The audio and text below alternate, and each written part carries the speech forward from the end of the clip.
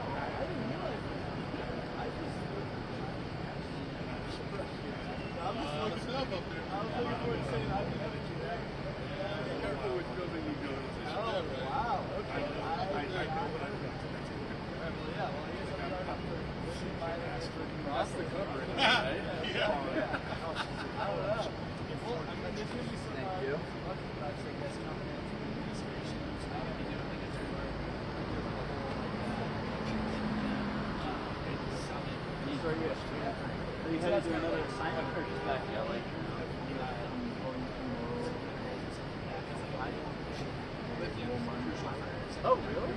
For video? I can answer. Really? Yeah. So you get to do sports too. I've never done. I've never done a sport where I can sing the sport. Like I've done, NHL draft, NFL, like everything, but I've never actually like seen a game.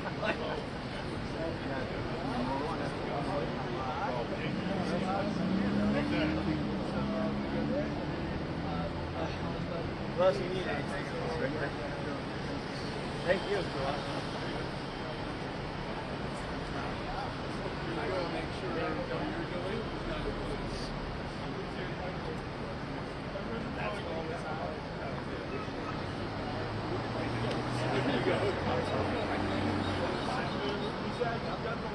Good morning. I dial it up. That's the job. Exactly. On my detail right now. And then pasta and some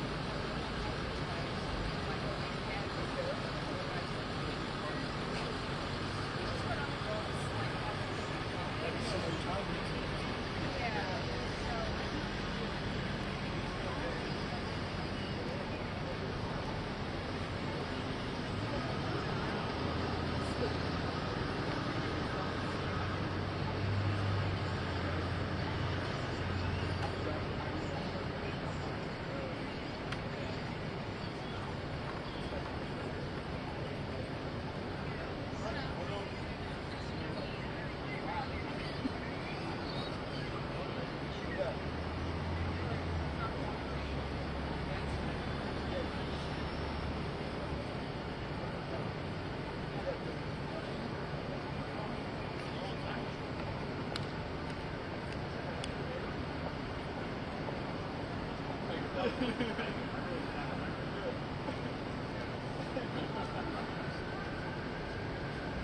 these reasons, I think you should do more.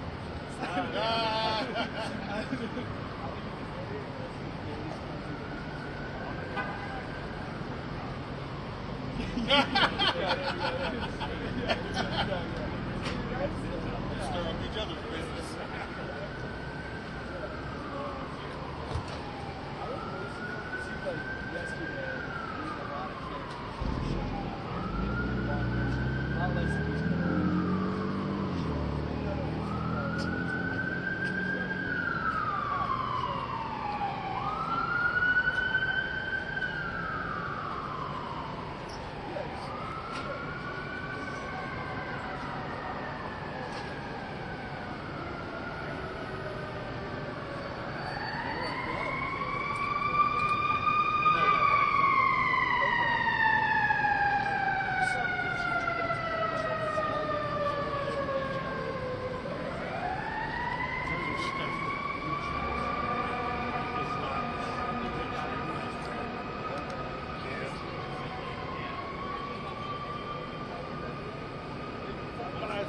Well, they know now.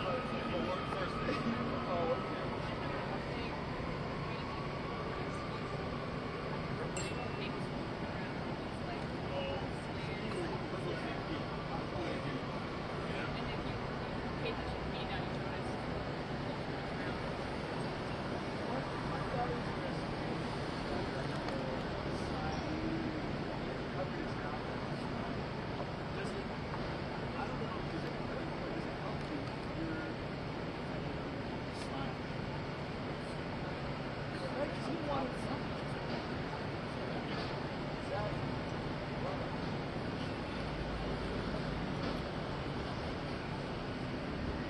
Yeah.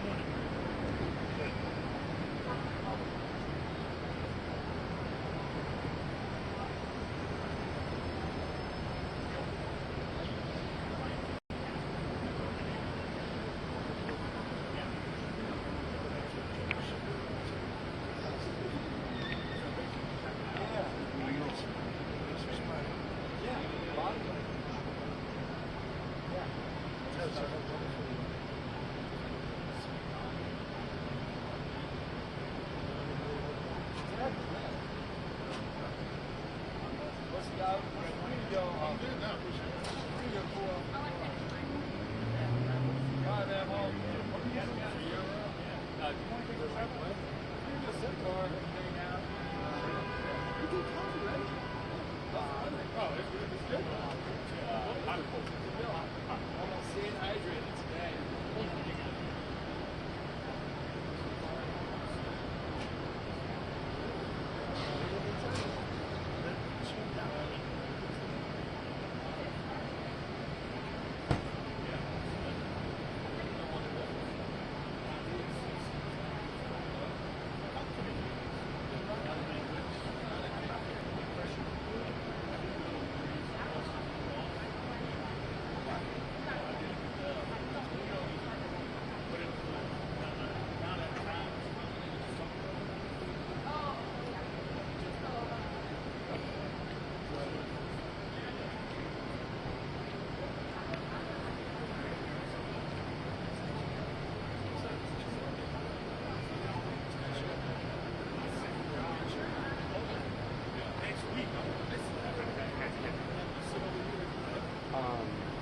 Yeah, no, newscasters are out here.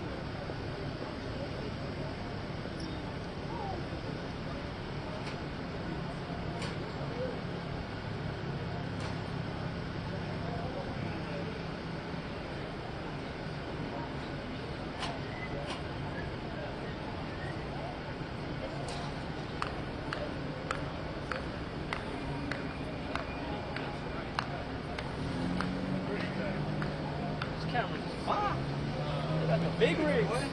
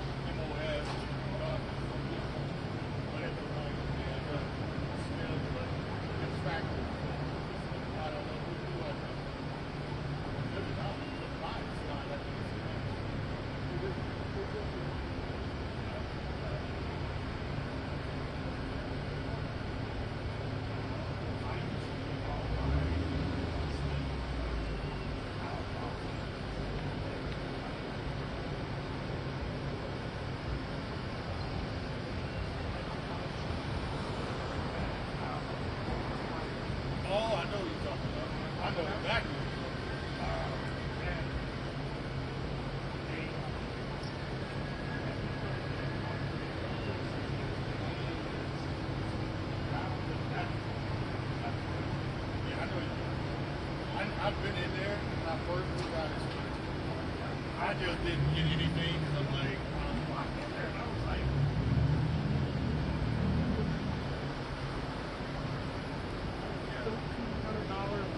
yeah, it's like, is someone just gonna steal it? Because it's like, I might not see this again. Yeah, it looks a little shitty. Like, over there? See you. How are you? Who you out here with? Oh, Oh, okay. I'll be back in a little bit.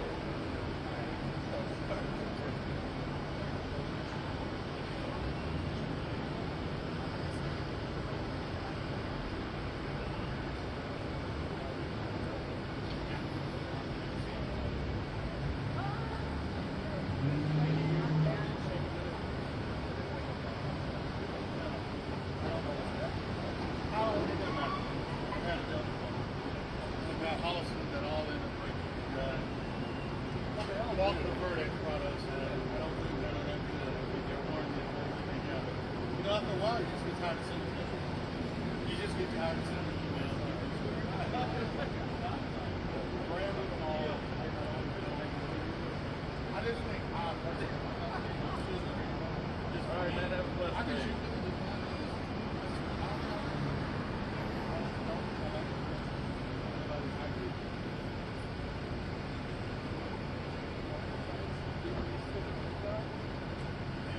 That's one thing nobody ever told you. You're talking about a year to 2 years of training curve that nobody tells you. You have to get there. You have to. This is, you have to. You get the red dot and it's like, where is this thing? How do you shoot? You know, it's like, where is it? How do I shoot? Yeah. Well, that's because you're not bringing it out. Now, I've been shooting over 290 on my little wall. You telling me I've been doing all this long movie when you got guys that can pass at 250 and 230? You telling me I'm the bad person? Man, you hear the stuff and it's just like, I did take a couple of classes, but I finally got that one guy who's like, look here guys, I'm gonna teach you the exact basics that he was like, some of you will get out of here just love it. He said, some of you will shoot just fine, hate it. He said, some of you will just hate it. But he was really good. He did show me a good bit of it. Yeah, it was exactly how he said it. Some people just hated it, took it off pretty good. Like, some loved it, even though they couldn't shoot much crap with it. They still were like, you should, you can't shoot it.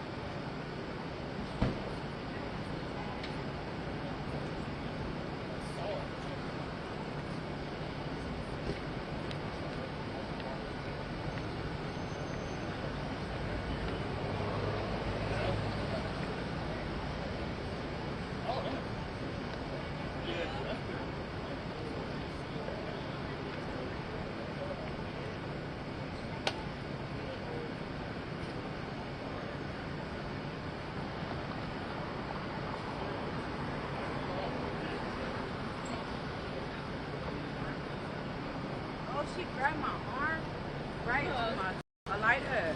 She grabbed my arm right on my, On your foot. yeah. Good morning. Have a good one, you guys. See you guys later.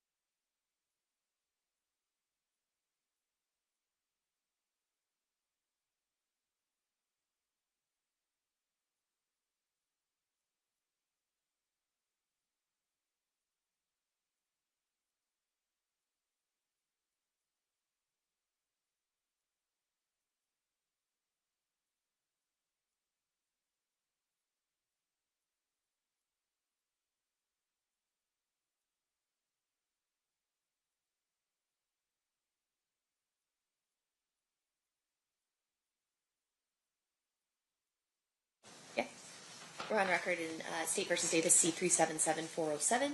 Anything we need to address outside the presence of the jury? Not from the state. No, you're not.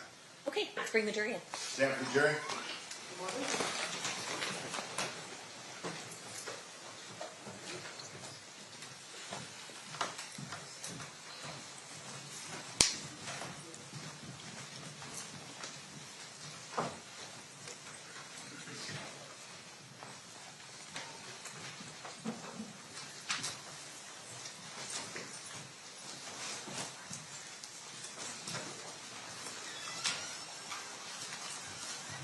The party stipulate to the presence of the jury. Yes, sir. You may be seated. All right, welcome back, ladies and gentlemen. I hope you had a restful evening. We are still in the state's case in chief. So at this time, I'm going to turn to Mr. DiGiacomo. Who's your next witness that we're going to be calling? We're going to finish that recording and then call a witness. Okay, sounds good. You may proceed.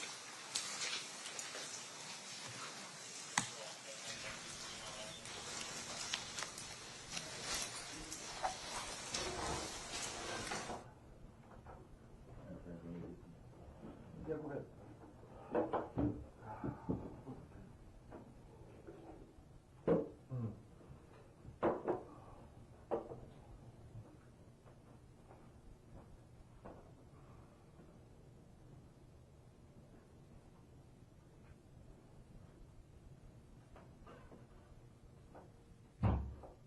Okay. Okay, I'll go back and ask you a question again. While you were there in the parking structure and you heard the commotion, people running, would be south on Fairfax or backing toward the parking area, did you recognize anybody that my concern is that may have been further north on Fairfax on a sidewalk, may have seen the shooting or heard something? Anybody that you saw? I seen running. Yeah. They was standing there with me, Keyshawn Johnson, the football player, Okay. and Ricky Bell, The singer. And they were with you, or they were? They was standing there with me. He was waiting on his Oh, they didn't run around the corner. They were with you anyway. They was Oh, they was waiting on the green Benz. This green Benz is for. And my car came out the hills, and we just drove out. Yeah, but you made sparks come around the corner. You didn't recognize anybody that you might know, singer or any actor. Okay. That's. Yeah, we saw Keyshawn and some of the pictures that were taken inside and Ricky. Yeah, I was on those pictures with him. I had on the blue jumpsuit. You know, now that I see you in person, because my impression you were like 6'2". Tall guy. Yeah, right. And, Thought you were bigger. Yeah, I did. Well, no, that's why I said, now that I'm looking at you, I think I do remember seeing you in pictures. Yeah.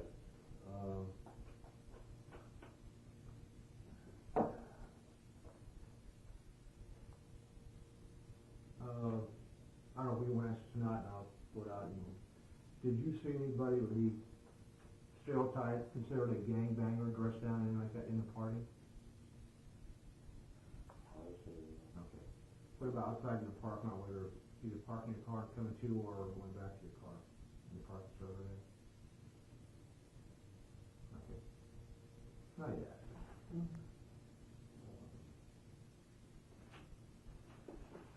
I just wanted to verify some things too. Okay. In the parking structure, you see some people running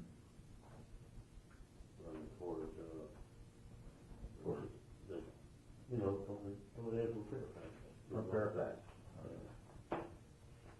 Holland and So, and you, from there, are you in your car at this time, or are you outside? I'm outside. Are you near your car? No, they was pulling up cars. Everybody's waiting on. Oh, okay, you waited for valet to bring your car up, is correct? Right. Okay, when the car comes up, I mean, when was the first time you heard that Biggie had been shot? Was it there in the parking structure? In the parking structure. What people were saying, Biggie's been shot, or did any particular person tell you? They was just running, the crowd was in it, the whole crowd. Biggie got shot, Biggie, like, what? Okay. Then you were directed by as your lead by a police officer, turn right as you're coming out onto Fairfax. He directed every car that came up out of here. A tall. Okay. You left, you're going down, what, did you go all the way through Wilshire Boulevard? No, I made it right. You made a right time, turn on Wilshire? Okay, so you're, northbound Fairfax to, you made a right turn? So it would be, eastbound then, or westbound? Eastbound. Eastbound. Oh, okay, that's right. Eastbound. Eastbound Wilshire. Okay. Then, did you go all the way down Wilshire, or what, was there another turn that you made? On the right. Did you make a left or a right? Right. A right on La Brea? Then where did you go? To the 10. Yeah. And then went to the road. Okay, to the 10, or went to 10 freeway? Yeah.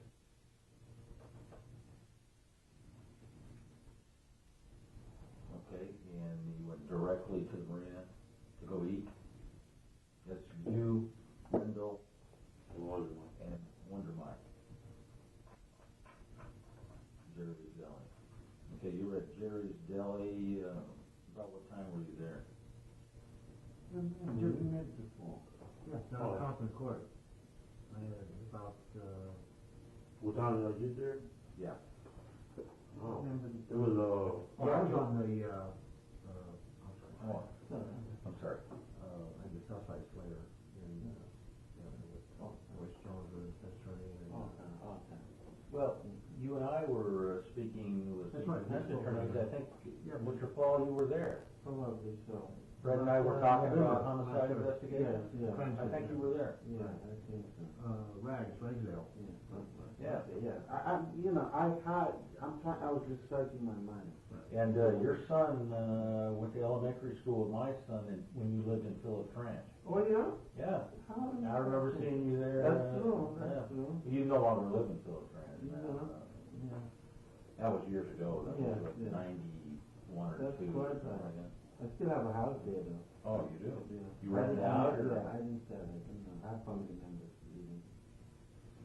Okay, just want, about what time do you think you got to, what time did you leave the parking structure approximately, do you recall? well,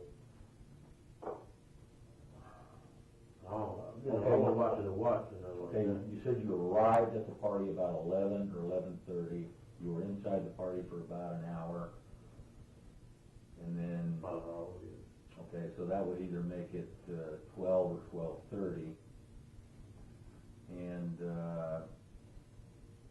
when you left the party, so, and okay, driving time from there to Jerry's Deli, figure right around what, 1? Just about one. About 1 o'clock, would you say? Yeah. 1 a.m., okay. I say about 1:30. Okay. Between 1 a.m. and 1:30? Yeah, about 1:30. 1:30. Okay, and how long were you at Jerry's Deli? Within an hour. Okay.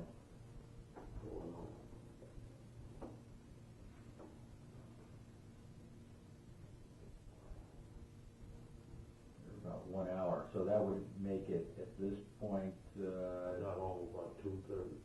okay, well, that means if you were at the deli about 1 hour, it would be 2 a.m.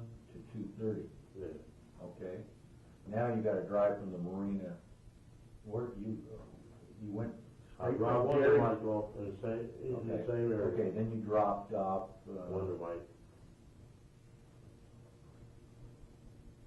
Wonder Mike in Compton, right? Yeah. And then, I'm assuming Wonder Mike and Wendell live The pretty same close? area, yeah. Okay. And Wendell in Compton. About what time, would you estimate that to be? you left Jerry's jail? I got home about 2:30. Okay. 2:30. 02:30, arrived approximately 2:30. Yeah, all these. I wasn't watching the watch though. Yeah, when, all approximately. All the times are right. Yeah. Okay. And when you got home, was there anybody up, like your mom or brother or sister or girlfriend or her mom? Her mom came open the door for me. Okay. So Paula's mom opened the door. Yeah. Was she up already, or was she? You had to knock on the door? Had to ring the door.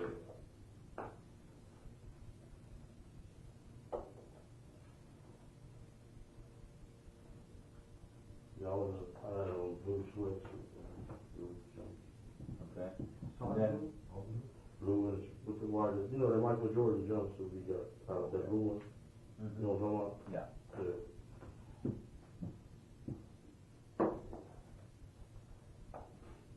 Okay, when she opened the door, did you talk with her? I mean, did you tell her anything about the events that happened, like Biggie had been shot or anything? She's 73 years old, you know. Oh, so, You know. so With indirect music, huh? No, she was the only one up at that time? Yeah. Okay. Would you go hit straight to your bedroom to go to bed? Yeah. Did you talk with anybody upon entering the house? Did you speak to anybody, either in person or on the phone at all When I talked to Paula, I told her that Biggie got it. Okay. You and Paula slept in the same room together? Yeah. Okay. So you told Paula? Say Biggie got killed. I don't know whether he got killed or not, you know.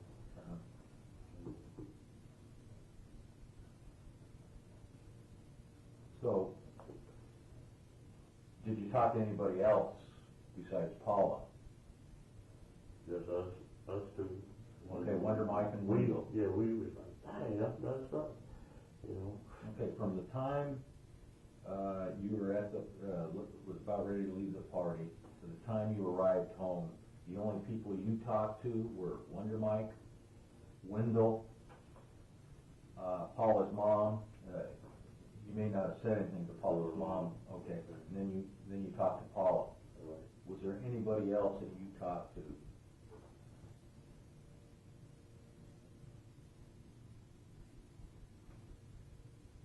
But before we left, Keyshawn said he was going to some other party, and I'm going home. Okay, which party was that? I don't know, you know. I don't know what party that was? Did Keyshawn ask you to go to that, or?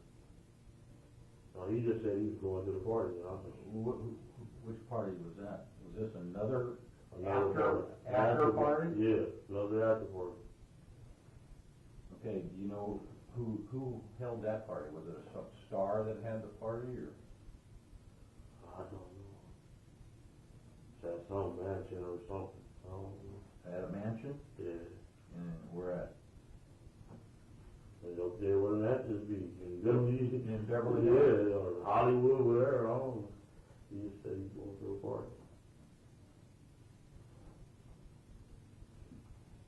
Okay, and you had no idea where that party was? No. No, I don't mean to rush, but I do have another appointment downtown at 6. Okay. Okay. If we want to talk to Keith in the future, we'll call you. Sure. And also, Yes, sir. I have a key sister-in-law, her name is Gina David. He said that police have been going to her house, knocking at her door, looking for her, and she has nothing to do with this thing. She expressed Yes. She expressed concern about, work getting around that she's wanting for. So if I told her I'm going to Where does check she with live? you. Let me ask you a question. I think it's in Norwalk. No, So I said I was going to check with you guys. If you guys want to Hey, talk Cooper about that, came over there. if not, Oh, Cooper's over there? Yeah, he's been over windows, he's been everywhere. yeah. So Oh, no Norwalk? Yeah, it's in Norwalk. Long Beach or I Norwalk. think that's Norwalk. Have you talked to Detective Cooper? You know. Yeah, I talked to him on the phone. He said, man, we know you ain't did it, but we think you can clear up the air or something. I said, man, I can't do it. You know it. When was that? When did you speak to Detective Cooper? That was the day that Julian went over our house. Pardon me? The day? You were there when you remember y'all Oh, were yeah, there? Oh, you talked to him? I called him that day. Okay, that's right. Yeah, now the point with Gina Davis is that I told her I'd check with you guys. If Detective Cooper goes there looking for her, she's not going to talk to Detective Cooper. I want Cooper to know that. If someone wants to talk to her, just call me. Okay. I'll make her available. Okay. But if someone goes there without, being clear, she's not going to talk to her anymore. Okay. Okay, we have 15 people working on this. Yeah, but I was just one of the parking garage, man. I didn't see nothing or nothing. All I did was her. Okay. Ears. Chris, real quick, and we'll get it scheduled. Okay, this is northbound up here. This is the museum right here. And this is the parking structure. This is Fairfax going north. This is the street. You said you were going south on Fairfax, then you pulled into the parking lot when you first got there? Legal term, yeah. Yeah, right. Yeah. Give me a ticket book. I'm going to take it right now. Bill said that he's not a traffic cop. So I'm ready to do it, right? Yeah. Okay, you turned in here, Yeah. and you said, was it valet park? Yeah, it was Okay, you the valet pulled up right here and the man was waiting right here with the valet. Right. Okay, so you got out here, then you went up to There. the park. There's a lot of people there. Right. Got a pass, went on in there. Okay. Now, when you came out the same way? Same way. Okay, down this door. Now, it was the stairs with the rail. Right. We were standing right here. Okay. When you came up, was Big E down here already? Yeah, Big Eaton was in front. They was getting in their car. Okay, they were parked here in front? Yes. Okay. Both of them was suburban. Right, okay, both suburbs. And you know which one Big E got into? He got in the front one, and the boy got in the back one. Then the Freeman that was behind him too. Who was? Go ahead. Jermaine the Freeman, the little guy, you know, Damian? his little crew, yeah, they was, Right, Damian, okay, yeah. In a different car, right? Yeah. I know some of them dudes there, I was hollering at them, whoop, and they left out. Me and Keyshawn was standing over here by the cars here, waiting on the man to come. Everybody ran in here. I didn't even hear no shots. I just see the crowd running. I was like, man. Okay, had you received your car yet? No. Okay, so you were still going There around? was no car yet. Did you see them leave the area? Piggy and his entourage?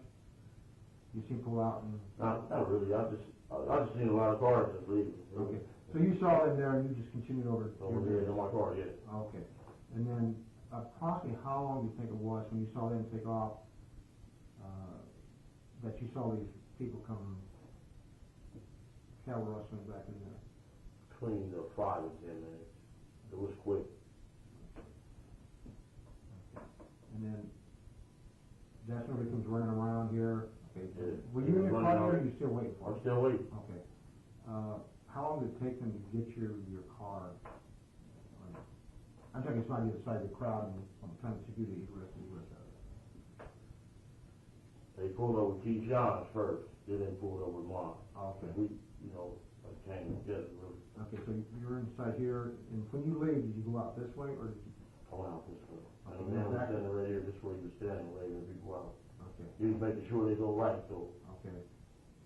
cause that is an illegal turn if you turn it up. I'm gonna have to go there. Okay, you said this individual was a police officer? Yeah, he was tall, about 6'4", blonde hair, real tall, yeah. And he just waved the cars out. He waved about 50 cars up out of here. Yeah. Did you see any policemen there in the parking lot, say, as you were leaving the museum, had the shooting already gone down, or was it until you actually walked a little ways inside the parking structure? Yeah, when I was coming down the stairs, Okay. boom, I was there, seeing Biggie now. Okay. Later, they got on, and I was over here, we was talking about football, Keyshawn. Oh, you're in Keyshawn's side, and that's right Yeah. here, waiting for your car? Yeah, Okay. and boom, the crowd came around. I was about How long were you standing there? When you exited that museum, how long, time span? From the time you, about 10 minutes. 10 minutes when About you 10 saw people rushing in? Yeah, it was about 10 minutes. Okay. Did you see any policemen anywhere around, any LAPD? Uniformed officers. Any uniformed officers when you came out? Trying to set the time so we don't. That's all I've seen was, that's what I seen over here, the tall guy. And it was more, they was pulling up, it was coming real red, you know, coming in, a whole lot of cops was coming. Okay, people were rushing, okay, 10 minutes between the time you exited and the time that people were running into the parking structure. Then how long from that time did it take you to finally get into your car and start pulling out? I'll say about 6 to 7 minutes, 6 to 10 minutes? about 6 to 10 minutes, yeah. Okay. And then how long did it take for you to exit the structure? Is that? It was like bumper, you know, bumper. Okay. So you're finally in your car. Yeah, then we leave. I mean, did you have to wait for a long period of time because of the? No, not really. He was pushing through pretty He was fast. waving them through, yeah. So after the crowd started moving in, the policemen were there within what, 6? About 6 minutes, yeah. He was running in, he got killed. I'm like, Lord have mercy, you know. I had been in one of them before, and over there in Inglewood, and they made everybody spend the night at that hotel, interviewed everybody that was there. Which hotel? This is at by the farm. What, that shooting you're talking about? It was a shooting in. You know, that was kind of strange for him to be waving people out, so, you know what I'm saying? Okay. I appreciate your time. Yeah, okay, I'm free. Again, if you need to talk to him, because I'll tell you, when I first got word that you were interested in talking to him, my advice naturally was, don't talk to the police. I told him. I won't hide it. I said, don't. But he insisted that he wants to Get this over and with. talk to you. So he's doing this on his own. No, I he said understand. he wants to talk to you. That's why we had no Yeah. problem with you coming down with him, but it was assault. Yeah, he insisted. I was checking on his everything, I don't know. Yeah, he insisted. When you talk to my dad. Yeah, Sean Holmes. Talking to Sean Holmes. What did you talk about? He said the FBI is all over me, man. I don't want you guys catching my heat. Stay away from me. Who said this? Sean. Oh, yeah. Really? Yeah. Did you, this little C, did you talk to him? For a few minutes. I mean, That's the person that slid the invitations. Send me the invitation. Oh, okay, you got the invitation from Little C? Yeah, him and a manager. A manager? Him and a manager. He got So a lot of braids. You see him? Oh, yeah. He with a stocky cap. Right. Yeah. Said, Combs said FBI is all over me? Yes. That was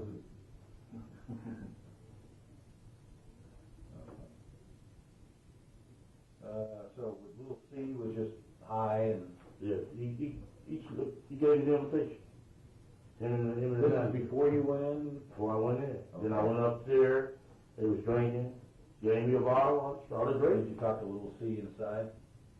Huh? Did you talk to Little C Yeah, I talked to inside? him in the- What did you guys talk about?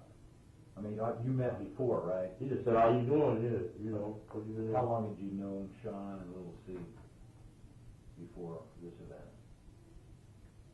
Maybe about a year. A year? Where'd you Couple meet of him? years.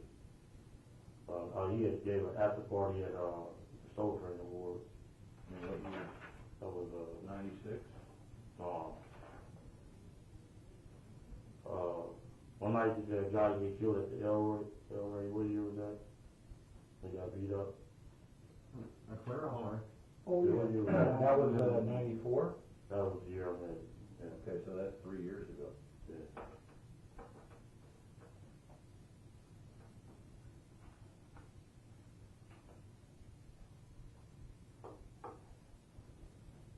You make a phone call? No, yeah, okay, I'll make a phone call on that. Okay. Yeah. Okay. Minutes. Thanks. I appreciate it, Keith, but, I appreciate, because I'd like to talk to you again, and we'll call Thank you, your Mr. attorney, Chairman. and you have no problem? I ain't got no problem with that. We good with that. I just go to con Calvin and run and let it go. Sure.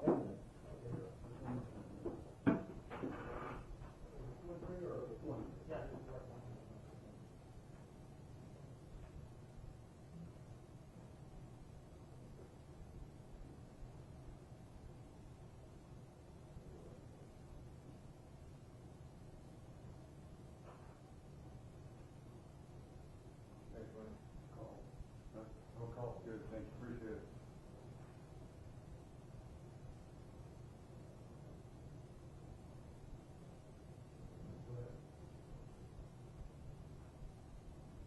Okay, hello?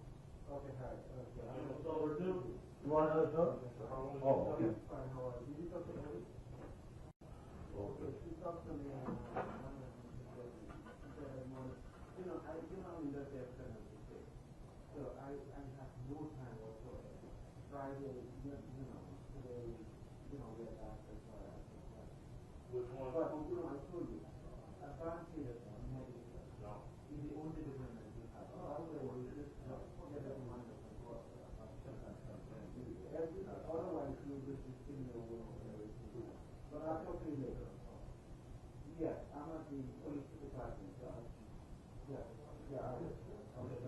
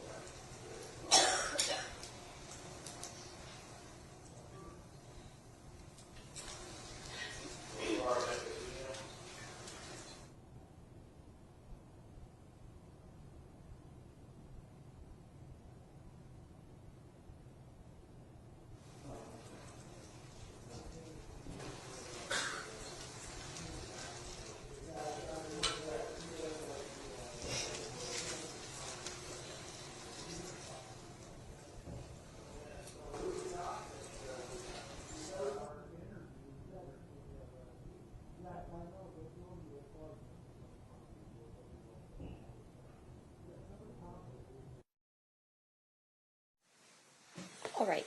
Who's your next witness? Thomas Kern.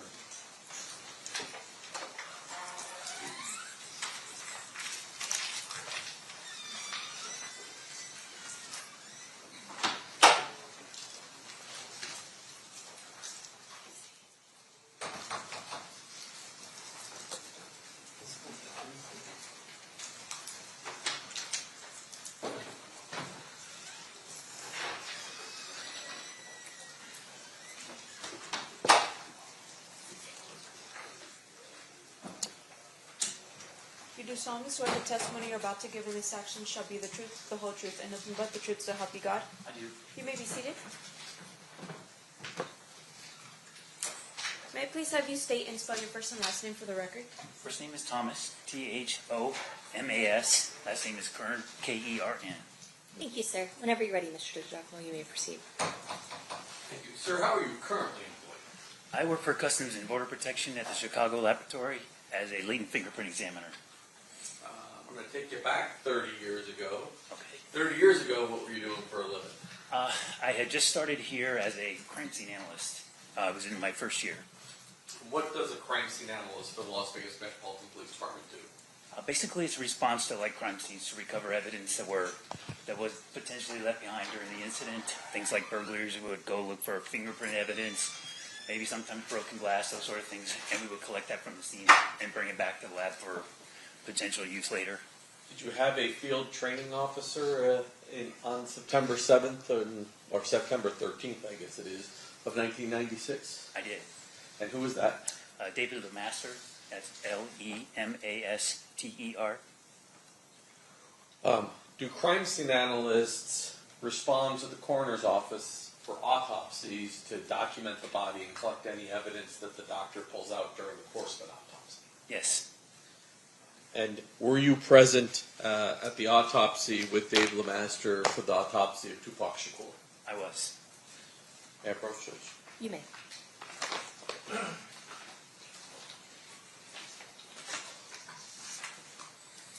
I'm going to start with state proposed exhibits 44 to, it's like 56 there. Just want you to flip through those.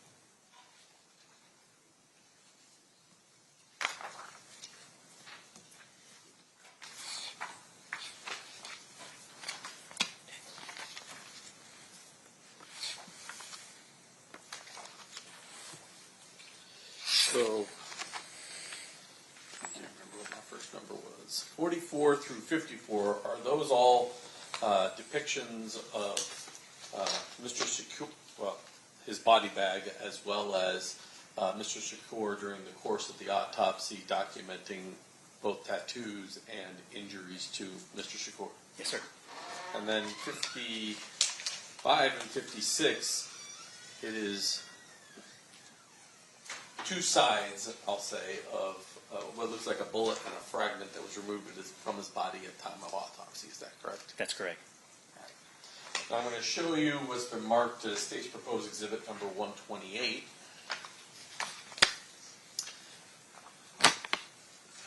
From looking at that, does that appear to be an impound done by Dave LeMaster from the autopsy of Mr. Shakur in September of 1996? It is. And flip it over here. Why don't you explain to ladies and gentlemen of the jury how evidence is collected? So this is a typical evidence collection bag, and on the front there's information that you would complete and fill out that would be relevant to the investigation you're working on. So I know that this is David's paperwork. We are assigned a personnel number when we start the job, and David's personnel number was 4243 as his first initial, last initial, and that's about here in the center of this information. When we collect the evidence, we're supposed to put a seal on the reverse, and the seal has to remain intact throughout the investigation. That also has David's initial and personnel number and the date that was collected. And so it appears that nobody's opened this since David impounded it 30 years ago. That's correct. Judge, I offer 44 through 56 and 128. Any objection? They will be admitted. Thank you. I pass the witness. Okay. Cross-examination, Mr. Stamps. I have no cross.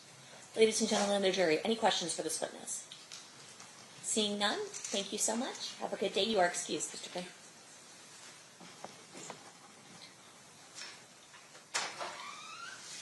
Let's see, who's your next witness? Dr. Lisa Gavin. Okay. Lisa Gavin.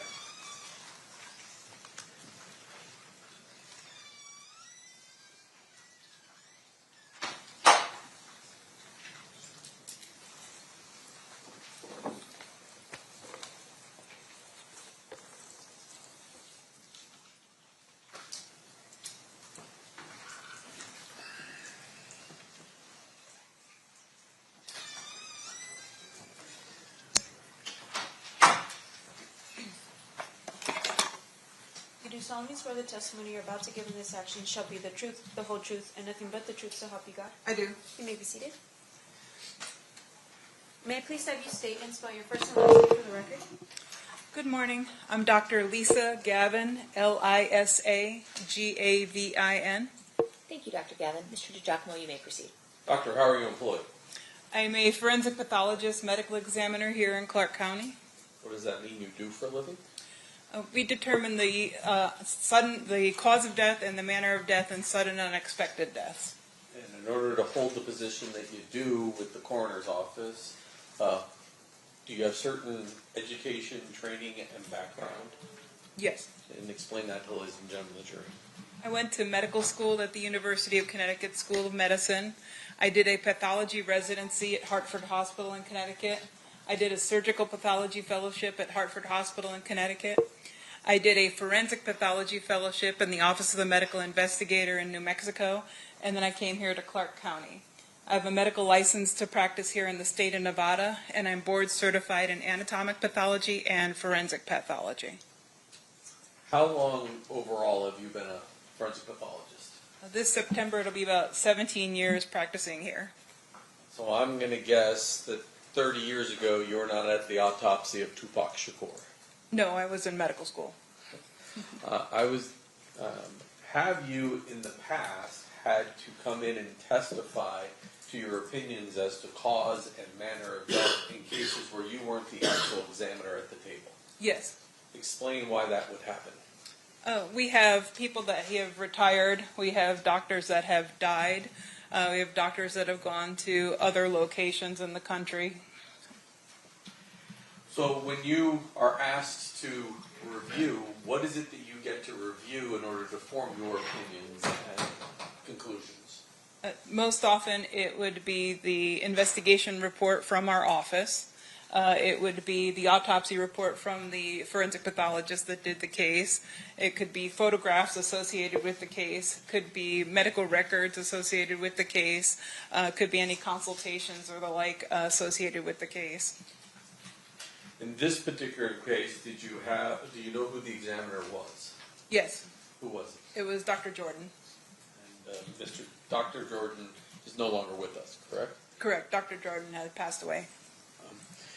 In addition to what the medical examiner's office had, did you also get a copy of the photographs taken by crime scene analysts during the course of the autopsy?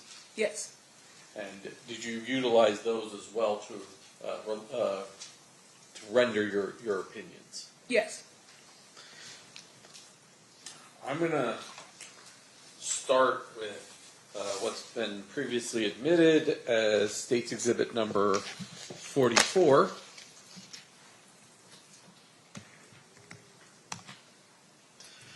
Now, as long as you don't click that mouse, there should be a nice little arrow that comes up and you can point to it. What are we looking at in State's Exhibit 44?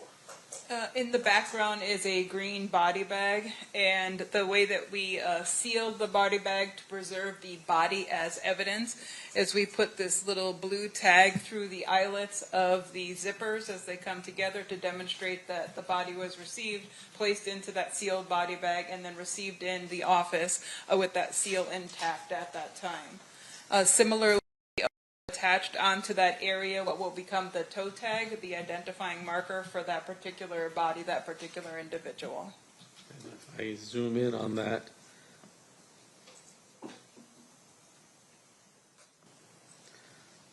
we're able to see that the name was Lassane Crooks, aka Tupac Shakur, date of death 9/13/96 at approximately 1600 or 4 p.m. That's correct.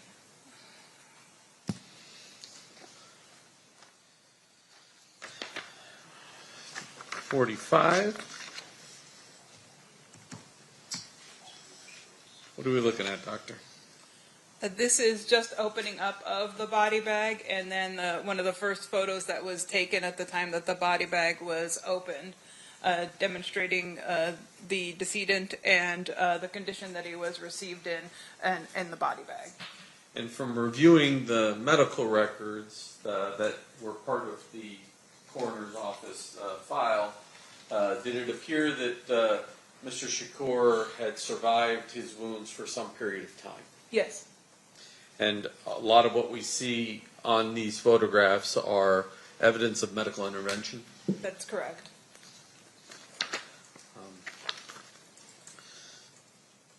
046. This is a facial shot. I know there's a ruler in the way, but this is a facial shot of Mr. Shakur. Oh, that's correct. And then we're not going to display all of his tattoos, but there were photographs taken, this is 47, to identify his various tattoos. Correct. So you can see on his right stomach there that says thug. And then if we go to 48, on the other side, it says life. Correct? Correct. So now I want to get to his injuries, and I'm going to start with, well, I'll start with 49. What are we looking at here? This is the right side of the body up by the chest area. You can see the right axilla or armpit in that region. And then you could see some of the sutures of what they call a thoracotomy incision, where they've cut into the side of the chest. And then just below that, this is an entrance gunshot wound. And then just below that thoracotomy chest, there appears to be a stitched up area. I can move my mouse too, right there. What is that? That's a sutured chest tube site. So he had a tube there to help drain some of what was going on in his body. Correct, and in the previous one that had all the medical intervention, you could see from the left side there was a similar chest tube on that left side. From your review, were you able to determine sort of the path of this particular bullet? Yes. And what was that? It entered here in the right lateral aspect of the chest, just below the axilla, the armpit, and then went across the right chest space, went across the right lung, and then ended up coming to rest in what we call the sternal notch. The sternal notch is a location just between where your collarbones kind of meet up towards the center of your chest. So just beneath that, the projectile was recovered. The nature of that type of wound, what did it physically do to him, his ability to breathe and those types of things? So the injury to the lung would have collapsed the lung and also caused the lung to bleed. And so it was documented within the medical records that he had about 2 liters of blood in his chest cavity when they put in the chest tube to try to save him. And similarly, they ended up removing that lung to try to save him and kind of clamp off the bleeding. And then it already had multiple episodes of not becoming responsive, so he wasn't able to breathe. He was bleeding out in that area from that injury. Additionally, I guess I should have asked this when I was back on some of the prior pictures. We're going to see a lot of pictures, or we have seen some pictures of Mr. Shakur while he's alive. We're going to see some video of him alive. He certainly looks a lot skinnier in those pictures than he does in these pictures. Is there a reason why he's so bloated in these photographs? After they've been on the life support system, you end up not being able to circulate the fluid in the body that they're trying to give you, and so it kind of seeps into the tissues, and it makes your tissues look kind of bloated and literally bloated. I'm going to move on to his next wound, State's Exhibit number 51. What are we looking at here? This is the right lateral aspect of his body, so his right flank and his lateral aspect of his right thigh. And then his back side of his right hand is also within this picture. The ruler, though, is identifying what? The ruler is around the right lateral aspect of his thigh, so the right thigh on the lateral side. And what is that? And that's an entrance gunshot wound. And can you tell me the path that bullet took? Yes. And go ahead. That bullet entered in the lateral aspect of the right thigh and then went upwards into the abdomen and damaged his intestines. They ended up operating there and removed a portion of his intestines, and then during that surgery they recovered another projectile. State's Exhibit number 52, and you can see it in 51, but now the ruler is on, oops, try that again. Now the ruler is on that lower mark. Describe that for us. This is like the lateral aspect of his body, or his right flank, And this wound does not penetrate into the body, but it kind of causes this deeper abrasion in this area. So this could be from like a spent projectile that might have hit something else and then hit his body, so it lost its momentum to be able to penetrate into his body further. So it kind of hit this area and created this wound on the side of his body. Were there evidence within the medical records that Mr. Shakur had received bullet wounds sometime prior to the injuries that caused his death? He had some scars in other areas of his body that were suggestive of that. State's Exhibit number 53.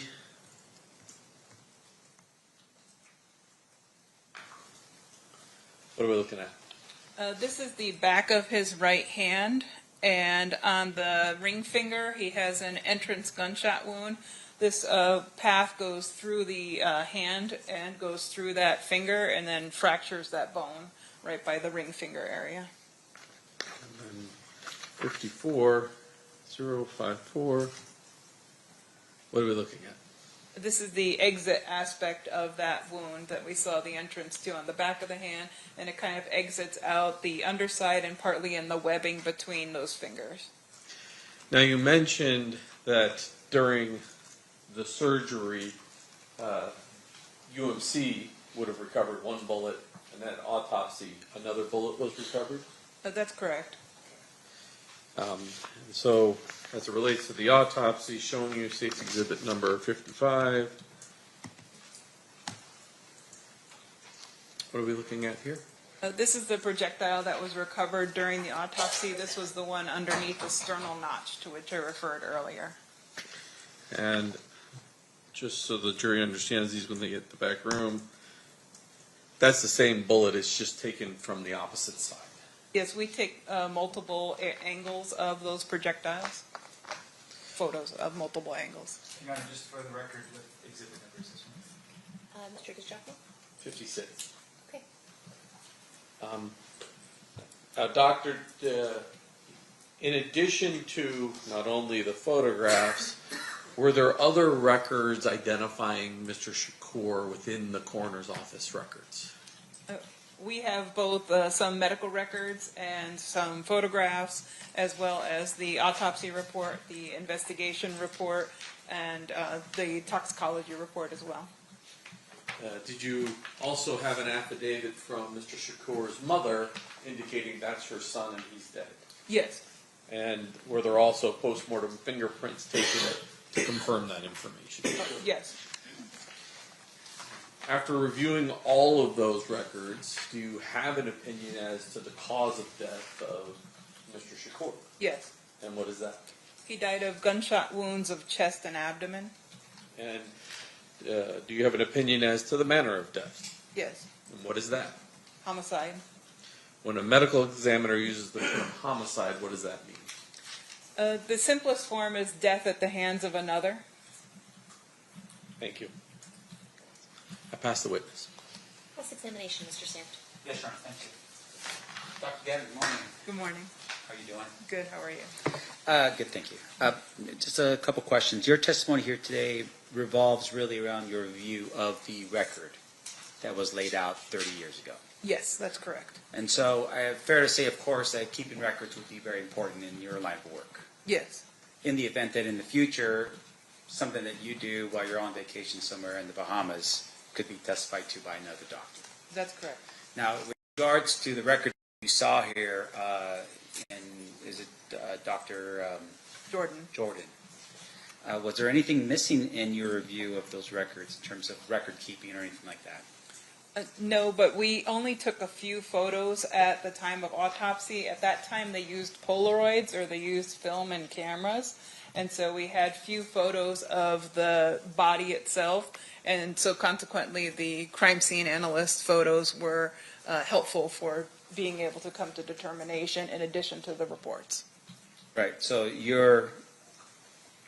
the way we're able to explain it to the jury today is that you reviewed the record as well as any photographs that were taken at the time of the autopsy. That's correct. Okay. And once again, going back again to my original question, though, is that Was there anything at all in review of Dr. Jordan's records or record keeping that would have indicated to you something that should have been done differently with regard to Dr. Jordan's work? No, nothing that I could see in my review. Okay, and fair enough to say, though, that you're not really there to critique his work as much as it is to relay what you read in the record to a jury like the people that we have here today. But that's fair. And once again, a critical review of someone's record is a little bit different compared to just reading what was done and then relaying that to a jury. Yes. Okay. What is the difference?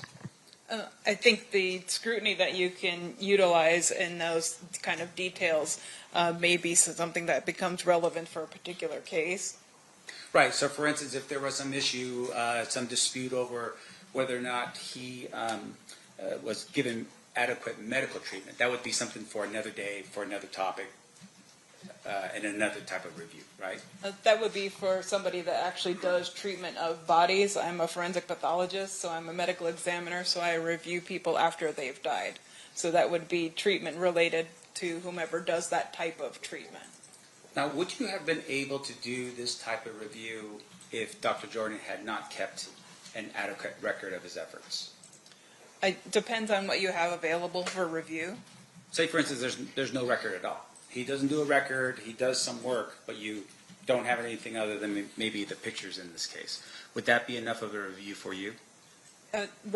Photographs can be very helpful in terms of determining what happened to the body, and then in terms of where the locations of injuries are, based on my knowledge of anatomy in the body, I can definitely generate opinions based on that. Sure, but with regards to, say, his work in general, outside of the fact that you could point out location of where there's entry and exit wounds, for instance, from a bullet, outside of that, would you be able to tell this jury exactly what Dr. Jordan had done with regards to his autopsy? What he did for his exact procedures, no. Okay.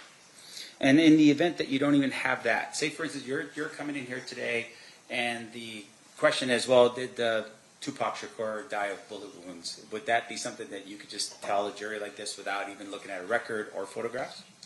We would need some kind of record in order for me to be able to generate an opinion, or some kind of photographs for me to be able to generate an opinion. And fair to say then, once again, that in your line of work, record keeping, record writing is critical to maintain the integrity of what you do as a coroner. Yes. Okay. No further questions, Your Honor. Thank you. Any redirect, Mr. DiGiacomo? Ma'am, Mr. Stamp suggested, I just want to make it clear, you're not regurgitating Dr. Jordan's opinions. You've formulated your own opinions as the cause and manner of death. That is correct. Thank you. That's good. One final question based on Mr. DiGiacomo's. And fair to say, though, in order for you to do that, you have to rely on Dr. Jordan's documentation of what he did. I relied on his documentation as well as the other documentation that I talked about, which was medical records as well as photographs. Thank you. No further questions, John. Ladies and gentlemen of the jury, any questions for this witness? We have one more that we're waiting for.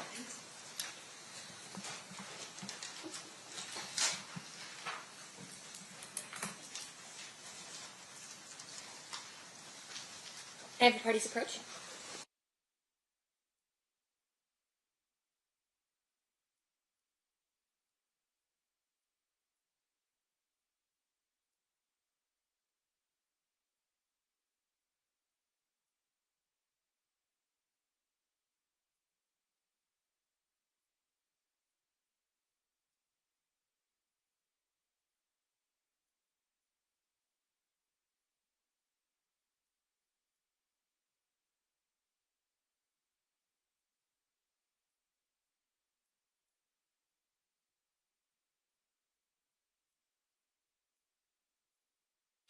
All right, Dr. Gavin, we have a few questions from our jurors. Were there any wounds to the head that you or Dr. Jordan observed or noted? No, there were not. And then, were all the bullets found of the same caliber? I don't know what the caliber of the other bullet was, the one recovered at surgery. Okay, state any follow-up based on those questions. Do you even know what the caliber of the bullet was that was covered at autopsy? No, I don't know this caliber. Is that something that is not in your realm of determination? That's correct. Thank you. Mr. Sam?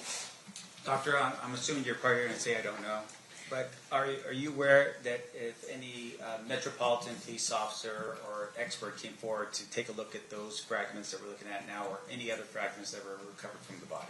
No, I don't know. You don't know that? I don't know whether or not somebody did that. All right, thank you. No further questions. Okay, thank you for being with us, Dr. Gavin. You are excused. Thank you. You're welcome. Next witness. Judge, before we call the next witness, I have in my hand State's proposed exhibit number 59, which is a certified copy of Marion Show Knight's medical records from UMC that night. Any objection to the admission of those records, Mr. Sam? No, Your Honor. All right, those will be admitted. I apologize, I don't know his name, but he is the custodian of records for MGM surveillance. Okay.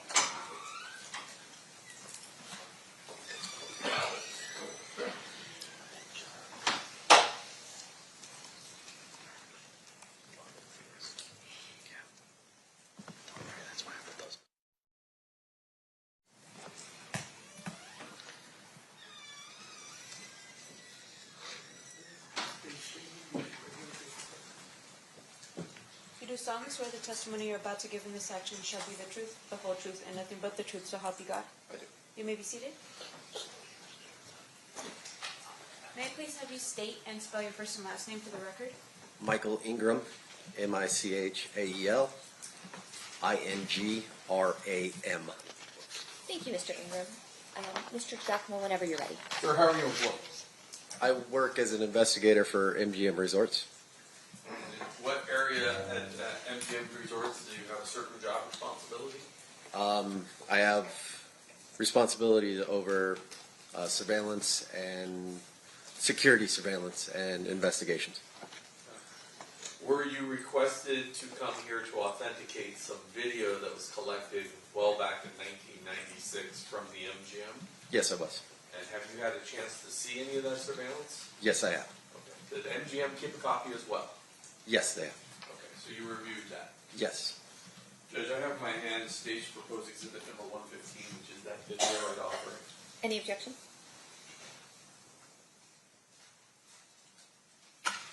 No objection, Your Honor. Okay, that'll be admitted. So I have three different camera views, three different files, I'll call it, that we're going to talk about. But back in 1996, can you describe the type of surveillance system we're looking at? Like, how is it, what medium was it originally recorded on? At that time, it was recorded on VHS. And did MGM reuse tapes every so often? Yes. And so when you reuse tape, did you lose quality each time you kind of reused it over and over again? Yes, the quality deteriorated. So unlike today that's digital, some of these views that we're going to watch, it's going to be pretty hard to facially identify anybody. Is that correct? That's correct. So I want to start with,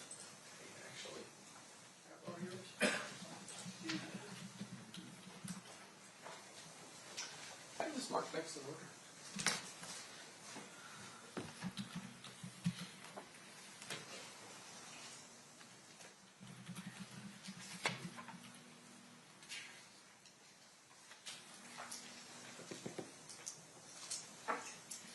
I need to switch it over. I know, I just remember if it's the top or the bottom. There's two blues.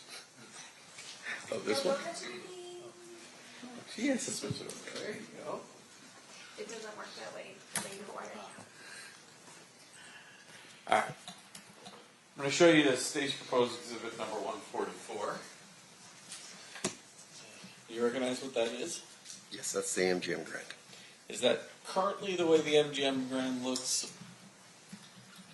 The general layout of the casino or the hotel, yes, it's the names have changed and stuff, but Okay. the property is the same. So we don't know if this is from 1996 or if it's from 2002, 2010, one in the last 30 years, but generally the layout's been the same.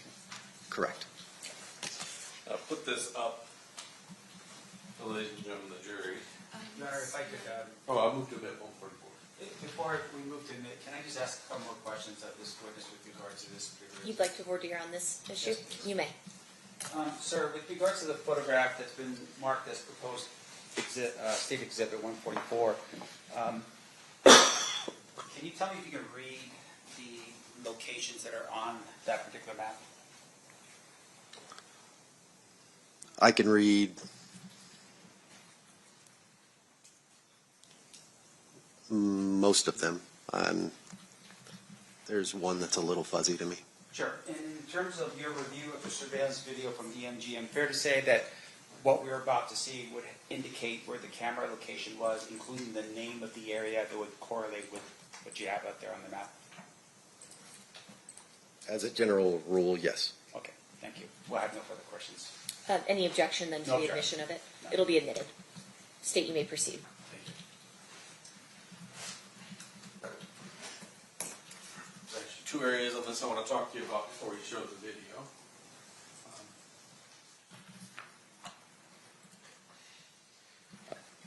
Maybe more than that. Generally speaking, events like the Tyson-Selden fight, where would that have occurred at? The MGM Grand Garden, which is located at the top of the screen. Up here. Okay. We have an elevator view that we're going to see. Where is that located on this? There's, in the middle of the screen, there's 3 small boxes. Those, right here? Yes, those are the elevator core for the MGM Grand. And then if there's a camera that's going to say food court, that's kind of that's looking down a long hallway. Which hallway are we looking at? The white box, yeah, you're going to be following that basically to the Grand Garden Arena. So when you come out of this box, you can either come down here or across the casino, essentially. Correct.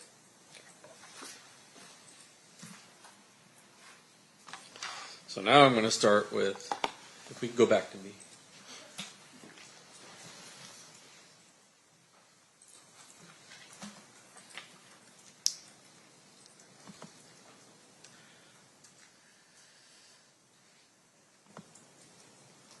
I'll pause it here for just a second. This says food court promenade. So I'm just going to hold it up for the jury. Do you know anywhere where we are along this white corridor? Or could it be anywhere on that white corridor? Specifically, I couldn't tell you exactly where along that corridor you are, but you're along that corridor. Okay.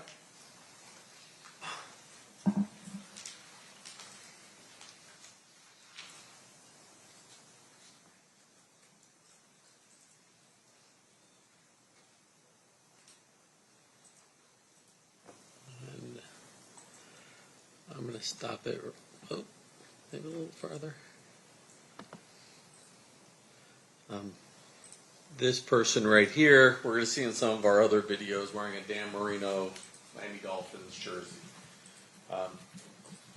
You probably know that, but for ladies and gentlemen of the jury, that's the person that we're trying to follow. Is that accurate? Or do you know? I do not know. Okay.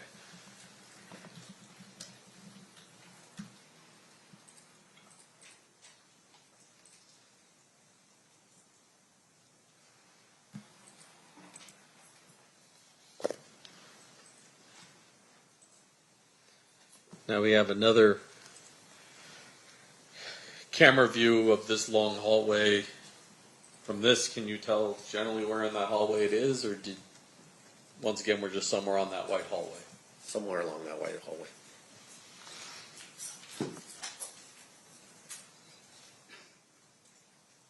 And, well, he just flashed. That. So let me stop it here.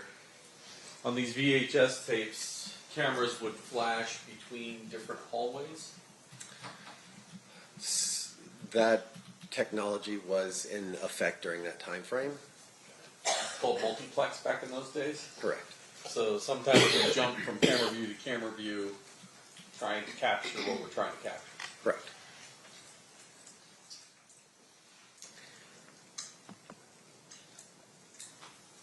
We can see the 13 on this jersey right here with the gentleman walking behind him.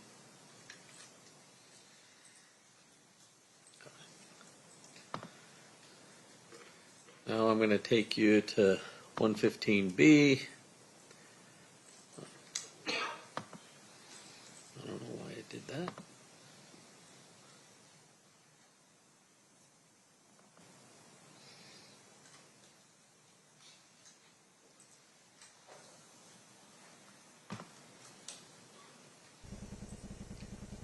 All right, we're going to use a different program so we don't watch it sideways.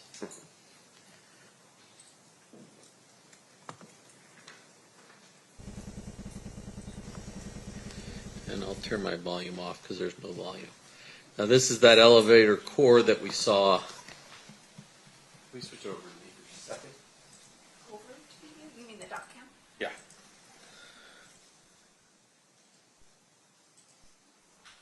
So as opposed to those other views that were somewhere in here, now we're down in the middle of these four, and there's a tree in the middle of these four. Correct. Is that tree still there? No.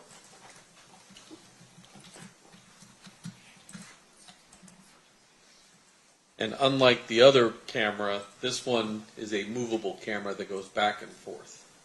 Correct. Go back to you. Yeah.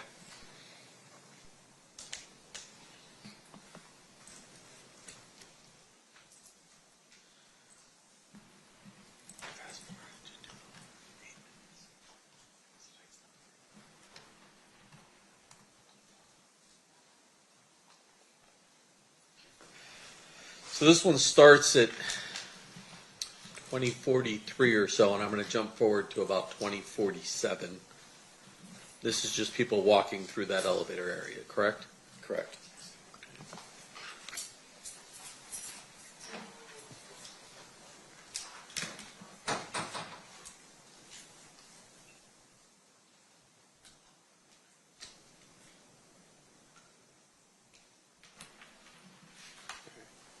Close enough. We'll start at 2046-33.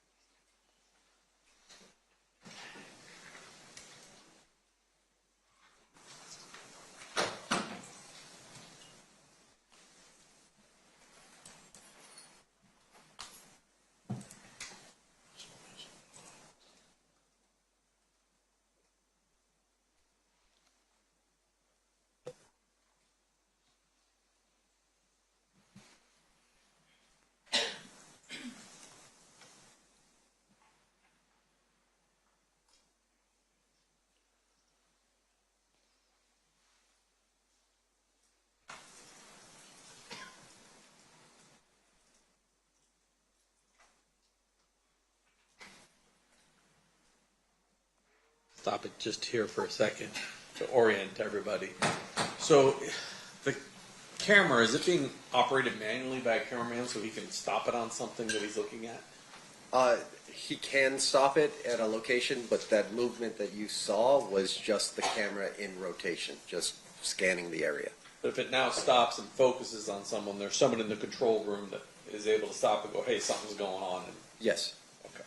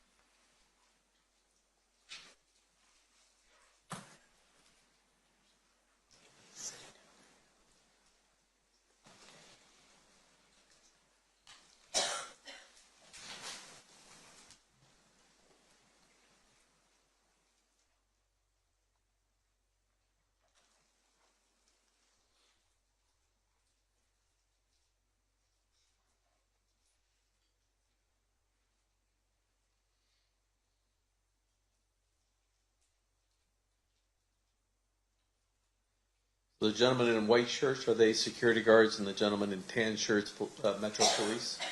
Yes, sir.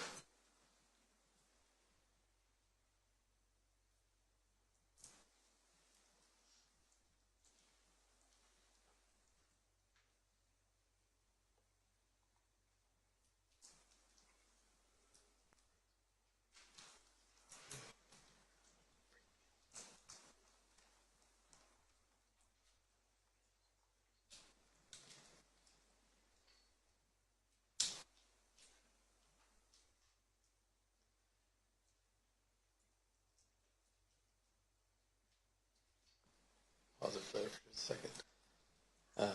Once again, it appears that the victim of the beating was wearing that 13 merino shirt. Yes, sir.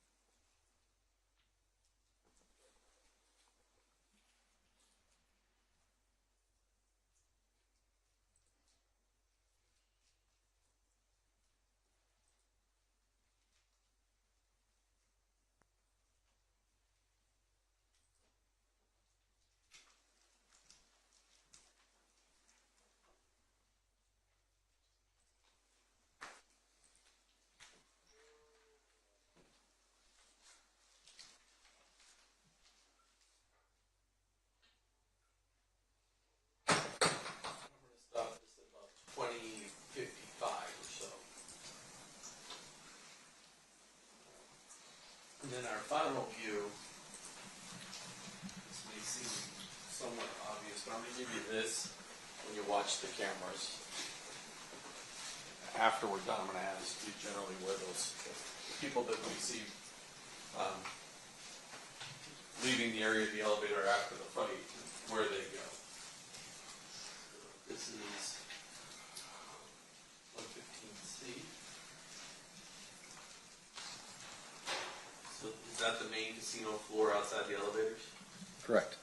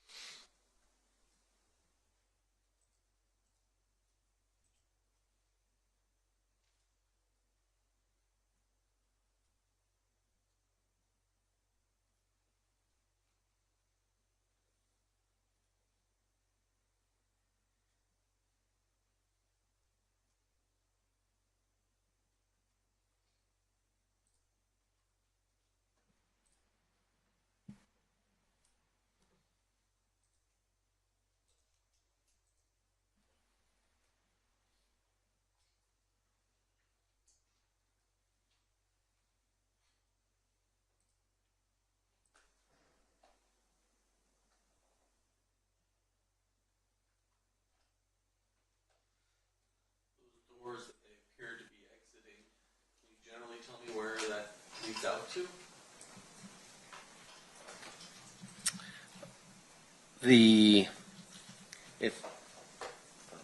The lion entrance? Is that anywhere near the ballet? That's the.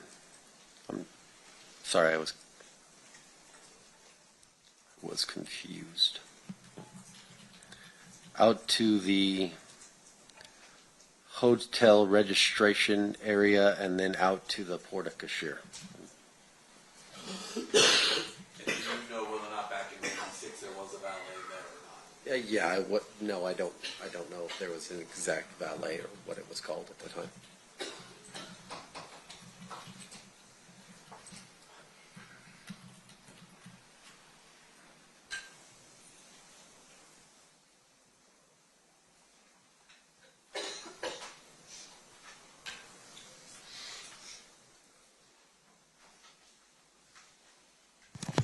Thank you, sir. Judge, I pass the witness. Mr. Smith, cross-examination. Thank you, Honor. Sir, you are an investigator with the MGM, correct? MGM Resorts, the whole company. So it would be MGM as well as the other properties that are on the ship? Correct. Okay. And I'm assuming you're more than just yourself doing the investigations? Correct. Okay. May I have that document? May I approach on it? Yeah. I'm going to publish this again for the jury. State's Exhibit number 44. All right. A couple questions. As the investigator or a investigator, how long have you been doing that line of work for? 14 years. Did you have any previous law enforcement experience before you became an investigator for MGM? No. And then with regards to your training as an investigator for the MGM, are you trained in how to do an investigation? Yes. Okay. And that would be something that would be not necessarily law enforcement, but it would just be to protect the properties that MGM owns. Yes. Okay. So with regards to the training that you have, is one of the things that you do in terms of training, learning how to write proper reports? Yes. Okay. Can you tell us why that's important? Documentation for future reference. You're time stamping an event in that moment that you are investigating it. And fair to say that with regards to report writing, it helps you later refresh your recollection if you're ever unlucky enough to be sitting in this chair facing towards these people, right? Yes, sir. Okay. In this case, you were asked to retrieve this video that was what we've all seen right now, right? Yes, sir. Did you have to write a report for that? No. Now, you had shared with us earlier that you had reviewed the videos. Anything about the review of the videos that would have required you to put it into a report? No. Okay. And you were going to, I must have cut you off. You were going to say something. Did you want to finish? I did not, like you said that I provided this video. Yes. I did not provide this video. Okay. So, and once again, we want to make sure that we're accurate, right? So what is your role in this whole thing and what you did here? The video that we all reviewed, to be able to say that it's MGM Grand's video, that's MGM Grand's location, and whatever you guys want to talk about inside of the video. Right. So in terms of you verifying it, was it just you looking at the video and saying, yes, that's the casino floor of the MGM? Yes. In terms of the date and time, for instance, you're just relying on what's date stamped and timed on the actual video that you watched, right? Yes. I mean, you don't have any other way of verifying any of the time and date in this case outside of what's time stamped on the video, correct? Correct. Okay. And that's not a trick question. I just want to make sure it's like, yeah, you're good. But in terms of the case itself, was there an internal number that was assigned by the MGM property specifically as to this event in September of 2000 or 1996?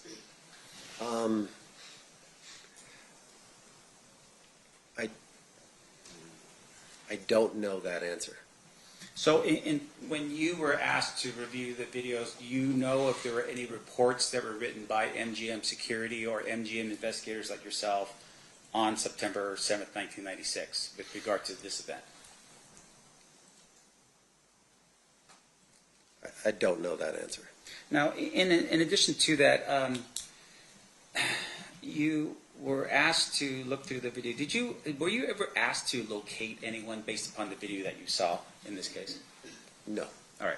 And the way the surveillance worked back then, right? I'm assuming you weren't. That was 14 years ago, so that would have been you were there in 2012.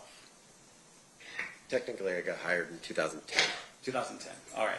So this is take a step back, another 14 years prior to you working there. We heard testimony that the recording system was all VHS based. Yes. If you could describe for the jury, right? So you have a control room, I'm assuming, with all these monitors that are on there. Yes, sir. And there's multiple people that are probably looking at different quadrants or areas of the casino. They're looking at different monitors, yes, sir. Okay, and some of them are concerned with, like, say, cheating on the tables and that kind of thing, right? That is a different team altogether. I see. You have your security team and you have your gaming surveillance team. I see. So as a security team, you're just tasked with safety on the premises. Correct. Okay.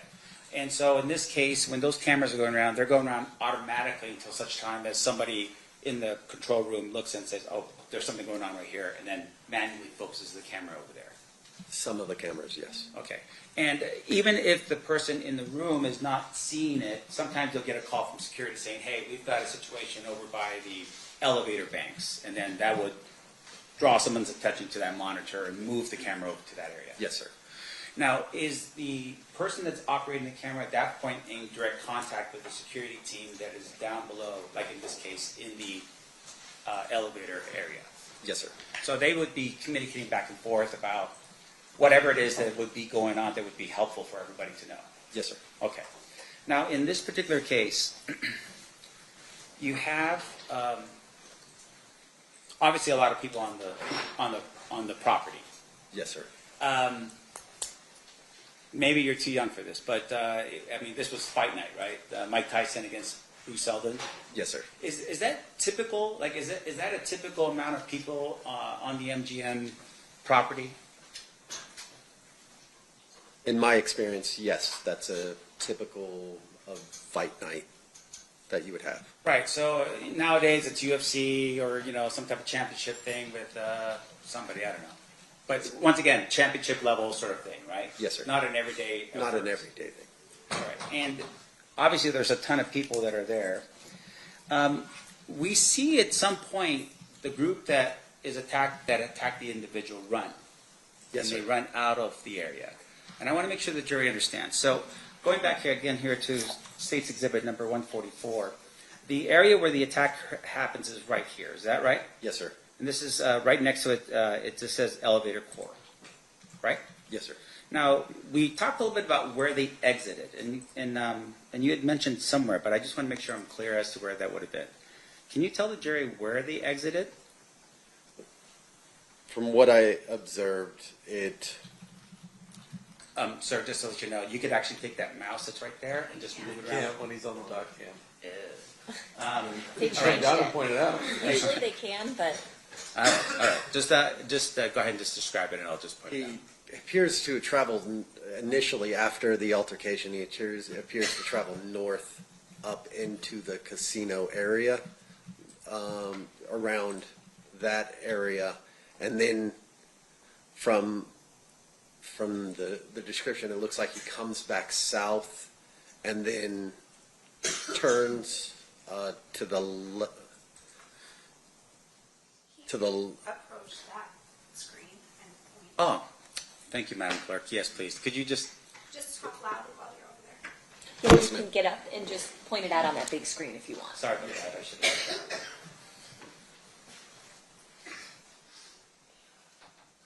The altercation occurs in the elevator core. It appears that he travels up through this location on the casino floor, and then turns here, and then comes back down.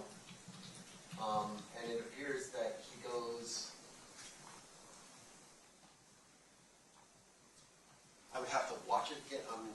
I'm a little confused on the exact route. There's only two routes. You either went out the Port of Fisher or went out the line entrance. But I'd have to watch it one more time to be able to confirm that. If we could ask the state to be so kind as to replay that particular video back for the witness. She needs to put it back on me. Thank you, Madam Clerk. And once again, this would be 115C as in Charlie.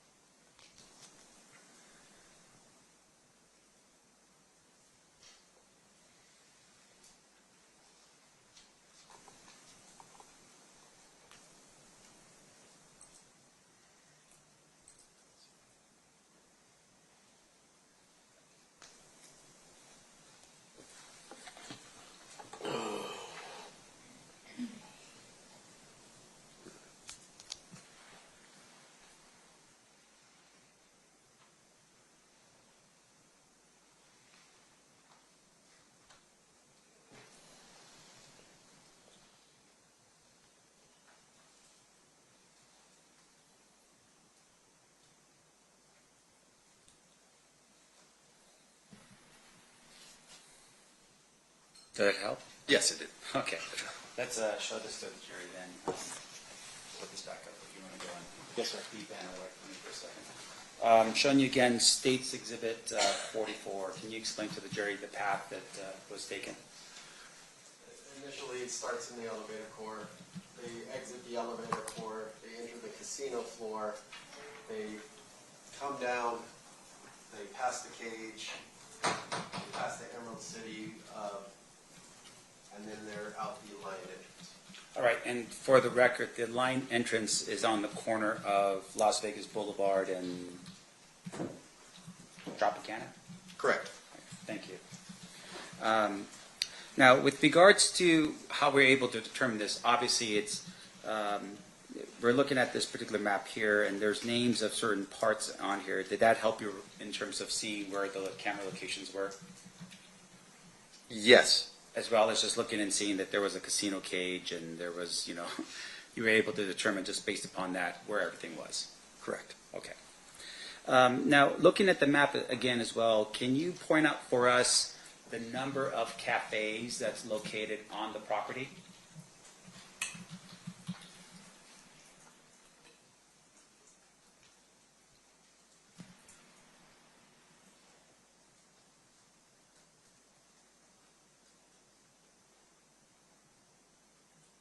Would reading the actual thing help you?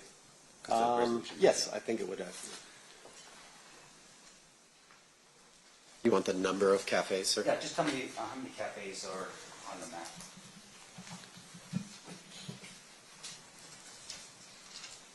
One, two,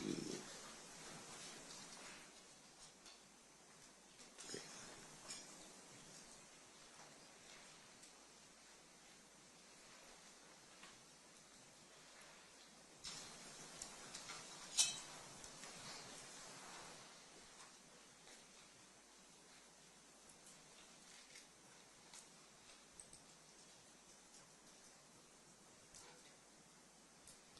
Three. All right. Thank you. I'm sorry, I'm the coach. Oh, of course. You may move freely. Thanks, Dave. Showing you again for the jury 144.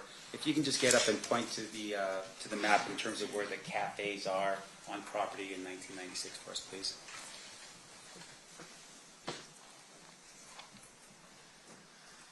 You have the Coyote Cafe, this video, I'm not sure, coffee shop, and I believe this is also a gourmet coffee stand. Okay. Thank you. I appreciate that.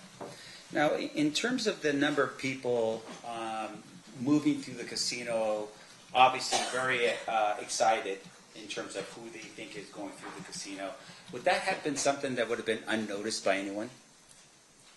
I'm sorry, I don't understand the question. Seems like a weird question, right? But the idea behind it is that there are so many people moving through that casino. Is MGM built in such a way where you wouldn't notice that, the noise or the bustle or anything like that? Yes. It is You built that wouldn't, way? no, you wouldn't notice it. And in terms of the number of people that are going through there at that particular time, you have camera angles, right? And they're showing us where these people are going, right? Yes.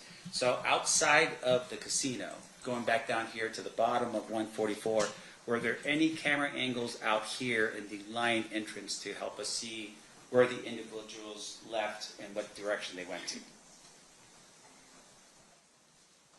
Not that I'm aware of. And fair enough that there is actually cameras that are outside the property as well to protect the MGM property, right? Generally, yes. Yeah. I don't know what it was at this time. Sure, and I'm not trying to pin you down, but the idea behind it would be, even now, for instance, there would be surveillance cameras to help protect the property. Correct. Now, directing your attention over here to, you had mentioned this before. What is this called here? The Porta Cashier. Okay, what is that? It's a drop-off, pick-up, a taxi line, limo service. It's basically everything for the guests arriving to the property. Arrive and leaving at the same time? Yes. Okay. And fair enough, once again, there should have been or would have been cameras as far as you would believe, in the hotel registration area as well as this Porter, sure. Prosecutors, yes, sir. Thank you, sure. There would have been cameras there. At least now there are. Yes, sir. Okay.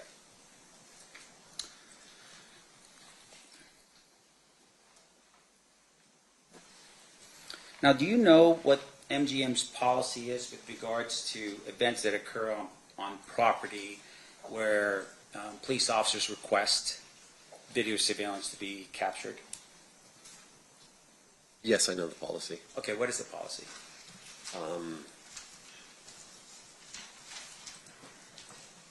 The policy when police request video is they submit a what we call an admin subpoena with the date, time, and kind of information that they're requesting, and then a member of either security surveillance or gaming surveillance will put that video onto a portable drive of some sort and provide it to the police. Right.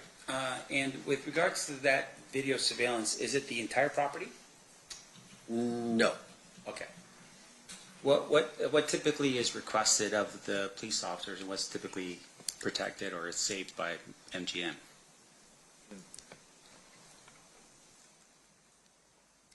Situations dictate, but whatever they're initially requesting, if they're looking for a physical altercation, that's what they're going to get, is the physical altercation. We don't provide, a 24-hour movement of the persons. It depends on what they're requesting. Right. So in this particular regard, you have an individual dressed in a Dan Marino jersey that at some point leaves the elevator area. Recall that? Yes. Now, do you know if there was ever a request to follow that individual through the casino and maybe off the casino premises just because he had been involved in an altercation with some other people? I'm not aware of any request.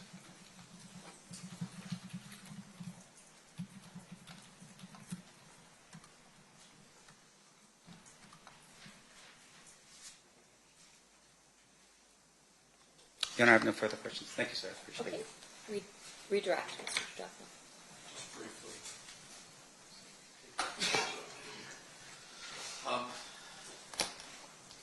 You mentioned one, you didn't know if this was 1996 or not, correct? Correct. You also said you weren't sure whether or not there was a report written by security. Correct. Let me show you.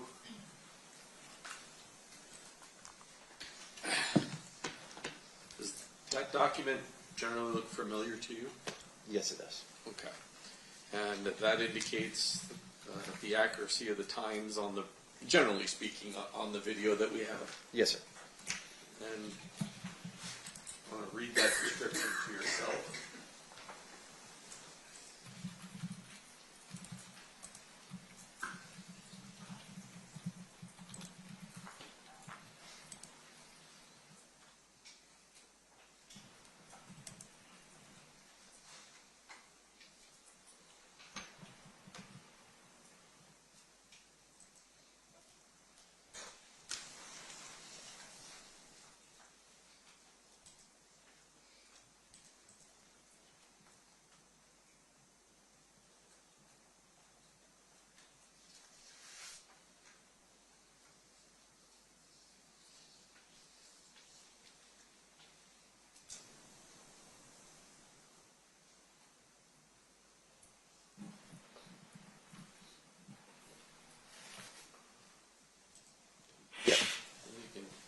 And there's more. But, yes, sir.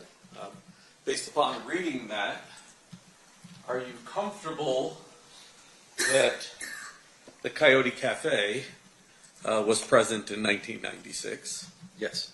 And the report, does it indicate that Orlando Anderson was trying to, this person in the 13 was attempting to push past security into this cafe when he was attacked? Yes, sir. Nothing further. Any recross based on that, Mr. Sand? And I'm sorry, sorry, sir, I forgot your last name. Ingram. Ingram. Mr. Ingram, the report that you just read, did you author that report? No. Now, in terms of the report, fair to say the report is basically reflecting what's found on the videos that's been provided by the state. I'm sorry, I lost track. What? The videos that we watched earlier, is that what's in the report? Yes. So, in essence, the jury can see the report for them, or see the videos for themselves to determine what was happening in terms of actions and what people were doing, right? I don't know if that's completely accurate. There are things that are in report that are written by like eyewitness that you can't see on video. Sure. Now, the report itself, do you know who wrote it? I do not. Do you know if that person had the same training and experience that you have here today talking to this jury? I do not. And in terms of the report itself, is it a standard report that would have been drafted back in those days? Yes, sir. All right. And there would have been somebody who would have supervised that report, I would assume, and reviewed it? Yes, sir. Do you know who it is in this document? Who the supervisor? The supervisor is. I don't know who the manager at the time was. All right. Once again, not you. You were 12, right? Okay. Young, yes. I have no further questions. Thank you. Just briefly. Mr. Sam said that only what was seen on the video is in this report, but there's actually a description of what what the person in number 13 was doing before we could see it in video, if you read the first. Yes, he...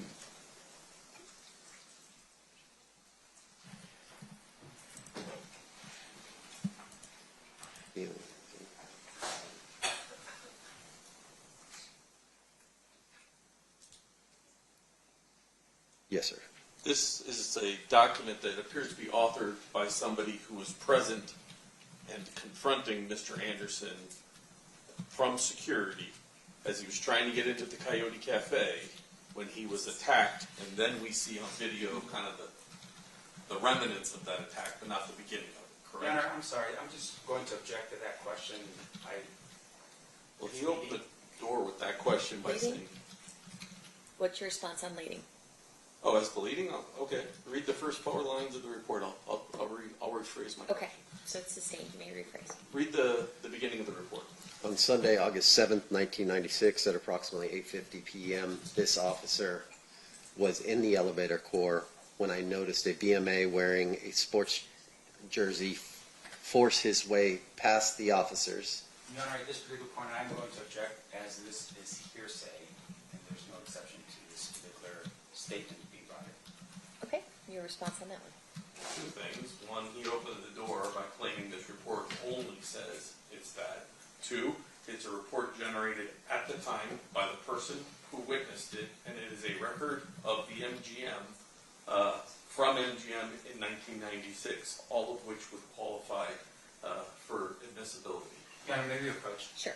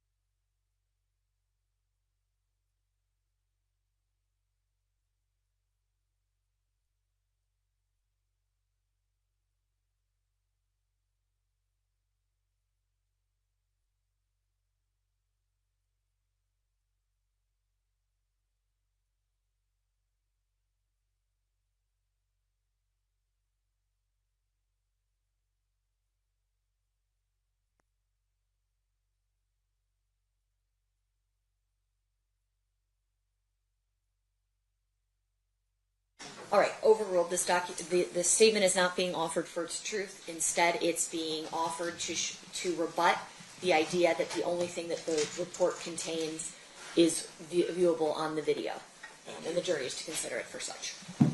If you could just, I guess, start over. Start at the beginning there and stop at the point you get to this person in the jersey getting attacked. On Sunday, August 7th of 1996, at approximately 8:50 p.m., this officer was in the elevator core when I noticed a BMA wearing a sports jersey force his way past the officers. Chelsea, I can't read the first name, Muniz Roberts, at the North Key checkpoint by Coyote Cafe. The unidentified BMA was questioned by myself and Officer. Your screen went black. Oh, sorry. I love technology. Mm-hmm.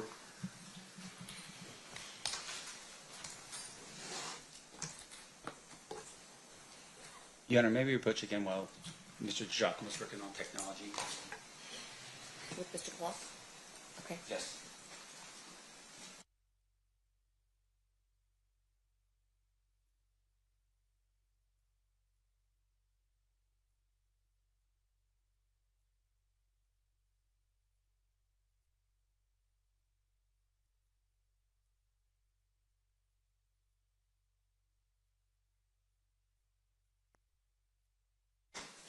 Go ahead. I think you were an officer whose name you couldn't quite figure out. The unidentified BNL was questioned by myself and Officer Gamba on the side of Coyote Cafe. The BMA was very uncooperative on answering our questions. While questioning the BMA, he continually kept looking over his shoulder towards the North Key checkpoint. It was seconds thereafter when I noticed a large group of BMAs force their way through the North Key checkpoint. The large group of BMAs, approximately 20, were running right in our directions.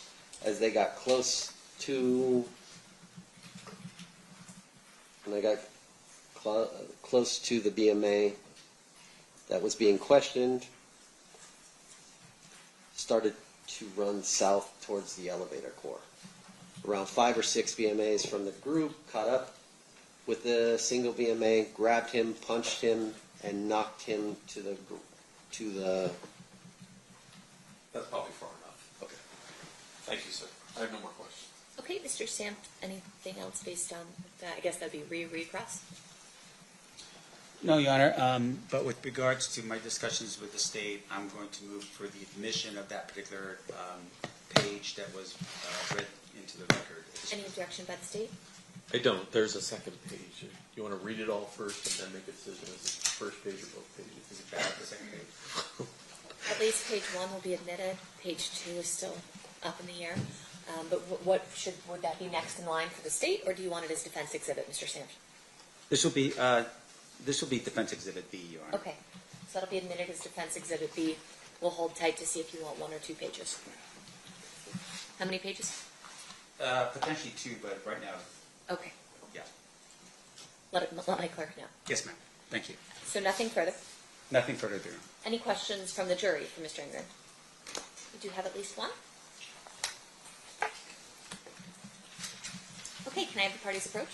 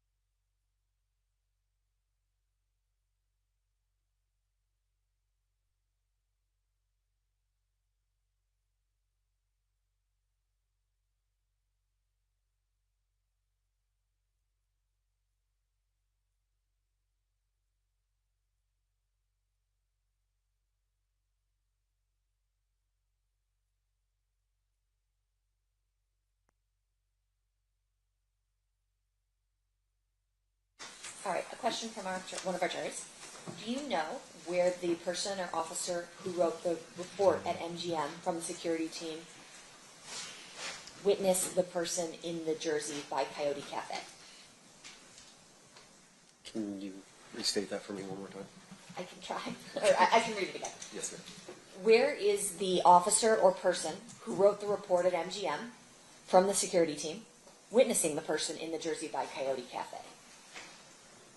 Oh, on the map, it's located, the entrance, the specific entrance, whether it's, You think maybe you should stand up and do it on the big ones? Yes, so you can ma'am. understand that. So from what I could read, the entrance into the cafe is located here. To the Coyote Cafe. So this would be where the initial stop and talk by the security personnel would have occurred at. And do you know where the person who wrote the report was seeing that person in the jersey from? From that specific location. So he or she, I'm not sure the exact person, but the security describes that they're at the position and someone tries to push past, in which case they approach and stop and talk at the entrance of the cafe itself. Okay. And then as to the second part of that question, I'm not going to ask because that's not something that he would know why that decision was made. State, did you want any follow-up based on that question? You didn't recognize the name of the author of that particular report, correct? Correct. And you have no idea what happened to that person in the last 30 years in their lives, whether they're alive, dead, locatable, anything like that? No knowledge. Thank you. Mr. Sam? Yes, Your Honor, just a couple more quick points. So I want to be sure I'm clear. Did the MGM during that time period have those booths set up where you couldn't go to the elevators unless you had a room key or something? Is that what we're talking about in terms of a checkpoint? The checkpoint is, it's not a physical location as much as it's a security position where they would check room keys to get into an area. So if the report is saying someone was trying to push through, they're trying to go past that area into the elevator area? I mean, where are they going? That's the direction that he travels. The security report states he tries to get into the cafe, and then when he's approached by the large group of males, he runs towards that checkpoint. So he's trying to get out or through the elevator core down into or wherever he decides he's trying to go, but that's the checkpoint. That little looks like a telephone next. Correct. That's where he's trying to get. All right. So, but the report's kind of weird, right? Because it's not saying that he's trying to go into the Coyote Cafe. He's actually trying to go through a checkpoint or an area. I think that's what you read, right? I would have to reread it again, but I believe he tried to get into Coyote Cafe first. Okay, so he's going, there's a ton of people, they're all leaving the fight, and for some reason, him going into the Coyote Cafe causes security to go after him? If it's closed or if it's blocked for a private party, I'm not exactly sure, honestly, why they would do it. I see. So, I mean, but outside of that, your idea as to why the Coyote Cafe would not be open to this particular individual in the Merino jersey would have been because it's closed for a private function or closed completely. Correct. Okay. No further questions, John. All right. Thank you. Mr. Ingram, you are excused at this time. Sorry, Judge, can I have one follow-up to that? Oh, okay. Or the cafe is overcrowded and they're stopping people from going in. Correct. Thank you. Okay, now you're free to go. Thank you, Ben. Ladies and gentlemen of the jury, at this time we're going to take a 10-minute restroom break. During the recess, you are admonished not to talk or converse amongst yourselves or with anyone else on any subject connected to the trial, or read, watch, or listen to any report or commentary on the trial of any person connected to this case by any medium of information, including without limitation, newspaper, television, the internet, and radio, or form or express any opinion on any subject connected with the trial until the case is submitted to you. We'll see you guys back here at 11:15. Please rise for the jury.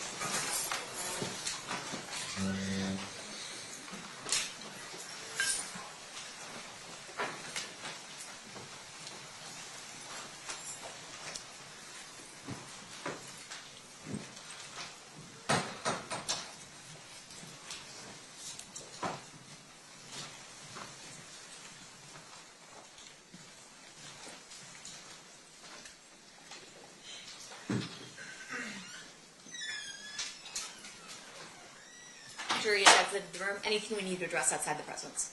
Well, I'll work with the state with regards to the last proposed defense exhibit. Okay, perfect. Thank Well, and then let my clerk know what pages you wanted in, or give it to her, actually. Yes, ma'am. You're gonna have to print that out, I guess. We'll be in recess.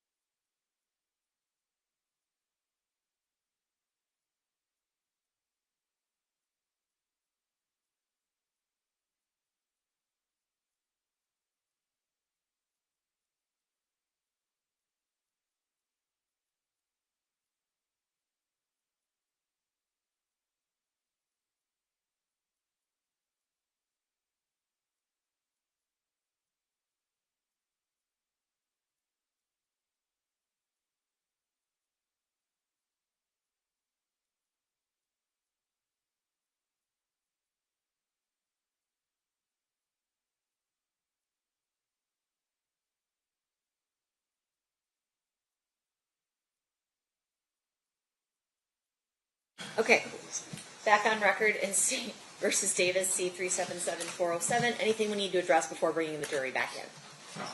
Hang on. Let's bring them in. Please rise. Rise to the jury.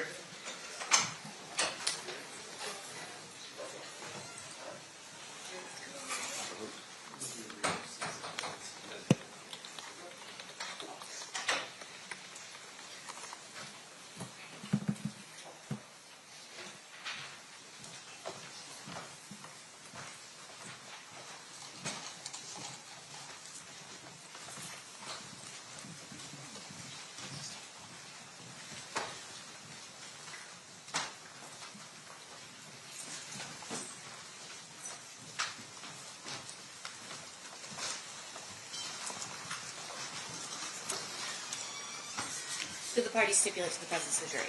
Yes, sure. You may all be seated. State, you may call your next witness. Kenneth Rios.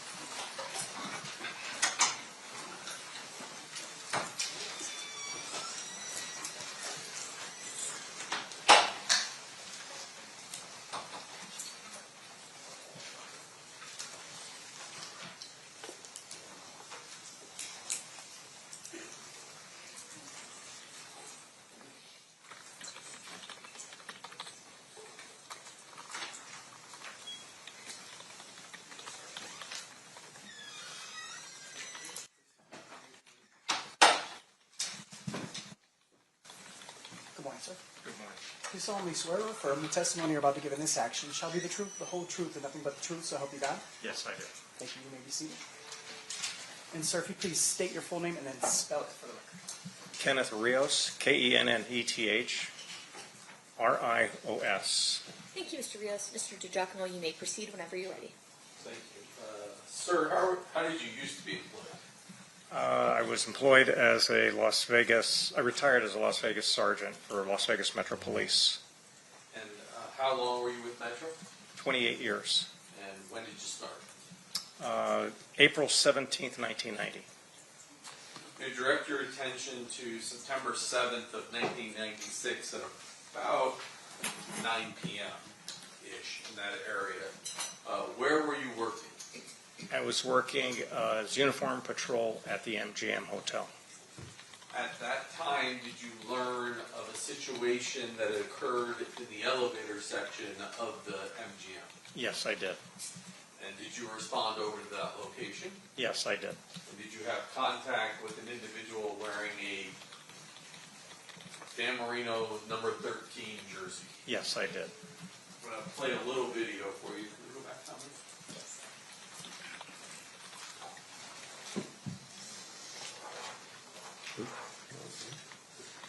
And this is 115B.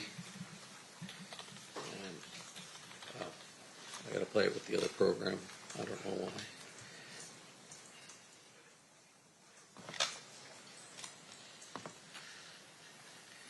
I'm going to back up just a little bit here.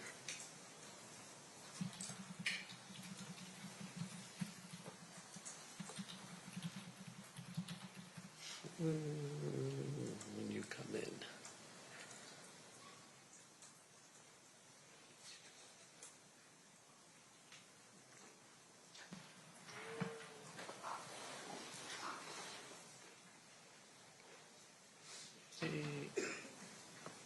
Start it right about here.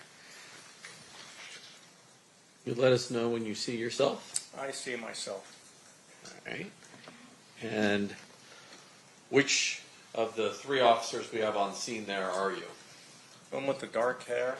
My back, well, it was dark back then. My back is towards the camera facing the gentleman that has the Merino jersey on. Eventually, if we watch this video, you have a conversation with this individual, correct? Yes, I did. And at that time, did you ask him to identify himself? Yes, I did. How did he identify himself? He identified himself through a California driver's license, which security had in their possession and gave to me. Back then, this is just a fight call and he's the victim, correct?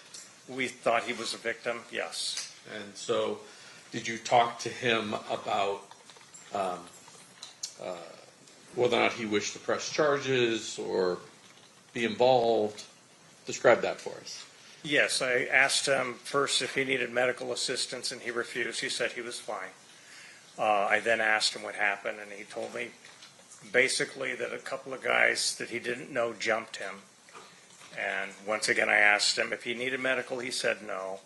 I asked if he wanted to file a report, and he said no. At that point, was he released and free to go on his way? Yes, he was. Later on that evening, did you learn about a shooting involving Tupac Shakur? Yes, I did. And then were you asked to then draft a report as to what your interaction was with Mr. Anderson? Yes, I was.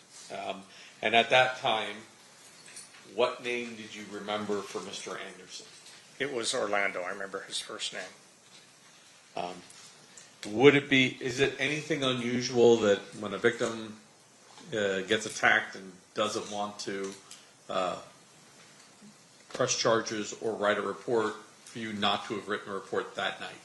No, it's not. Basically, if you don't have a victim, you don't have a crime, as we put it, which isn't necessarily true. You always have a crime.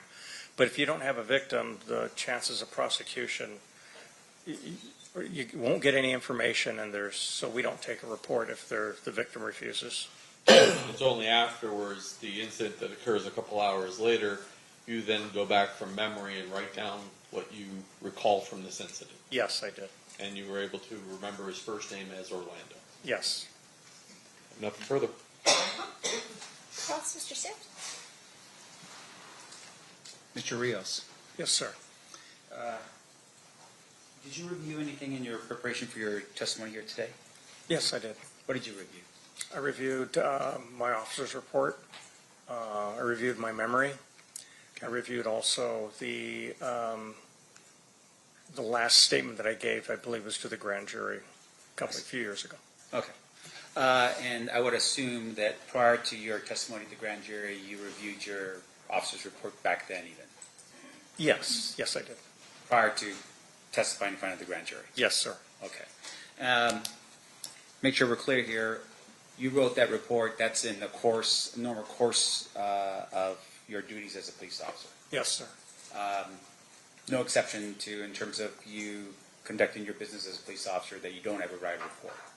No, there's some instances where I may not write a report. Sure. Can you tell us what those instances are? Not offhand, because it's been so long. You don't write a report for everything that you do. Everything's recorded in some way through the computer or through dispatch, I'm sure. But to sit down and write a formalized report on all my actions, no. So in terms of all your actions, are you saying, like, for instance, if you get up out of your cubicle and you go into your sergeant's office to talk about fantasy football, oh, no, that wouldn't have been back then, talk about the game between the Bears and the, Chargers, we're not talking about that kind of documentation, right? Right, I would never talk about the Bears, but yes. Okay. And there we go. And in terms of the way, though, you would handle, like, for instance, if you're doing an investigation, or in this case, you're part of an incident that occurs, a report would be drafted for something like this. Yes and no. It would just depend. It would depend, it would depend on some factors. In this case, there was no victim. He refused any kind of help. But it was worth noting because of his involvement. Yeah, and so the state had asked you a question specifically as to when you wrote your report. You wrote it after you got off of this particular shift. Is that when you wrote your report? I don't recall when I wrote it, but I'm sure that my officer's report would reflect that time. But I know I didn't write it immediately after. All right. And in terms of your knowledge that Tupac Shakur had just been shot, your testimony to the jury is that you had understood at that point that potentially a person by the name of Orlando may have been something to do with that particular case. I don't recall if that was the reason why I wrote the report, if that's what you're asking. Yeah, because I'm a little curious. Like, how do you, there's a shooting of Tupac Shakur. How do you, is it because you heard that there's a shooting up at Tupac Shakur that you go, wait a minute, there was an incident that occurred with Tupac on property? Is that how we get to this point? Back then, I don't recall if that was the process that I went through to make the report. I don't believe so. I believe that there was some other officers that probably told me and suggested that I write a report because of his possible involvement. Right. So news goes out throughout the valley. Tupac has been shot, and then you're advised, hey, there was something happening where Tupac just capture whatever it is that you remember. Right. I don't recall that happening that way, but for most intents purposes. Right. Now, in terms of your report and you writing it, you're still, I mean, you're still on property when you hear that this incident had occurred with Tupac Shakur. I don't recall where I was at the time. Okay. Would you have ever called back to the MGM and say, hey, capture more video of, this particular incident and the guy with the Merino jersey, the night of the shooting, to help them with whatever investigation could be out there? Did you do that? Not that I recall, no. Do you know if anyone else among the 3 officers that were there or any other officers would have done something like that? I have no idea. Okay. Maybe they're all Bears fans, and that's the reason why they didn't do that. It could be. Yep. Let me ask you this, though. In terms of your this particular night, extra officers show up as overtime. They work overtime. Is that what this is? Yes, sir. All right. And they're doing it for a special event, right? Yes, sir. And in this case, this special event was the Tyson fight. Yes, sir. All right. In terms of the amount of people in Las Vegas, I would imagine there would have been a lot. A lot of people? Yes. Yes, sir. We see video showing, obviously, a lot of people at the MGM. Yes, sir. And would it just be the MGM where the fight was taking place, or would that be throughout the Strip? No, there'd be officers on other properties. Yeah.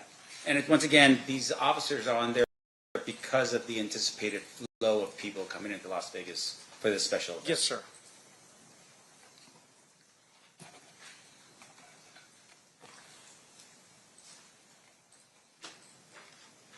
Sir, I have no further questions for you. Thank you. Thank you, sir. Thank you. Anything further, Mr. Jacqueline? No. Ladies and gentlemen of the jury, any questions for this witness? We have at least one.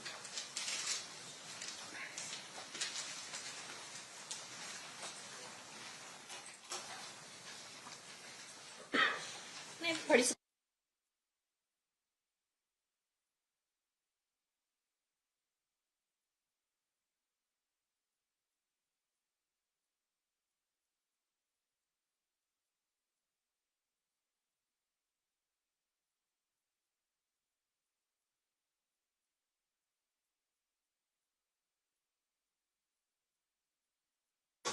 All right, a question from one of our jurors. After an incident like that, is it customary to not follow the people who did the assault? Is it common for everyone to stay with who you thought was the victim?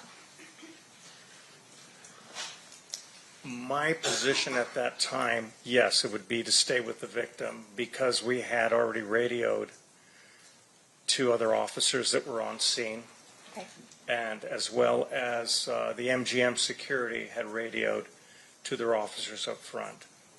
So it would have been my responsibility to stay with the victim to make sure that he wasn't in dire need of medical assistance or still wanted to file a report. Okay. Any follow-up based on that, Mr. DeGiacomo? No. Mr. Sanft? No, Your Honor. Okay, perfect. With that, you are free to go, Mr. Rios. Thank you. All right. State, who's your next witness? William Hedemeyer? William Hedemeyer. William.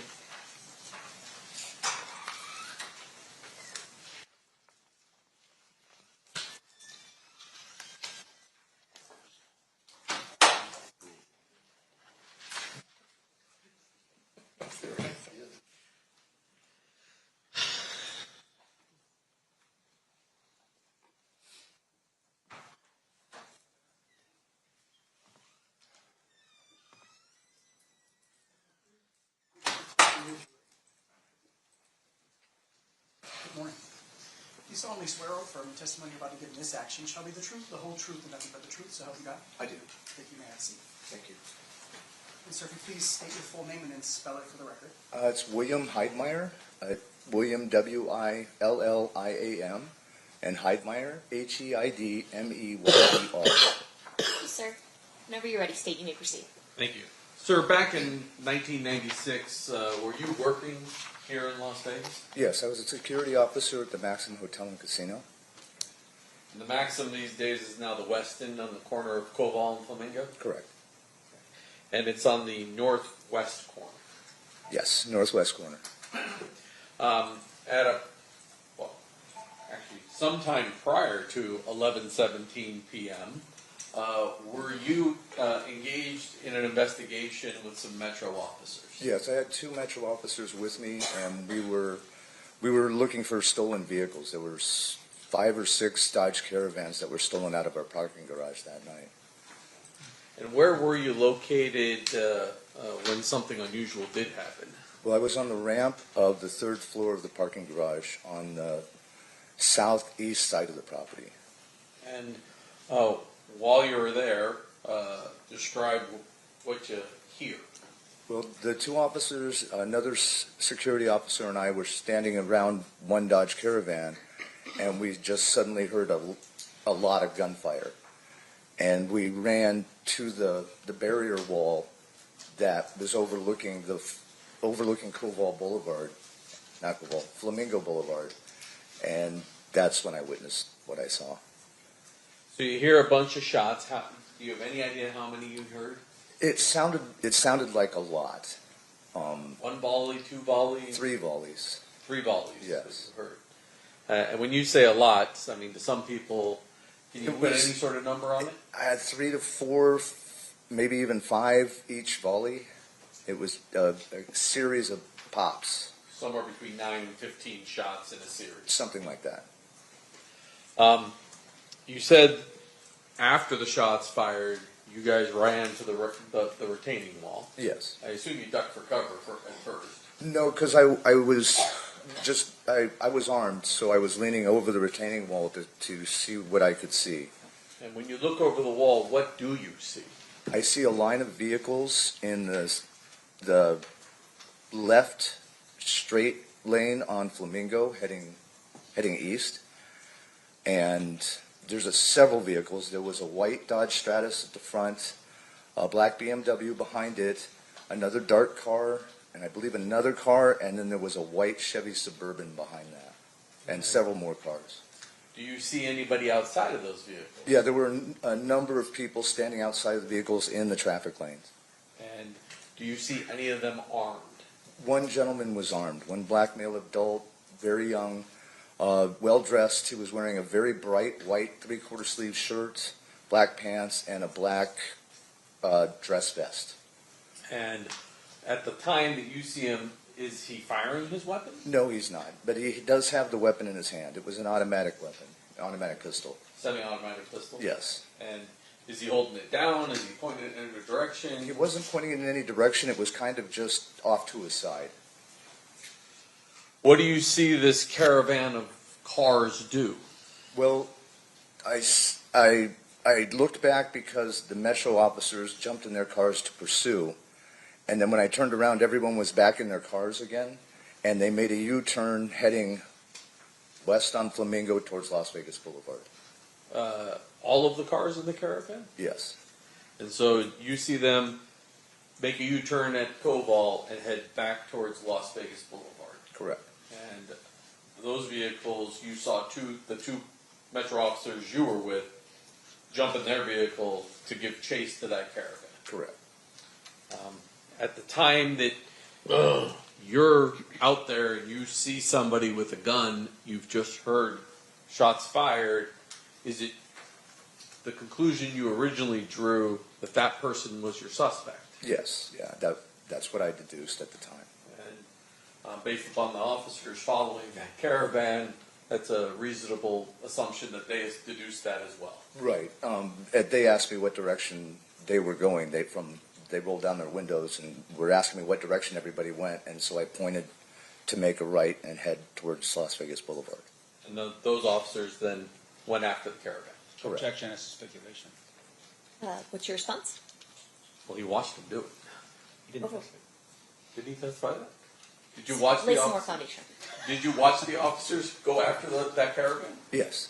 Okay. Thank you, sir. I pass the witness. Okay. Any questions, Mr. Stamp? Yes, Your Honor. Mr. Heidmeyer, I'm going to show you what's been marked and admitted as State's Exhibit number 1? 1? No. Yes. You want 1? You want 2? I need both. Thank you. Closer name. More modern. You were right. All right. I'll show you State's Exhibit number 1 here. You recognize this photograph? Yes. Okay. Just to get to the point, this is Las Vegas. Yes.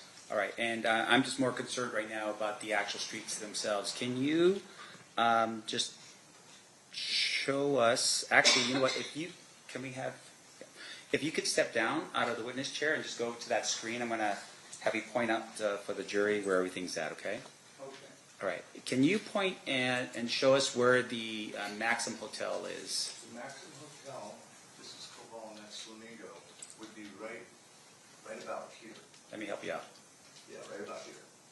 Okay, and just for the record, it looks like you're pointing in this area right here. Well, this would be the hotel, and this would be where the parking garage was, and there was parking in front of the parking garage as well.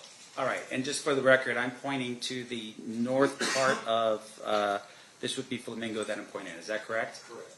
And that's on the north side of Flamingo, in between, what's the main streets that are in between where the property sits?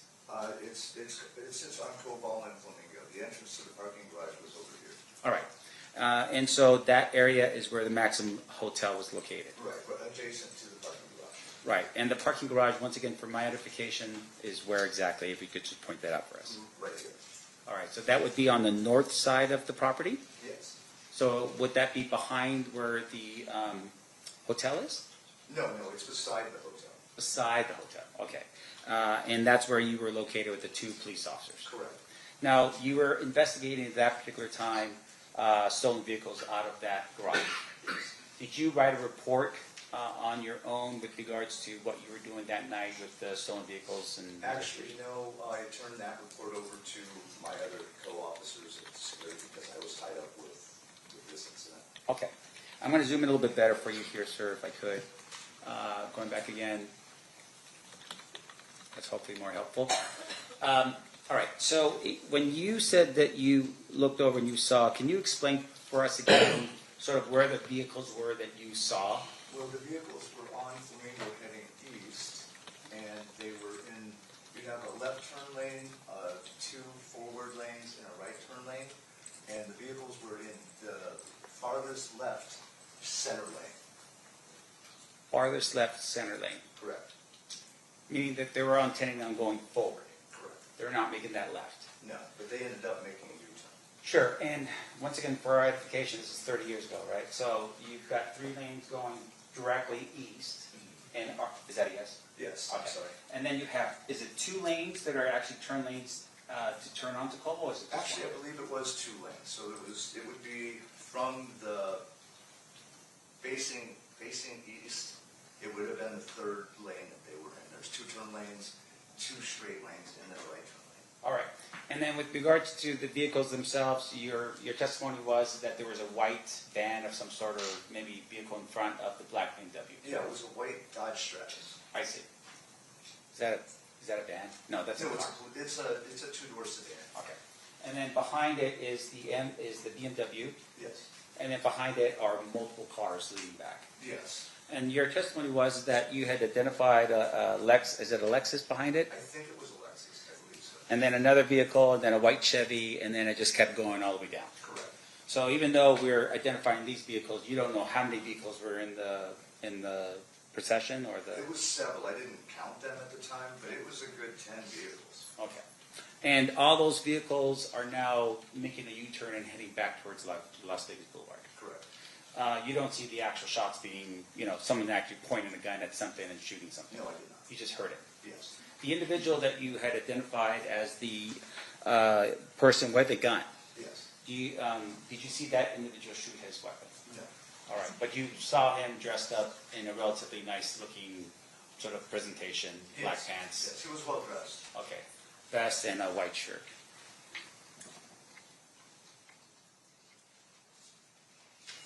Okay, I have no further questions. Thank you so much, sir. I appreciate it. Yeah, you can go back up there. Yeah. Sit down. Yeah, sorry. Thank you. Thank you. No worries. State, anything further? No, Your Honor. Ladies and gentlemen of the jury, any questions for this witness? Seeing none, thank you so much for being with us, Mr. Heidemeyer. You are free to go. All right, thank you very much. You're welcome. State, you have one more, right? Before Yes, lunch? Judge. Okay, who's that going to be? Dino Kelly.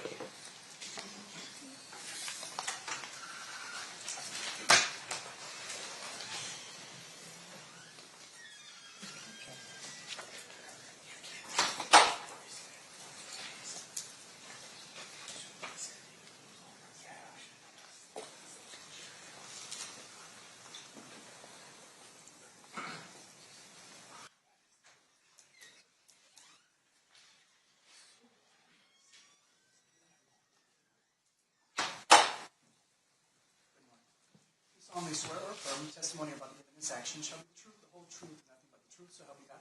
I do. You may have a seat. And if you please state your full name and then spell it for the record. It's Dean O'Kelly, and it's DEAN O''K-E-L-L-E-Y. Thank you, Mr. O'Kelly. You may proceed, Mr. DeJarno. Sir, how are you currently employed? I'm a deputy marshal in district court with Judge Erica Mendoza. Prior to become a deputy marshal, well, I guess you've had multiple hats. At some point, were you a Metro police officer? Yes, I was for 20 plus years. And approximately what year did you start? September of 1991. And when did you retire as a Metro officer? July 12th of 2012. And after July 12th of 2012, did you do something else with Metro? I did for about almost 8.5 years. I was a cold case homicide investigator. Now, well, let me ask you this. When did you first go to homicide? In 2003, on July. So on September 7th of 1996, what was your assignment? I was a detective in the gang unit on one of the enforcement teams. What does that mean you did for Metro? What's an enforcement team? So the enforcement teams are dressed in greens, and we usually have 5 or 6 detectives together, and we would patrol known gang areas and come in contact with gatherings that involved gang members. And then after enforcement, I did 2 years in investigation where I investigated gang-related crimes. Before I get to your actions on this particular evening, I want to ask you a little bit about how the process of report writing has changed at Metro over the years. You have handled your own cases since the early 2000s, but you also were a cold case investigator, which I assume that means you also have experience with years and years and years before you ever even became a police officer. Certainly. Was there a particular way that cases were documented up until the early to mid 2000s? I mean, I think there's been some changes over time just because of the digital age. And, you know, when I first went to homicide, we were still using typewriters that had the little spinning ball on there and actually typing in triplicate, those types of things. Keeping our notes, you know, handwritten in our notebook. And then it kind of changed over time. Everything went digital, and we started keeping things on the computer. And so when we're talking 96, there was multiple reports written by officers as they did things because there wasn't the same computerized systems we have today. That's correct. Modern day, is there something called a main case report or a main officer's report related to homicides? Yes, there is. Explain that to ladies and gentlemen. So what we normally do, and it kind of depends on the detective themselves. I mean, you probably worked with people that have Post-its all over their desk, and it's a total wreck, and you have no idea what you're looking at, but they know where everything is, and they know how it's organized. We had detectives that were like that. Me personally, I would keep everything on what's called a case management form. So from the very beginning, from the very start of when we got a call, and we're keeping notes in a notebook, all that information go into a case management form. So I wouldn't be initially concerned with an officer's report getting started at any point, because I was using that management form each and every time we did something investigatively. If we took a phone call from, a witness, then I would document that on that form. And at some point, especially if you had somebody that was in custody, you would transfer all that information over into an organized officer's report, which would then have the title at the top. It would have the date and time and location of when the incident occurred, who's involved, who are the suspects, who are the victims, who are the witnesses, and it would be in a chronological order in an investigation. But initially, everything's kept just basically in the management form. Eventually, you want to get to the point where you put together all that information into an officer's report, and there will come a point in time where the individual detective would make the decision that the officer's report's final, right? You would get it signed off. It would be signed off by your sergeant. It would go into the case file, and then from that point, you would just basically be filing addendums as new information came in. You might write that information down on that management form and then do an additional officer's report. That's definitely something that I saw when I went to cold case.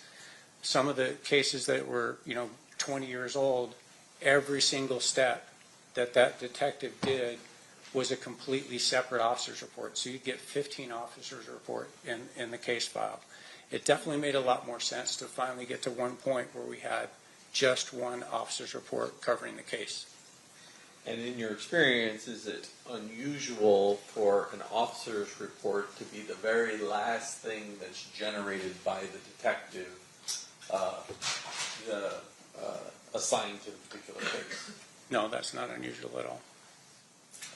I want to direct your attention back to September of 1997, and I'm going to put up really two aerials for you first of all, but I'm going to start with State's Exhibit number 1. Can we go back to me?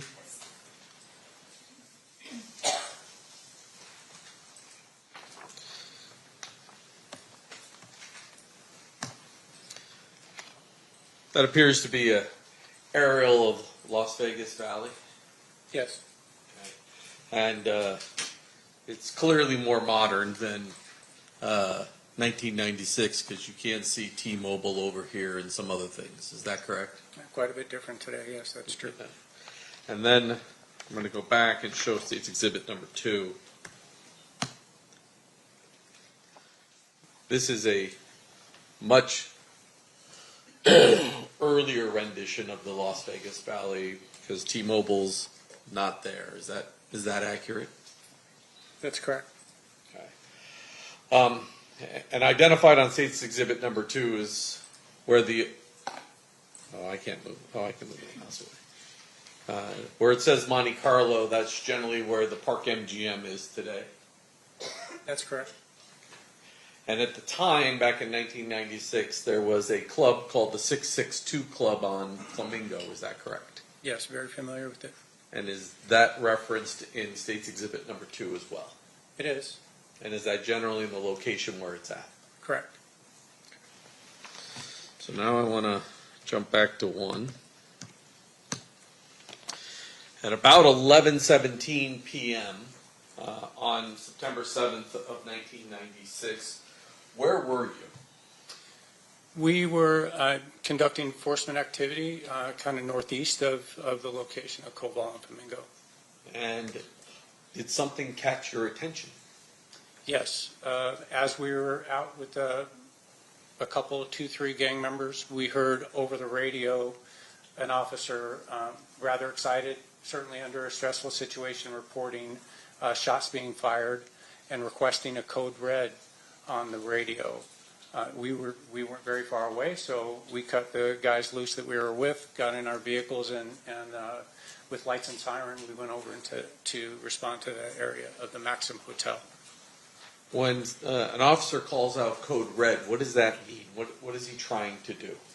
The code red is so that no other radio traffic is coming across except for what those officers are going through.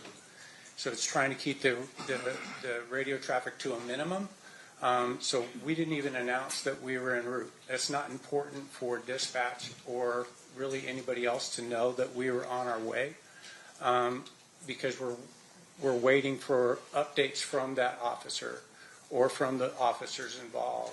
So we stay off the radio.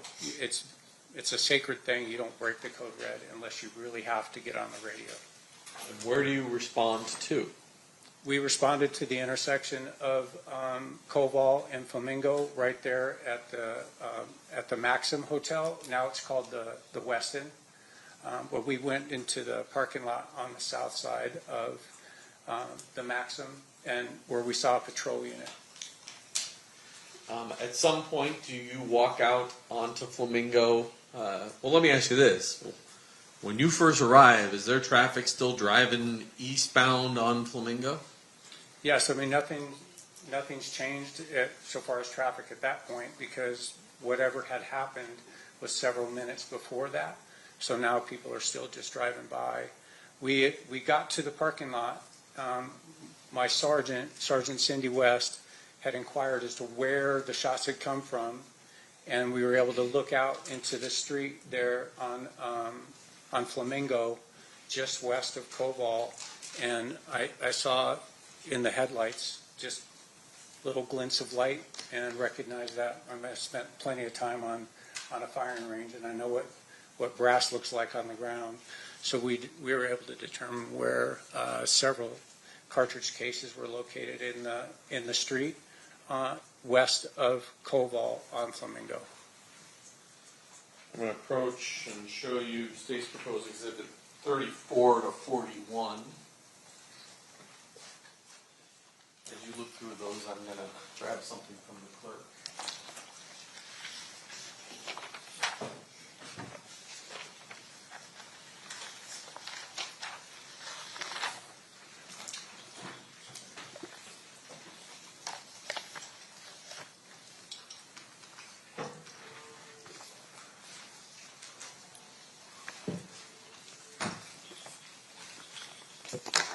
Do you recognize those? I do. And how do you recognize those? When we spotted the cartridge cases in the street, at the time my enforcement vehicle was in a Chevy van, and we had a whole bunch of cones.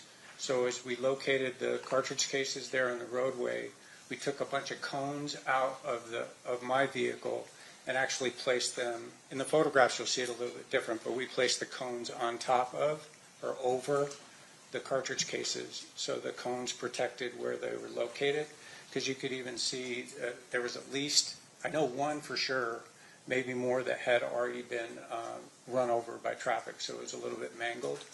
So we protected the crime scene, and we also popped a couple of flares on the north side of the number 3 travel lane where the cartridge cases are located. And this fairly, State's Exhibits 34 through 41 fairly and accurately represent that situation. Yes, it is. Move to admit. No objection, Your Honor. So admit it. So I'm going to put up 34. And can you just describe for us what we're looking at? So you can see the cartridge cases are kind of straddling the 2 lanes. I'll stop you for a second, Mr. O'Kelly. Yes. There's a mouse sitting right there. Don't click it.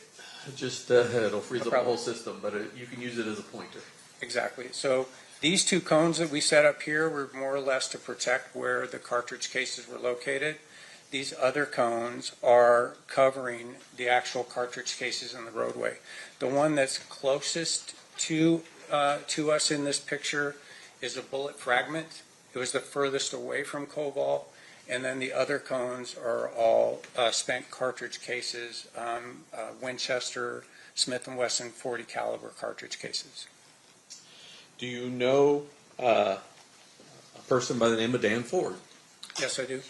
How do you know Dan? Dan Ford is a senior crime scene analyst that I worked with quite a bit. We started on the department right around the same time. And ran into him several times on cases that I worked with in the gang unit investigations. We also utilized him on the RICO task force that I was on for a couple years. And then he responded countless homicide investigations during my career. Eventually, does Mr. Ford leave the crime scene that was at Harmon and Las Vegas Boulevard and come, and is he the person that takes these pictures and winds up collecting these items? Yes, he is. Fortunately, Dan was already dispatched to the area of the Maxim for the patrol units that had called out on the radio the shots that were fired. They were taking a report for damaged vehicles that were there, and Dan had already been dispatched to that. So he wasn't far away when the shots rang out, and he was requested to come to that scene. Sitting there in front of you is state's proposed exhibit 129. Looking at state's proposed exhibit number 129, do you recognize what that item is? Yes, I do. I've seen and reviewed the handwritten evidence inventory that was authored by Dan Ford. I can see that that's his handwriting. It's also his initials and P number that are on the package for the Winchester cartridge cases. And then there's a red seal on the back of here. That would have been placed on by Mr. Ford, correct? The red seal is not, so it's, oh, it is marked up here at the top for his P number. This doesn't look, I don't know, oh, that he wrote the date on that. So 9/7 of 96. So he initialed it in the top corner and then put the date down in the bottom corner, yes. And all these blue seals are the times that the forensic lab has opened this package in order to look at these items and potentially do some testing. That's correct. But I do remember from the evidence inventory that that Dan had indicated that these cartridge cases were checked for fingerprints at the time with negative results. So I'm going to have, well, I guess I'll move to admit 129, Judge. No objection. Okay, so admitted. I'm going to have you cut this not along a seal if there's a place left to do it. I think if we cut right along there, we can pull those items out. Oh, yeah, down here at the bottom I can. I don't think we have to go too far. Let's do that. And we just pull those items out.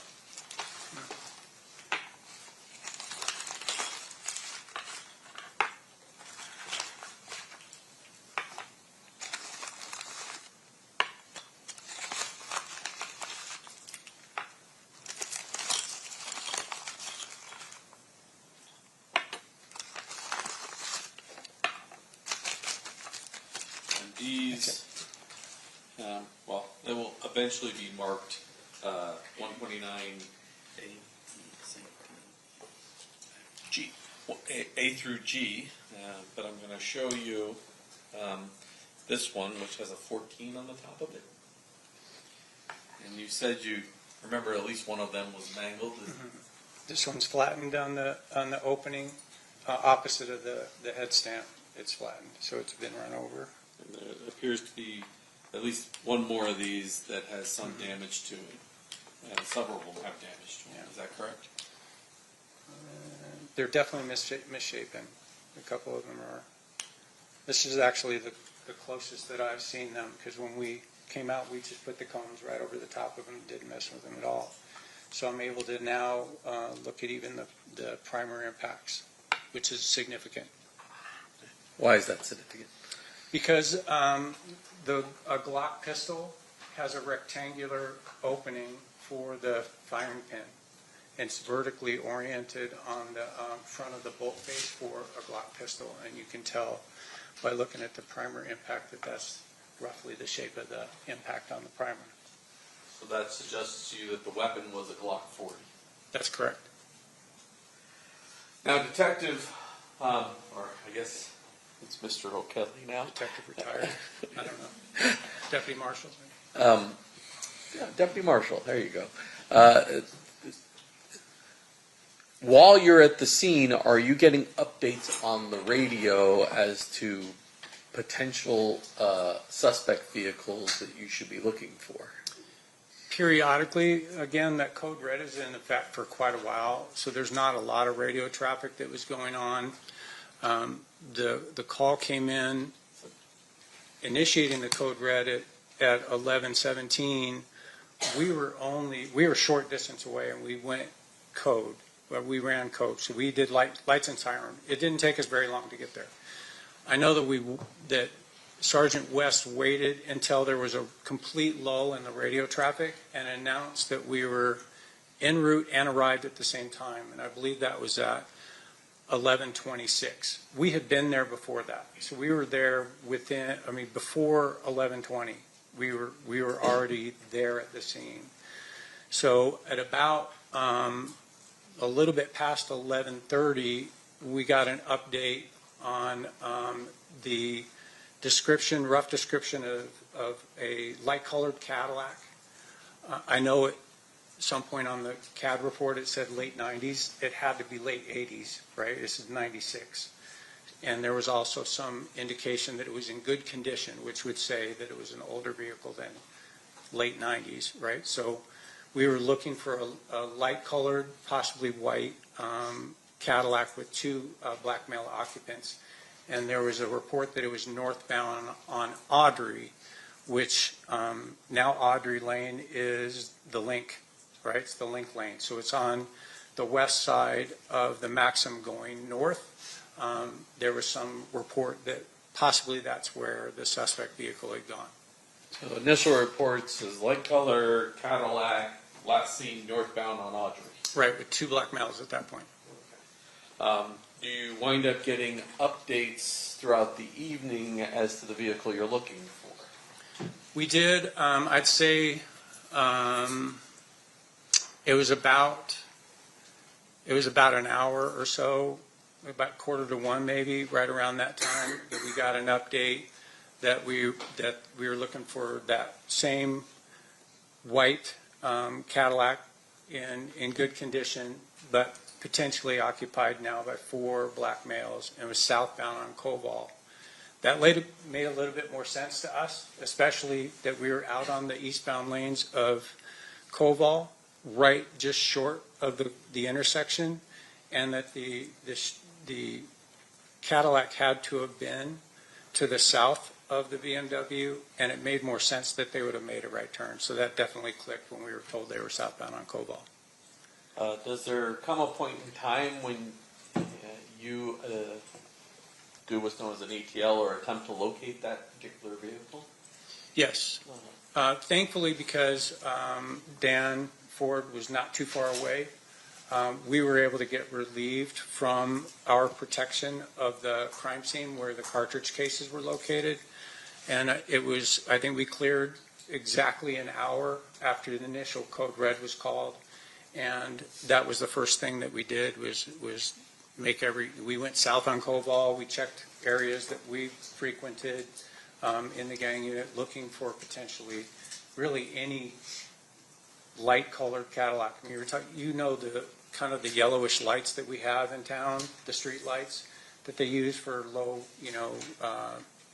so it's not too much light in town. Those can kind of throw you off on color. So we were looking for any light-colored Cadillac. We'll put back up State's Exhibit 1. During all this time period that you and your partner ATL'd for this white Cadillac, did you ever drive into the parking lot of the carriage house? No, I can say that in my 35 years, I've never been in the carriage house. Thank you. I pass the witness. Okay, cross-examination, Mr. Sampson. Sorry, sir, what's your last name again? O'Kelly, O''K-E-L-L-E-Y. Mr. Kelly, thank you for being here today. Your testimony, obviously, I would imagine before you were here, you probably reviewed your reports, whatever it is you wrote during that time period. I didn't write any, certainly. Even after I went to homicide, I wasn't involved in the investigation for this case. I did review the CAD report, the computer-aided dispatch report, noting those times. I don't have that great a memory, so I'm going to have to tell you that. And that handwritten evidence inventory by Dan Ford. I have both copies right here in my notebook. I see. So at the time you retired as a homicide detective? I did. And then at that point, you came back to work as in the cold case unit as an investigator. I did, yes. All right. Now, a couple things. First of all, when you retired as a detective with homicide, were there any outstanding reports that you had not drafted when you left?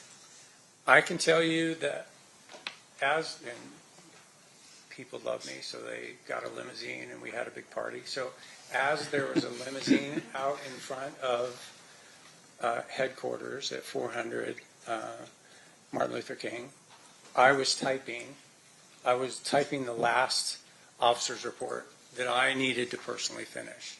I was leaving a partner behind, whose name is also Dean, so he was able to, tie up any of the cases that we had at that point. But I would say there were, but the ones that I knew I needed to get done before I left, I got done. And the reason why you prioritized those ones is because I would imagine they're still open investigations and you're handing it off to the next person to continue with your work. That's correct. It makes it easier for them if it's tied up as best we can. Right. Did you take any of those cases with you when you went over to the cold case unit? When I came back to cold case, that was the original reason that I even agreed to do cold case homicide investigation was because of unsolved cases that I personally had investigated, one in particular. So as soon as I came back to cold case homicide, the very first thing I did was go and pull Jamie Sheldon's case and bring it over to my desk. That's the first case that went there. And we were able to work, I was honored to be able to work on cases like that and others that I had been a part of when I was a detective, yes. So in terms of, just explain to the jury what a cold case is. Can you explain that? Certainly. So a cold case is officially cold when the detectives who are originally assigned to it are no longer there, whether they transferred out or they retired. If there isn't an original detective assigned to the case, it's considered cold. Right? No one's assigned to it. Those cases can be handed off to other detectives that are still in the unit. I remember, when Marty Wildman left the department, he came over to me personally and said, hey, I'm handing Teresa Insana to you. Can you take this case on and continue to follow it up? It's considered cold because he's gone, right? As soon as he left, it's officially a cold case. But if there's a detective who was originally assigned to the case, it's their case until they're done, right? You're not going to go stepping on toes and just pulling cases and start working on other people's stuff unless they asked you to do it. And with regards to the cold case unit, I'm assuming there's probably two detectives who are the official detectives for the unit, and then you have investigators, retired homicide detectives that help with the investigation? That's correct. Initially when Sergeant Hefner, sergeant in homicide, but then came back with me at the same time. So the two of us came back and we were on our own. Like we had a sergeant that was assigned to us, but basically they were a signature block. We could pull any case that we wanted and work on those.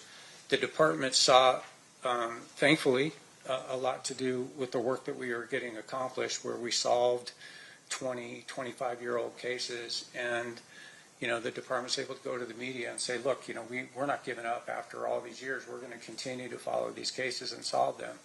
Because of that success level, then the department dedicated 2 full-time detectives that were still in homicide to the cold case unit. And then we had, I want to say 3, 4 more cold case investigators that were assigned to us. So I think we had a total of 5 or 6 at one point, plus the 2 detectives and a dedicated sergeant to the cold case unit. So in terms of your work in the cold case as an investigator, you're not a detective, right? No. So there is a difference in terms of your responsibilities versus the responsibilities of a detective. Correct. Because the detective would be the law enforcement officer. Certainly. And you are a person helping the law enforcement officer. Essentially, I mean, we can still steer the investigation where we want it to go. We're doing interviews, we're doing those things, but say authoring a search warrant. So if we run into a situation where we need a search warrant done, it's going to be It may get written by one of us, but it's going to be sworn to as an affidavit by a detective on the department who's a sworn police officer. Have you ever drafted a report, I don't know, 8 years after you started an investigation? Well, because of cold case, yes, certainly. But Yeah. just as a police officer or a detective, have you ever waited, say, years to draft an actual report on something?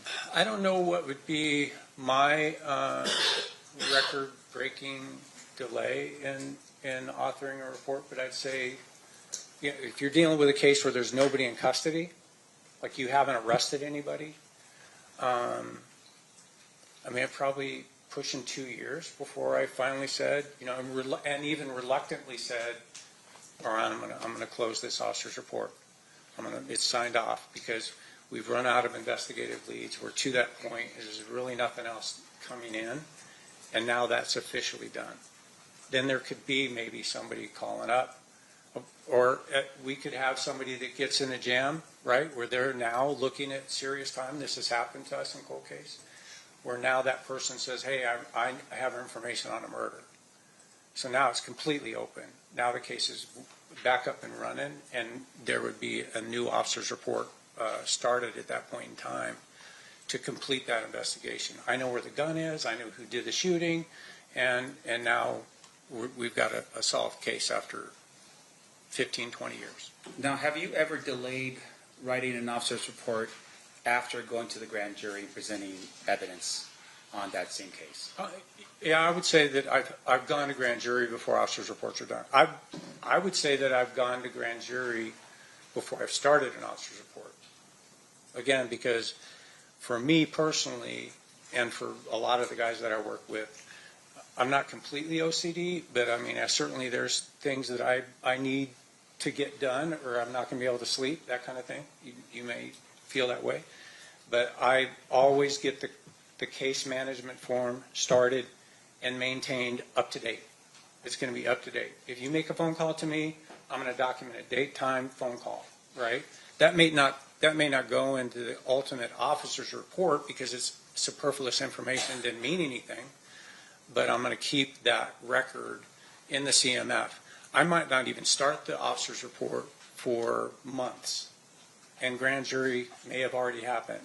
Now, I feel now some pressure to get that done, right? Because if I'm going to grand jury, more than likely we have somebody in custody, and I want the district attorney's office to have the benefit of a completed officer's report, although it's not necessary.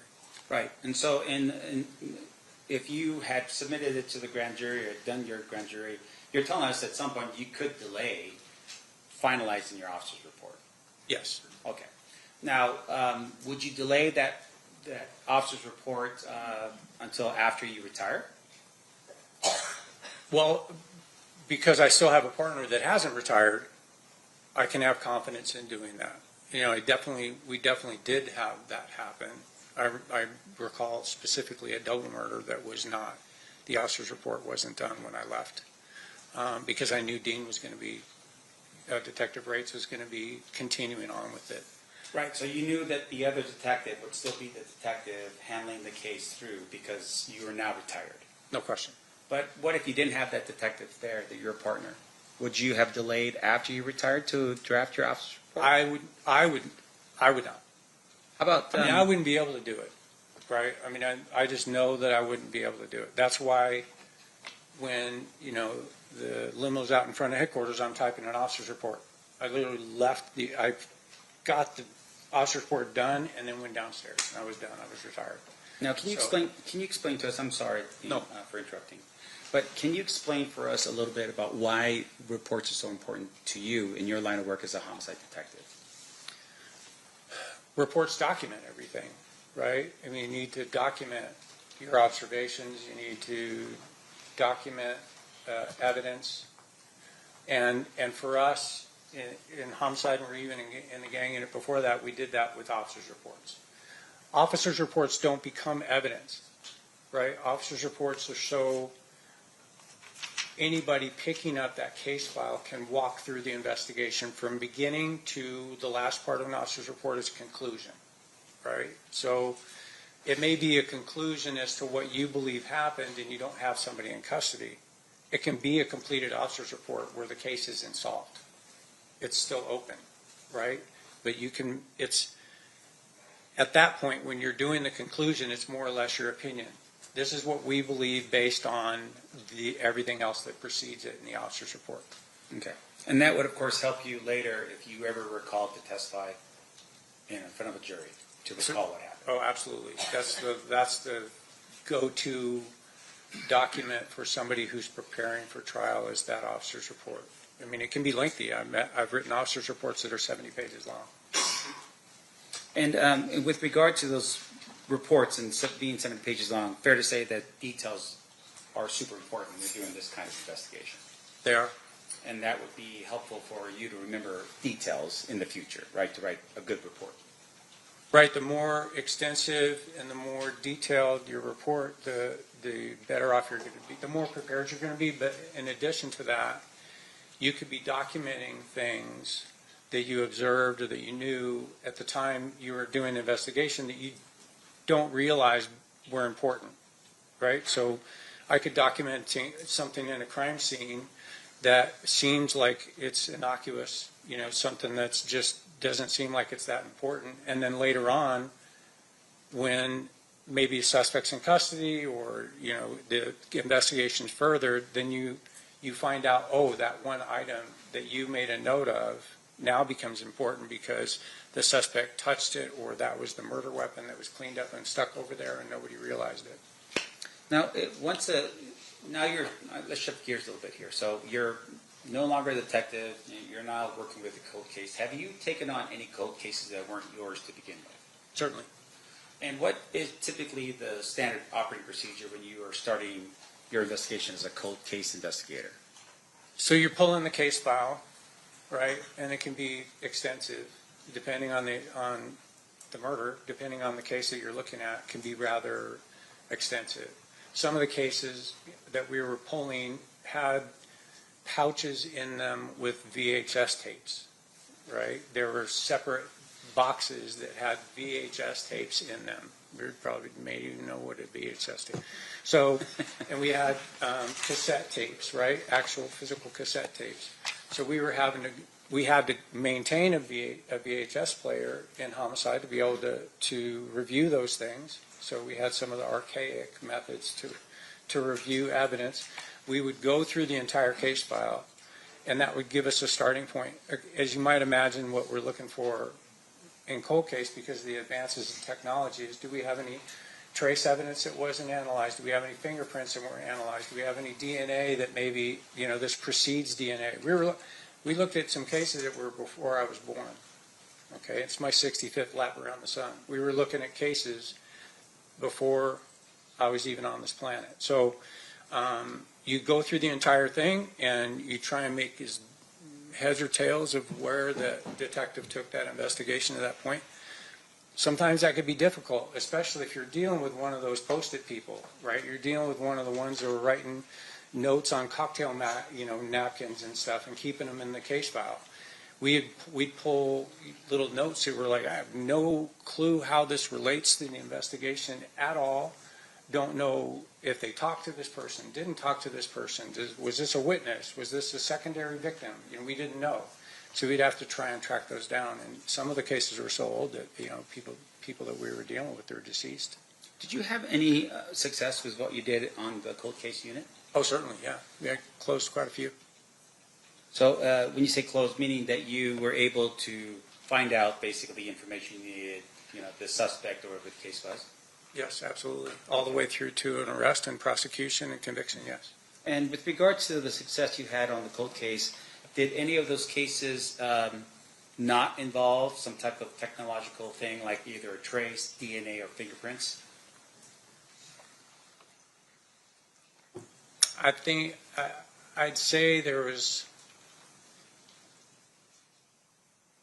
none come to my mind that we didn't have something that was redone and reviewed and then came to a conclusion or pointed to a specific person that we were then able to go and interview. We had one where we flew to Toledo and we got a confession on a murder that happened here in Las Vegas, because that person was already doing life without there for another murder that he had committed. I don't recall that we had any physical evidence in there that we needed. He confessed to it basically. What do I have to lose? I'm already doing life without. So he basically was in custody ready for a murder in another state and basically Columbus, confessed and said, hey, I'm confessing to this murder in Nevada. Correct. So it wasn't like you found,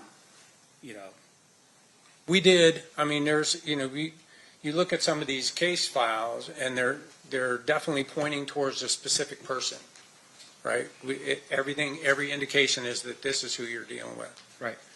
And that it just didn't, you couldn't get it across the finish line, right? And like Jamie Sheldon, I brought up earlier, I know who did that murder, but it's whether or not there's enough to get across the finish line with that piece of evidence that's going to be where the district attorneys are willing to take that case to trial. And you're waiting for that one more thing, right? So it just stays there waiting for that one more piece of evidence to come in. And that happened with some of the cold cases where it's like, hey, we knew who this person was. I remember one specifically where we had a guy where we knew in the gang unit who we were looking for. And then I got to homicide and then looked up case files and saw that that person had never been charged. I'm like, how did he never get charged? We knew who it was. And we were able to then put enough together to arrest him and get a conviction. And the arrest was because of either DNA or fingerprints or something along those lines? And that one, no, we had video surveillance that existed at the time on a VHS tape from a 7-Eleven, back when they were recording over them every 7 days, and so it was grainy, and you're like trying to get a clear enough picture. But we were able to, and we had physical evidence at the time that existed at the time connecting him to other cases, and we were able to get a conviction on that particular case with nothing new. Okay, so I just want to make sure I'm clear. So that was video surveillance with some other physical evidence that helped you solve that particular Cartridge cases, yes. Okay. All right. And then in terms of your work, the night of what happened here, now if I could just ask you to switch over to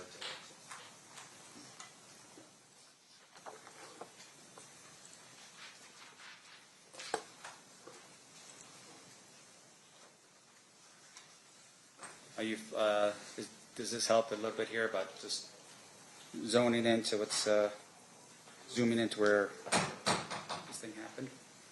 Right, the red triangle, or the red rectangle there is where the cartridge cases are located.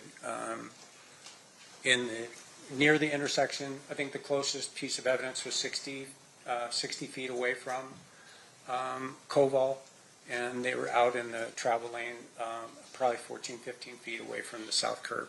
Okay, so my question to you very specific. You mentioned a little bit ago about what potentially would be a white Cadillac traveling north on Audrey or Aubrey. Can you just, you could step out, Dean, if you want, and just actually point with you can just point at the screen from over there so the jury can see. So this is Koval. This is now the Weston, right? It used to be the Maxim. And this is the Audrey Lane going north. And then down in here is Audrey Street that cuts over, it actually cuts south and then goes all the way over to the boulevard. But the initial report was that we had this light colored Cadillac occupied by two BMAs that went north on Audrey. So they would have to, with the entourage that everybody had U-turned and gone this direction, they would have to have followed and then turn right to go up on Audrey. There's really no way for you to get from eastbound Flamingo at Koval to northbound Audrey without making a U-turn. Okay, and just if you could stay there for a second.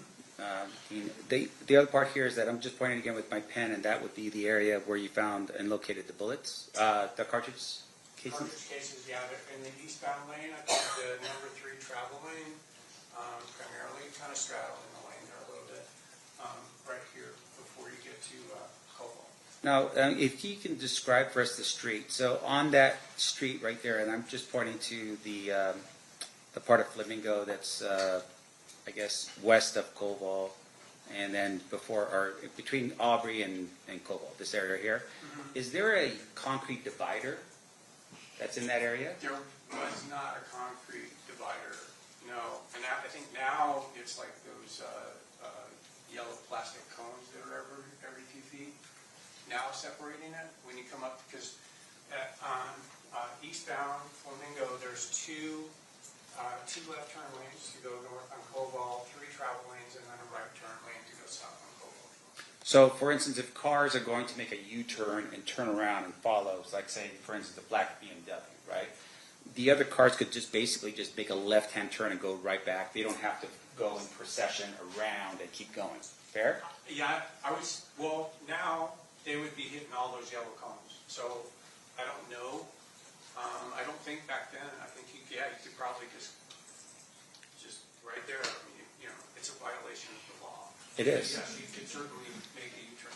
Because my understanding is those cones that you're talking about will be actually on Cobalt to prevent people, I guess it's like to stop traffic from merging or having too much lanes or traffic in that area. Do you recall that? I know all the yellow cones because I took a fellow marshal to the airport yesterday, and the lady in the box actually took me north on Cobalt to pass that intersection. So I was able to see all the yellow plastic. They're permanent cones that are there, dividing the north or east and westbound traffic. Right, but at the time, your recollection back in 1996, you don't know if there were cones up at that point. I don't know, there wasn't. Yeah. I know there wasn't, and there wasn't a New Jersey wall, so I think you could just make the turn. Just There might have been a curb. There might have been a cement curb, but I don't see that in the photo, and I don't have an independent recollection of it. Gotcha. So those cars are, if we're trying to envision the BMW getting shot at, and at some point it's making a U-turn, there's some discussion about rims on the vehicle being messed up because of. Yeah, it's possible.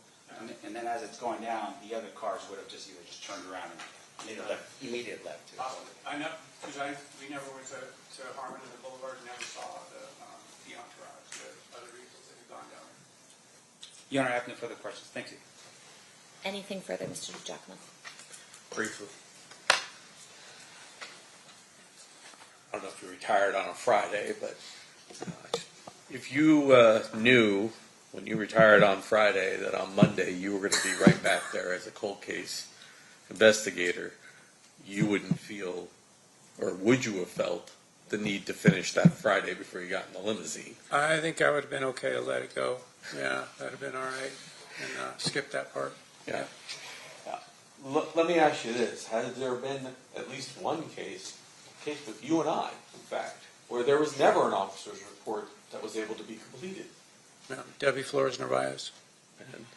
And, is there any requirement that there be an officer's report created? No, again, officer's report's not evidence, right? It's just kind of a guideline to go through the case file itself. There was, in the case that we're talking about, a case management form that went all the way through the investigation, so it really wasn't necessary to get to put it on trial and get a successful conviction. You mentioned as well that old case files. You've looked at, you said case files from before you were even born. Yes. You don't know if all of the reports that were ever generated were in that file or not in that file when you get the case, correct? I could say that there were some case files that we pulled that they weren't even in 3-ring binders anymore. They were in accordion files, and there were definitely things missing, right, over time.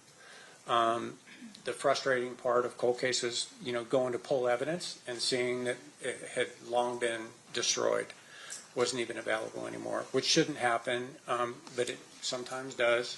And so, you're trying to piece together the case even without some pieces of evidence that you think is crucial. So despite not having maybe everything that the original detectives have, you don't just give up. You still try and solve the crime. Exactly. Well, you go redo it, right? I mean, if there's indication, like again, if you got a cocktail napkin with a name and a date of birth on there, but you don't know how that was involved, then if that person's still around, you go interview them. And, we ended up doing it in cold case. We ended up doing a bunch of traveling to where we would go do those interviews and sit down with people, and, they have, being a witness to or being involved or even connecting remotely to a violent incident like that or a murder, That's called a significant emotional event, right? You're going to remember very specific details. I'm sure in your own life you've had that, where something really significant hits you. You can remember what you were wearing, you can remember the smell, you can remember where people are standing.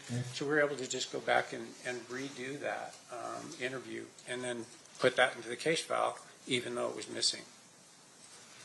And you sort of said this, but in a lot of those case files, law enforcement knows what they believe to be the story.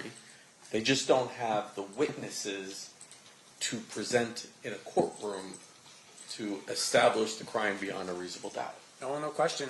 I would say, especially during 2 years of investigation in the gang unit, also the 2 years on the RICO task force that we were involved in, we were dealing with gang-related crimes, and there were many cases where we had something happen with, we knew 50 people around, right? There were 50 people there, and you start talking to witnesses, and everybody has the same statement.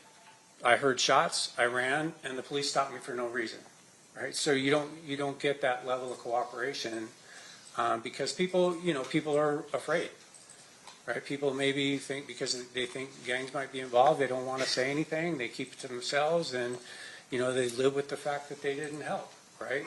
But then with cold case, we were able to come back to some of these older cases where now that young gang member that might have had 7% body fat back then and was, in his prime and was scary is now an older toothless, bulldog, that's resting in the shade. So people are not afraid to now come forward and say, yeah, I was there, I saw it, I know exactly who did it, and I can prove it. So we were able to solve some cases like that, which was good. And you even mentioned a situation where you read through the file, you're like, I know who did it. You flew to Toledo, and he confessed. Correct. And that can happen in cold cases as well. Yes, it does, thankfully. Nothing further. Mr. DeGiacomo, are you moving to admit Exhibits 129A through G? I was going to have her mark them first before I offer. Okay. Was there an objection to the admission of them? No, Your Honor. Okay. They will be admitted, and you may mark them. Jessica. And Mr. Sam, further questions? Okay. Sorry, I thought I was done with you before. No worries. So with regards to the this incident, I want to make sure I'm clear here. You thought you had a suspect. What did you do? Send him a letter and say you need to confess to this crime? I mean, how did that work out with the thing that happened in Toledo? Oh, in Toledo? Yeah. We had put together enough of the case to know, with every bit of confidence that it was him, even to the point where we were able to author an arrest warrant for him.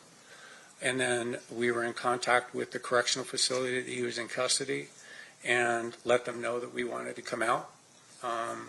They actually approached him to let him know the detectives from Las Vegas want to come out and speak with you. And he agreed, right? And he's sitting in custody for, serving life without for actually killing two people, a child and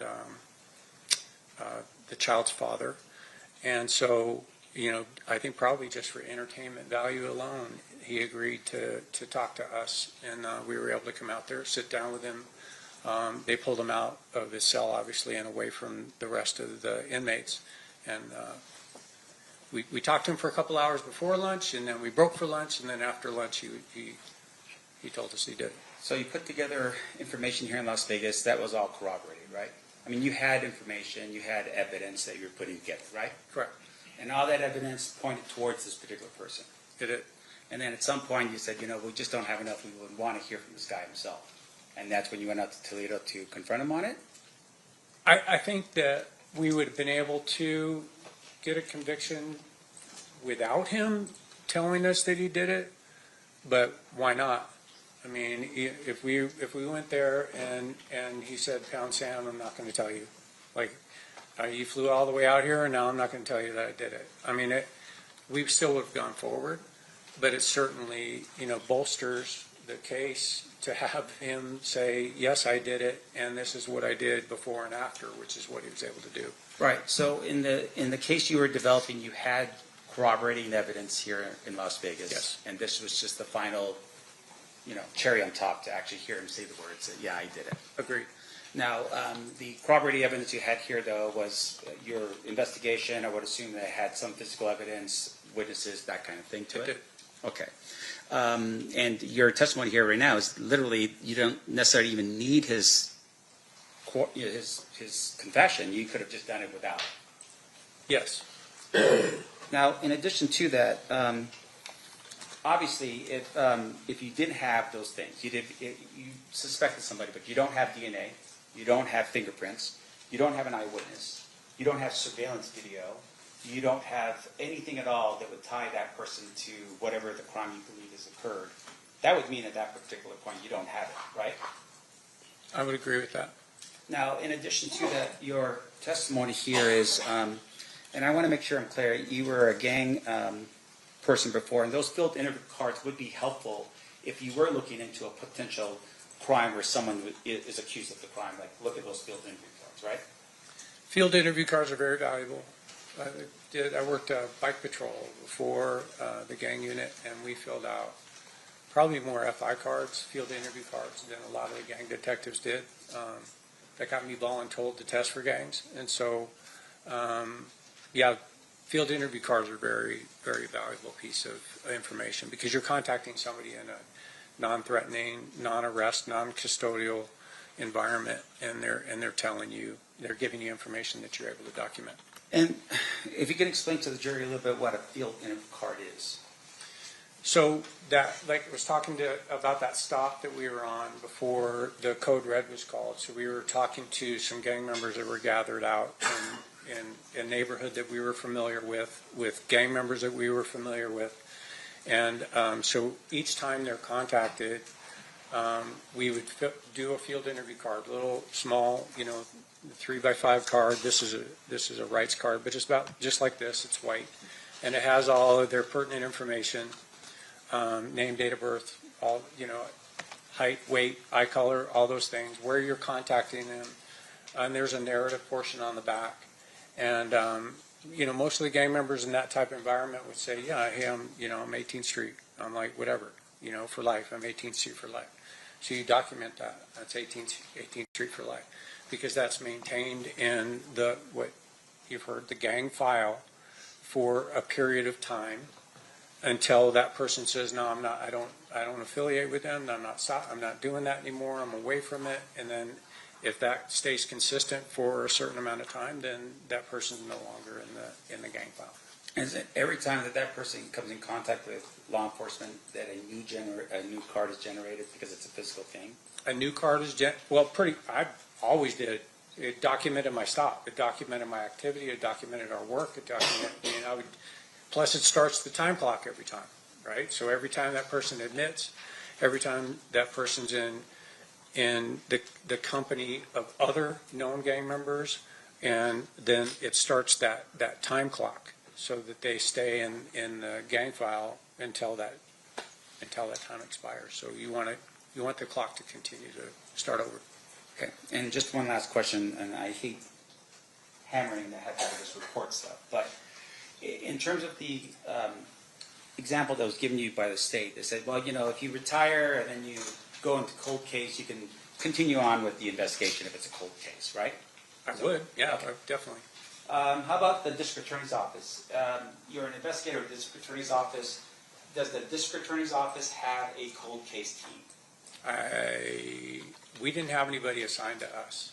At the time, because I left in January of 23, at the time we didn't have anybody that was catching our cold cases specifically, so I couldn't tell you one way or the other. Right, so you are testifying that Metro has a cold case unit, to which if you're a detective with homicide and you want to take a case with you, you could have done that, right?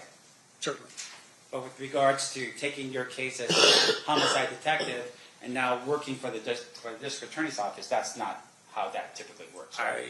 I wouldn't know how they function with it, because I know, we put a case file together and we submit that case, it gets approved by the DA's office, and that the district attorney may recognize certain things that need to be cleaned up or need to be followed up on that maybe wouldn't come back to the detective in homicide. Because keep in mind, if we're working a big case, we're still catching new cases. There's not, you don't catch a big case and then all of a sudden, time out, and I get to do this, work this case. You're still catching new cases. We worked one weekend in 2003 where we had 6 murders in one weekend. So you're up going into the weekend and up on rotation coming out of the weekend because all the teams caught a case. And so, just for the jury so they understand, Metro is the police department, they do investigations. Correct. Once you're done with the investigation, you develop a suspect, you then submit that request to the DA's office and the district attorney's office for prosecution. Correct. The district attorney's office, on the other hand, do not have investigators that initiate cases to be charged, right? I don't know how the DA's investigators run I know I had contact with them multiple times over the years because now we've involved the DA's office in what we've produced because we seek the truth.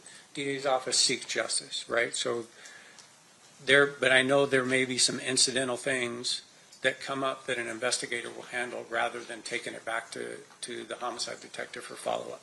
In your experience throughout law enforcement, even up to currently, have you ever seen an investigator or the Clark County District Attorney's Office be the primary officer on a case? No. No further questions. Thank you, Your Honor. Anything further, Mr. DiGiacomo? No.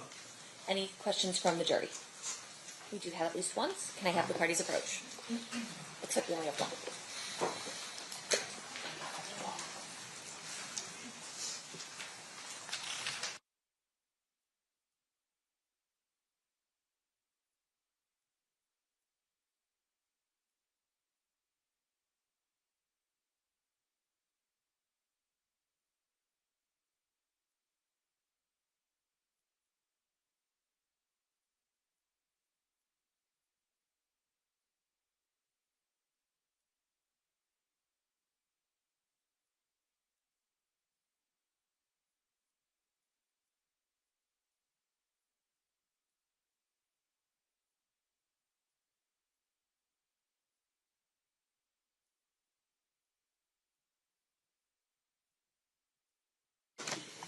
All right. Question from our jurors. There are 8 cones, but only 7 glass bottles in evidence. Was there another bullet not accounted for in the envelopes, or are there only 7 cases located were there only 7 cases located on the scene? Good question. So the cone that was closest in the picture if you remember, I said that was a bullet fragment. So underneath that cone was just a piece of a bullet, mostly just the lead. And so the bullet fragment plus the 7 cases. Any follow-up questions based on that, Mr. DiGiacomo? Detective, you opened the 7 casings, correct? Yes. Showing you with the marked the state's proposed exhibit number 130. These appear to be all the bullets and fragments that were collected by Dan Ford. That's correct. They were also listed on the evidence inventory that I've seen a copy of. I recognize the handwriting and initial and P number for Dan Ford. As once again, there's also a blue stripe on here. I'm not going to open this one. There's also a blue stripe on here indicating that they were forensically tested as well. Yes.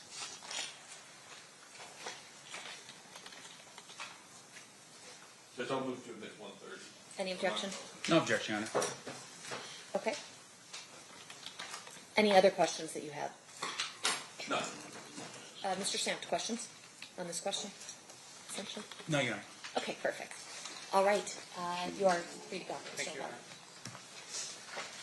Ladies and gentlemen of the jury, at this time we are going to take our lunch break. During this recess, you are admonished not to talk or converse amongst yourselves or with anyone else on any subject connected to the trial, or read, watch, or listen to any report or commentary on the trial of any person connected to this case by any medium of information, including without limitation, newspaper, television, the internet, and radio, or form or express any opinion on any subject connected with the trial until the case is submitted to you. We'll be in recess until 1:45. Please rise for the jury. So 1:45, guys.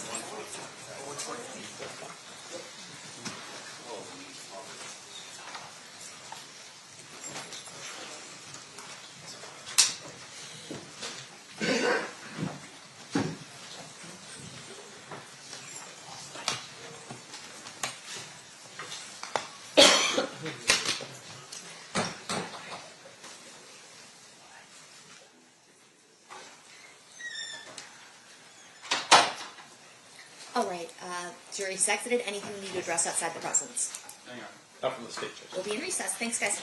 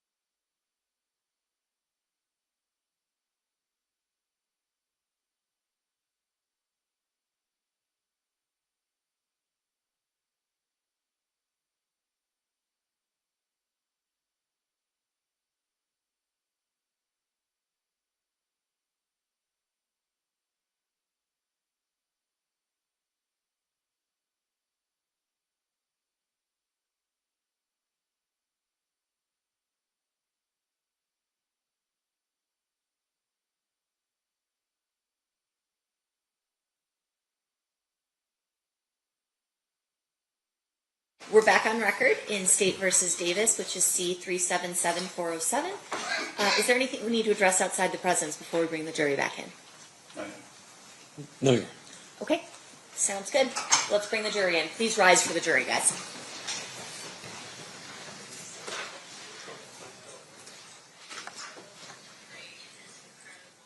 Okay, the funny thing is, if you stand up with one of these screens on, you can't read.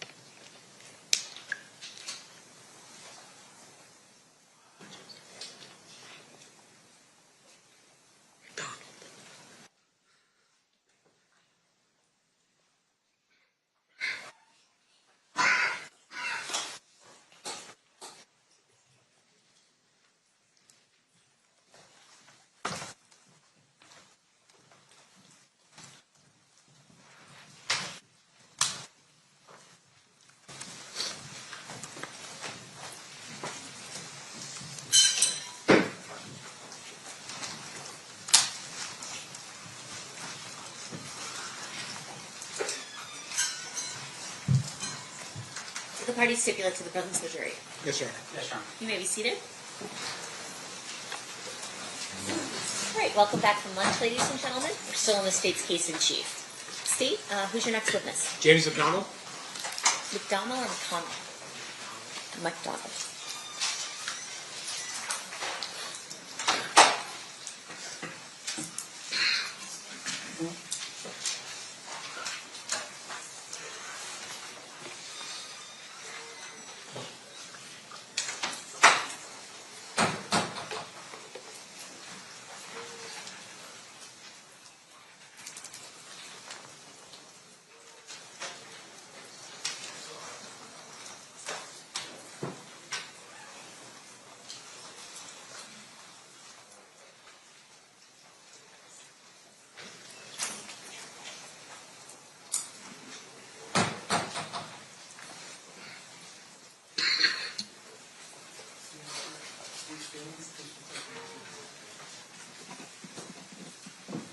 You do solemnly swear the testimony you're about to give in this action shall be the truth, the whole truth, and nothing but the truth, so help you God?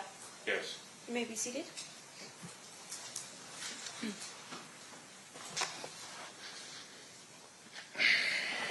May I please have you state and spell your first and last name for the record? James McDonald, JAMES-MCDONALD. Thank you, Mr. McDonald. Mr. Paul, whenever you're ready. Thank you, Your Honor. Mr. McDonald, it's fair to say that you're here because of a court order. Is that right? Correct. That you didn't volunteer to come or anything like that? Not at all. Okay. But you were instructed by a court that you had to attend. Yes. I want to ask you about September 7th, 1996. Were you at Club 662? Yes. What was Club 662? It was a club that Shield bought, and we operated it. When he opened, I was head of security through the neighborhood. Just a place to go and hang out. Do the numbers 662 mean anything? Well, to the new guys, that was part of our neighborhood, 662, okay. MOB. Okay, MOB. And when you say MOB, there used to be before Apple iPhones and those types of things, when you had to have landlines and you pressed numbers, 662, there would be letters under those numbers, and M and O would be under 6. Is that right? Correct. And B would be under 2? Yes. So 662 would be M-O-B. Yes. When you talk about Suge, are you talking about Suge Knight? Yes, sir. How did you know Suge? He lived in my neighborhood. And is that in Compton? Yes. When you were at Club 662, you said you were head of security. Yes. Was somebody by the name of Reggie Wright Jr. there with you? Not at that time. No? No. When was he with you? I got out of prison in 1988. Suge came and got me in 1988, like 4 days from coming home. Started another company, Fern Hill Records, then Death Row Records came.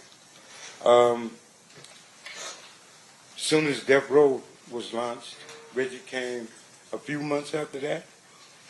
Okay, so we're talking about the start of Death Row Records. Reggie wasn't part of Death Row Records initially, but you were. Yes. And then Suge Knight, was he the boss of Death Row Records? Yes. Okay. Was Suge from the same neighborhood? From the mob? Yeah. I wouldn't say Suge was, he was guilty by association. Okay. He wasn't from the neighborhood. He lived in the neighborhood. We looked at him as somebody from the neighborhood. When he started Death Row and started to recruit us, then yes, he's from the hood. So I guess there's a difference between living on a certain street versus being from the hood. Yeah. And how would you describe that difference? I look at it, you have three different type of friends in the neighborhood. You got gang members, you got gang bangers, and you got men that just guilty by association from living in that area. And can you tell me what the difference between a gang member and a gang banger is? A gang member hangs out. A gang banger handles his business, put in work, do what the gang do. And what was your role with Death Row? I was the guy that if something happened, Suge would have you take care of that. Like Snoop Dogg trial, there was issues up there. I was sent up there to make sure those problems didn't happen again. And are those problems, and I'm not asking you to get into specifics, but are those problems meaning issues with other people who might be gangbanging or might be trying to threaten folks? Correct, yes. And you are somebody that Suge relied on to be able to protect his roster of music artists and other things like that. Correct. And after you were asked to help out with Snoop, did Snoop have any other problems? No, we didn't have one issue at court. Now, I'm going to ask you, fast forward a little bit, to, were you familiar with the Southside Compton Crips? Yes. Would you say they were somebody you were in alliance with or a rivalry with? Right. And would sometimes that rivalry get violent? Anytime you're dealing with the gang life, it's going to be violent at any given time. Are you familiar with somebody by the name of Tupac Shakur? Yes. How are you familiar with Tupac? He was assigned to Death Row. And when he was signed with Death Row, would he also hang out with you guys? He hung with my brother now. Yeah. Not me. Who is your brother? Alton McDonald, Buntry Ave. He went by Buntry? Yes. Now, during this time, is it fair to say that Mr. Shakur had an issue with rappers from the East Coast? I think Tupac inherited the beef between Suge Knight and Puffy. Okay, that was your perspective of it. That's all it was. Yeah. And we all fell, some of us fell victim to it because we allowed ourselves to be a part of the BS, should I say. And that was a situation between record companies, not gangs. So technically it wasn't our business. But when you had 20 men just fresh out of prison and didn't have a way of getting the things they wanted, getting a paycheck from Suge, we did almost anything and everything to get that paycheck. Now, was there another gang that was associated with Bad Boy Records, the East Coast record company that Puffy had? The only one I know of is Southside. And did that escalate the tension between Mob Piru and Southside? At the time, there was no at war, it was peace. And when the two record companies got into it, Bad Boy went to Keffe D and Suge came to us. So that intertwined everything, and we had issues. Do you recall any instances that you were at where there were those issues manifested itself in terms of violence? Are you serious? Don't ask me that right here. I can't say that on both sides. When each neighborhood met each other, there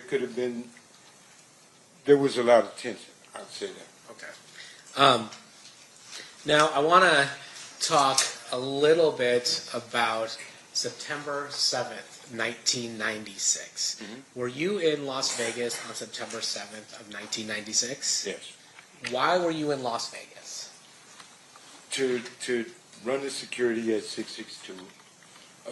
We were having issues with individuals that said that they were coming for whatever reason they was coming for, and to come to 662.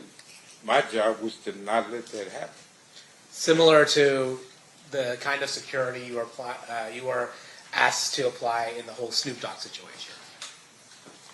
It didn't have nothing to do with Snoop Dogg. It was, everybody came, well, Suge and Bunch and them, his entourage, everybody went for the fight.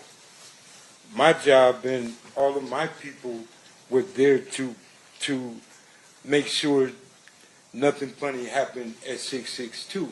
So we were the fall guys. So if something happened, we was the one that's going to go to jail for it. Prepared to do that. So nobody else was going to come up there and disrupt it in that manner. But if anybody remember that night, it was so many Metro and everybody there. No, neither side could have did anything.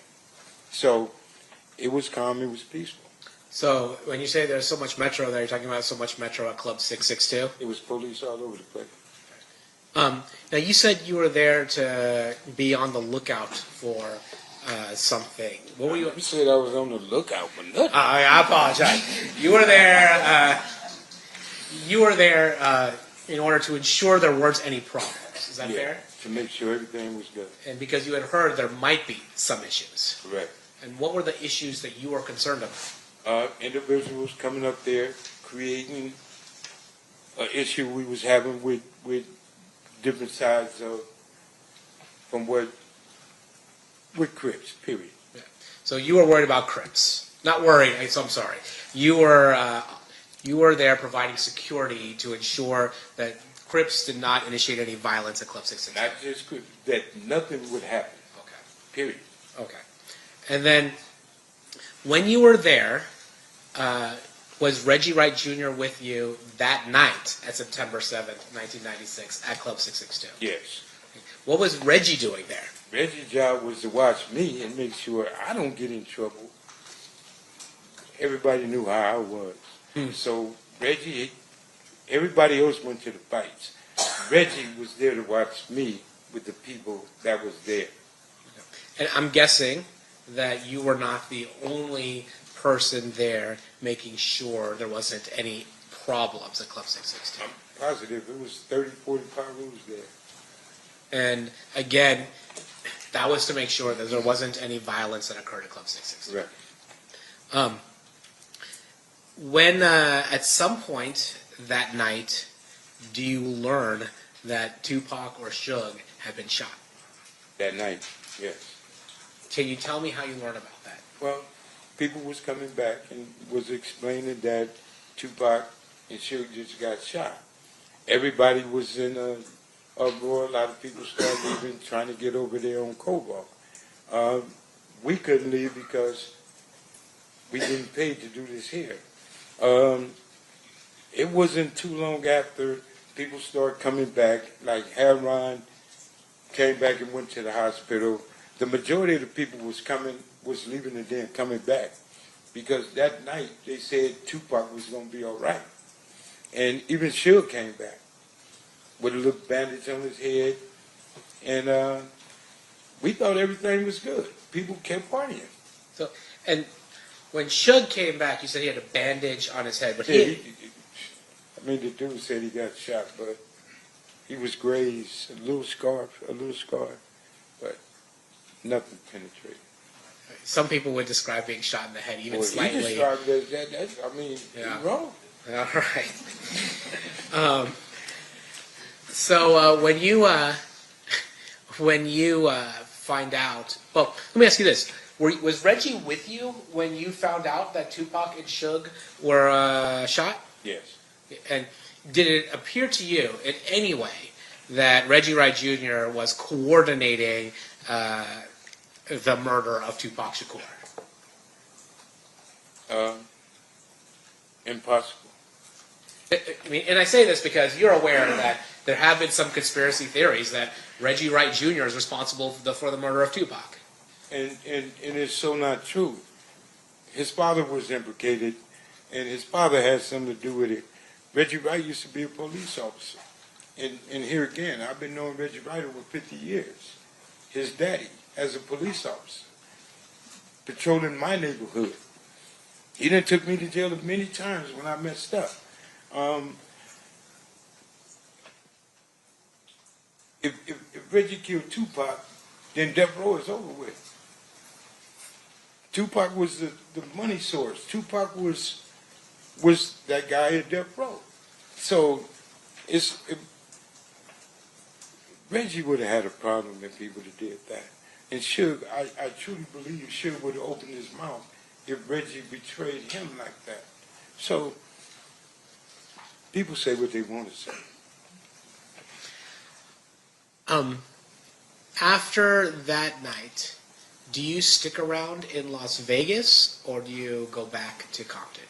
Well, I stayed in Vegas and we left that morning because we knew we was going to have neighborhood issues, and everybody left and went back to Compton. Why were you thinking you might have neighborhood issues? Well, you asking me some.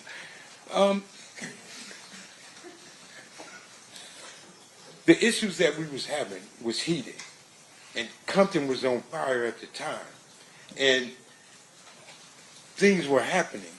And me personally, staying in Vegas wasn't worth it.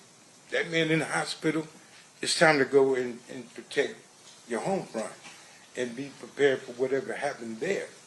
You know what I'm saying? Like the other side was being prepared and was prepared to do things because Orlando got beat up in there. And that's something you don't tolerate. So you was going to get some repercussion from that and everything else that was going on. So living this life, you got to be ready. If you not, you might as well just lay down. Now, you weren't there for the beating of Orlando Anderson at the MGM, were you? No, I was. Yeah, like we talked earlier, you were at 662. Yeah. But are you aware of why Orlando was targeted?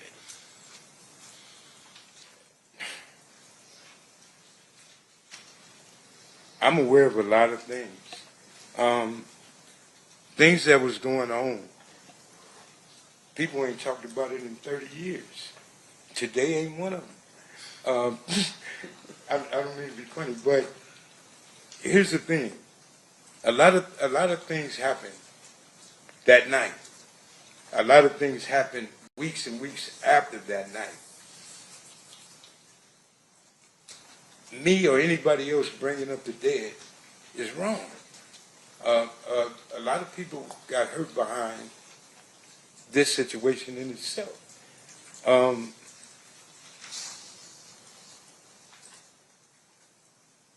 Living the life and how we lived in Compton is one thing. You bring back all of the guys that made it, like me, I'm 61 years old now, to rehash and relive this situation again. I told every attorney in here that tried to get me to come here, you better treat me as a hostile witness. And I think that's where I'm about to go now, because you're asking me questions, I can't answer those questions. Okay, well, let me ask you this. Then I'm not going to speak on Orlando. Let me ask you something about yourself. There was a rumor that Tupac had knocked you out one time. I'd have killed him. That would have been your response if that happened. Yeah, I'm being honest with you and everybody else. I said it on my podcast show. Him, Suge, and my brother. I'd have shot all three of them if he touched me. That's how I was living. Why is that? That's what I was back then.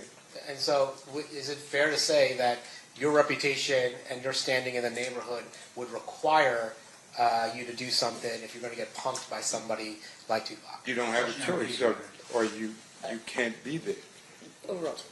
I'm sorry. We're doing some side talk here. No, that's my fault. I asked, that being in the life that you were, if somebody like Tupac is punking you, like by punching you in the face or something like that, you would have to retaliate, or you would lose your place in the neighborhood.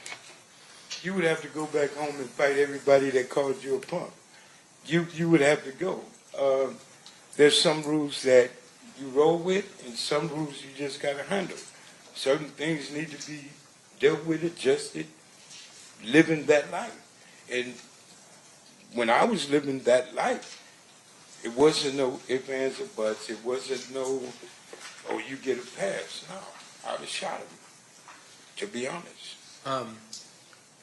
So then you had mentioned, I'm not going to ask you to go into any specifics, but you had mentioned that after what happened here in Las Vegas, there were issues between the neighborhoods. How long did that last? Was it like, all right, one day we're good, everything's done, or did it last for longer than that? No, it was tension in the air for quite a long time, until I guess both sides, and he might agree, just said, let that shit go. Because it really wasn't our beef. This was between Suge Knight and Keffe D. And people put themselves in situations, like myself. I'm guilty as everybody else. Like myself, I put myself in a situation to protect something and somebody that didn't have nothing to do with me. I did it for a paycheck. I did it on some just because. I'm older now. I get it. But we did things for all the wrong reasons at that time, in them days.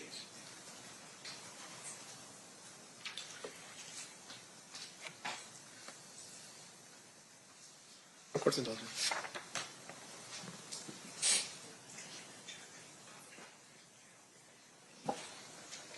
Your Honor, Steve will pass the witness. Okay.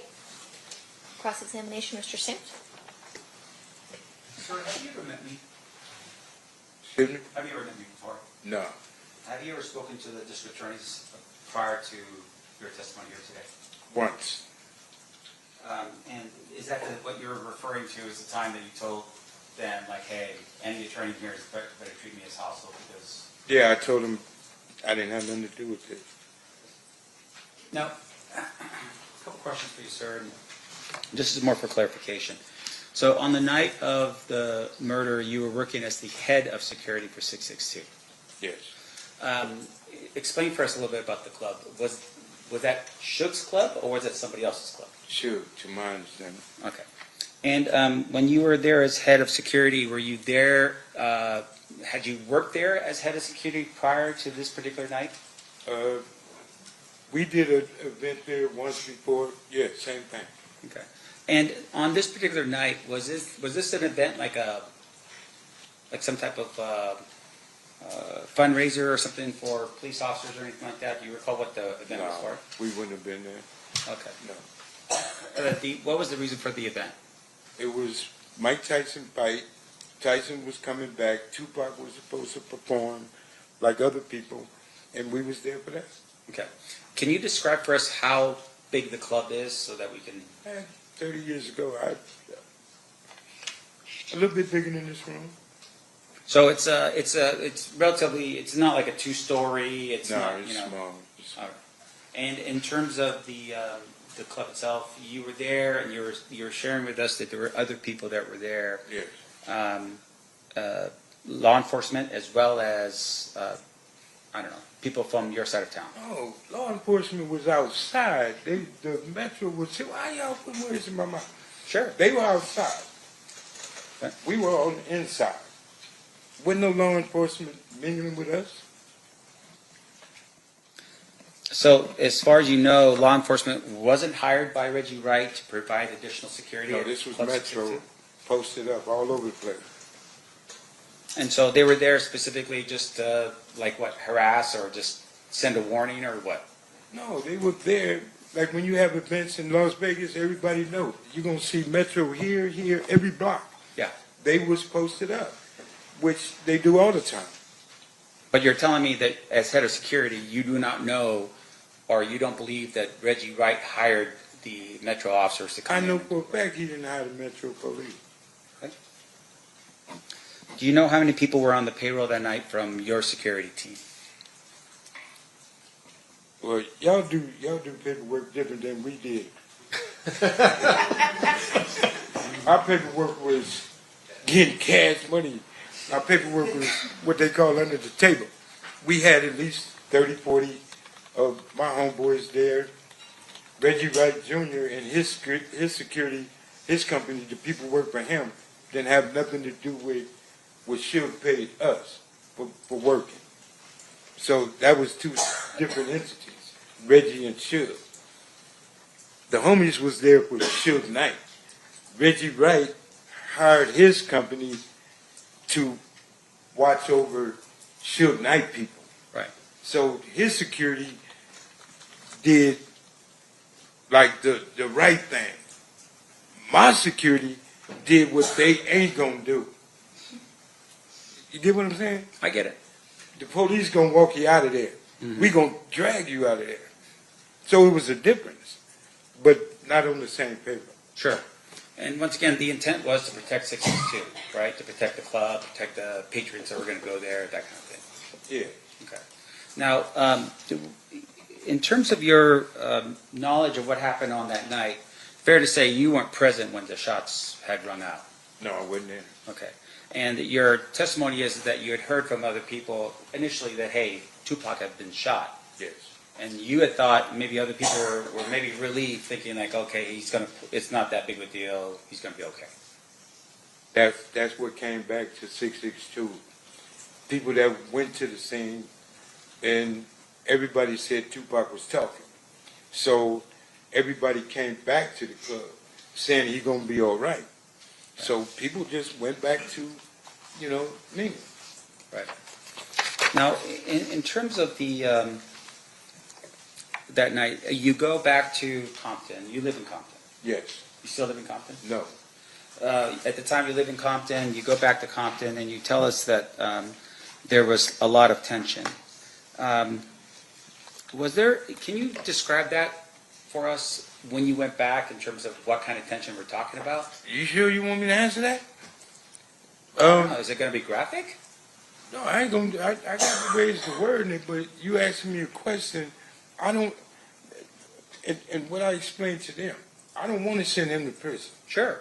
Even though we don't like each other. Sure. I don't want to send you to prison.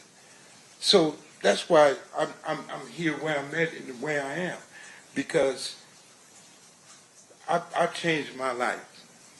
I'm raising my grandkids, teaching them never to be like their papa. And here I am explaining to people what I used to be, and I'm not proud of that. I'm not proud of that at all. And you asking me questions that can hurt him. And like I told them, I'm trying to avoid to answer the questions that they might look at me and say, something is wrong. Well, let me put it this way. Let me help you out with this. Thank you. So these people right here, what they want to know from you is, did you see who shot Tupac? I told you no. Correct. So outside of that question, right, the next question I'm asking you is, when you went back to Compton, was it like a Southside Crip shoots a Pyru Blood, and then a Pyru Blood shoots a Southside Crip? Is that the tension that we're talking about? Do I answer this? That's a straightforward question. It's a yes or no answer. Okay. Did you see that? When I was a part of that life, I was a part of that. Once again. And I was, no, because you asking something that's going to hurt this dude. And okay, let me stop. And once again, I want to emphasize. When we got back to Compton, okay, it was a gang war. People were getting hurt. Okay. People was being sought. People were looking for certain individuals from his neighborhood, okay, as well they did mine. Okay. But Orlando, him, and certain other people were being assaulted because people wanted to kill them. Sure. Were they the only ones that they wanted to kill? I'm not the only one up in here. No, they weren't the only one. Okay. It's his neighborhood in particular. Right. But they were the main subjects of a gang war. They was in the middle, such as me. So you're telling us that people back home somehow had some type of information that said that that guy, as a bunch of other people, were involved in what? In the murder of Tupac. Okay, but my question to you, Stop. Can you focus on me for a second, sir? Yeah, I will. And I apologize. I just want to make sure that we're clear, okay, for these people. In terms of that information, none of those people were there, right? What people you be speaking on? The people that was already in the neighborhood, or the people that left Las Vegas that same night Tupac was shot to go home, bear their arms, and go to somebody else's neighborhood to look for somebody? They had to pay it back. So once again, my question to you is that the information that I'm asking about is the people that back home, you're saying were eyewitnesses to this? How could people back home be eyewitnesses to something that happened in Vegas? No, that's not what I'm saying. The people that were here in listen to my question, sir. The people that were here in Las Vegas, you're telling me, were eyewitnesses to what happened and went back home. Is that what you're telling me? I'm telling you, the people that was at 662. Just answer my question, sir. Yes or no? I can't answer that without a what you call them. You trying to tell me to say something that you're not going to understand if you let me explain to you. No, answer my question. I'm not answering nothing. I don't know what he's talking about. Okay. Okay, Mr. McDonald, focus for a second. I am focused, very. Focus on this. My question to you is this. You didn't know what happened that night because you weren't there. Right? I was at 662. Right. Do you know who that was there? I know everybody that was there. Okay. Like who? Talk to your lawyer, man. This dude is tripping. I'm not going to explain that. I can't answer that. Okay, let me ask you this next question then. You are telling us that people back in Compton, for some reason, knew what happened here in Las Vegas. A phone conversation? People found out when people left Las Vegas the same night Tupac was shot, went straight back to Compton. It only takes 3.5 hours to get home. Sure. Yes, it wasn't a problem for people to find out what happened. No problem at all. They got on their phones, they texted people, they let them know what happened here on the night of the shooting? Yeah. They had walkie-talkies, they had all kinds of phones. They had ways to call people to say whatever. But when people left Las Vegas that same night, after they found out and got in their cars and went home, because it was a situation, Pac was shot. Okay. Retaliation is a mug. Come on, man. It was for real, for real. All of this was for real. Now, the night of the shooting, did you have a walkie-talkie, a Nextel thing or something like that? No. Did Reggie write? I don't know what he had. I don't know how much money he had in his pocket. I don't know what he had on his hip. But you were the head of securities, but you're telling us you did not have any type Reggie of Wright, right-way security has nothing to do with the gang-banging security, power rules, whatever you want to call us. They had nothing to do with us. Okay. The phones that Suge had for certain individuals, they had the phones. Like the guy that was bodyguard for Tupac that night. Like some of the guys that was at the Tyson fight, like Suge Knight. Certain individuals had phones. Yes, they did. Okay, so, all right, I get what you're saying. You're not there, but you're saying other people were. Yes, I'm saying there was a lot of people there. A lot of people were there at the shooting that took place. That was in the entourage, yes. Let's see. Okay, just one final question. You're here today, and I think the state had asked this question under a subpoena. You're ordered to be here today, right? Yes. In terms of that subpoena, for instance, is that's the only reason why you're here is because of that subpoena? I don't have no other reason to be here. Yeah. In order for you to get that subpoena, you were served that subpoena back in California? Yes. By a police officer? I don't know. He wasn't in uniform. Okay. And that order required you to go to a court in California? I had to go to court in Victorville. And then that court in California said you have to show up here. And in that court, I cussed them out and told them, you can't make me do nothing. Right. And in that court, they told me that I would be in attempted court. Me raising my grandkids, I'm not going to put my grandkids in the car and move somewhere so y'all can't find me. So all that running and living a different life, I ain't doing it. So I agreed to come. And like I explained to everybody in here, you ask me something, I'm going to be honest about. You ask me something I don't want to talk about, you're going to have a problem. Treat me as a hostile witness. You're not going to talk to me and tell me as a grown man what I have to do up here. I'm not finna send him to prison. You are. So the accusation now is because of the fact that we're trying to ask you questions, you're blaming it on me. You asking me questions. If I just like answer your questions, we gonna have a problem in here, a misunderstanding. And you're asking me something that wouldn't be good for him. Right. And once again, I just want to, look, we're just trying to figure out who shot Tupac. You're telling us that you weren't there at the scene. That's all I want to know. At the end of the day, that's it. Right? Was I in the entourage when Tupac got shot? No. Okay. Nothing else, right? I was at 662. I mean, that ain't hard. That's easy math.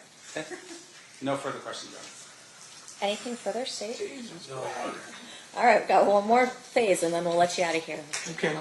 Ladies and gentlemen of the jury, any questions for this witness? Seeing no hands? Oh, we do have one. Okay, hang on one second.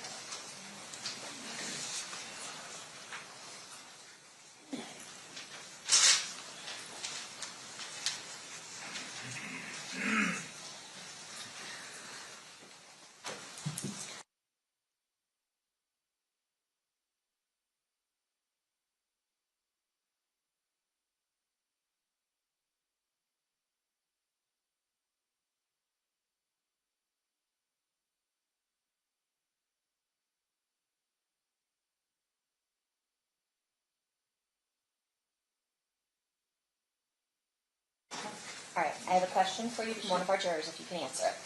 Did Reggie Wright Jr. instruct security to not have firearms the night of the fight? To be honest, I don't know if Reggie Wright told his people, or the police officers, not to have guns, and I don't know why. He sure didn't tell us because we had ours. And that's the honest truth. All right. Any follow-up based on that, State? No, Your Honor. Defense. I just want to clarify what the witnesses said. You're telling us that you had guns that night? Yeah. I just want to know. But you had guns that night, right? Yes, we did. All right, thank you. All right, State. I know you didn't want to be here, but thank you for coming down. Okay, can I say something? I want to apologize to everybody, but I find this kind of funny. And truthfully, what you're going through, brother, is what you're going through. I didn't want to be a part of that, and I'm not a part of that. So I appreciate everything, and I apologize to all of you guys. Okay, thank you, Mr. McDonald. You are free to go. State's next witness. Yes, Your Honor. State's calling Reggie Wright Jr.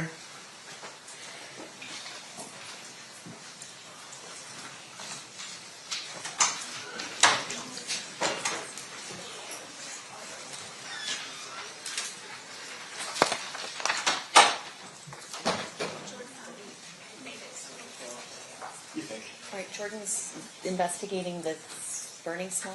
Anyone like smelling it? The burning smell? Maybe.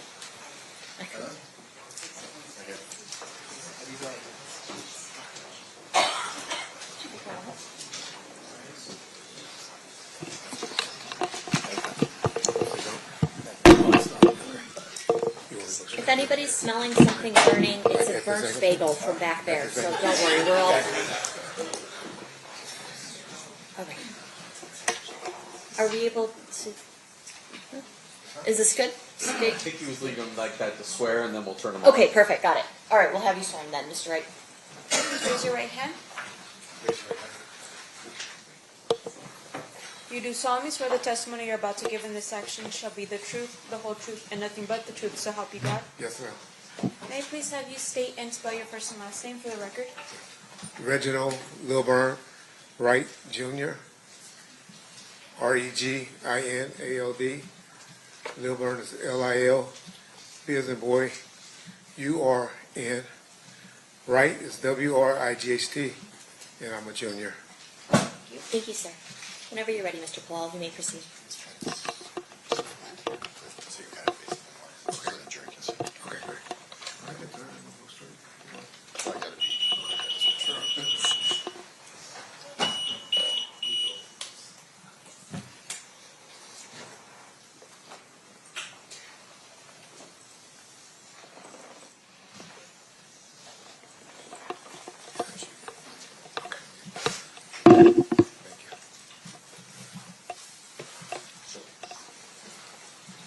You're good, sir.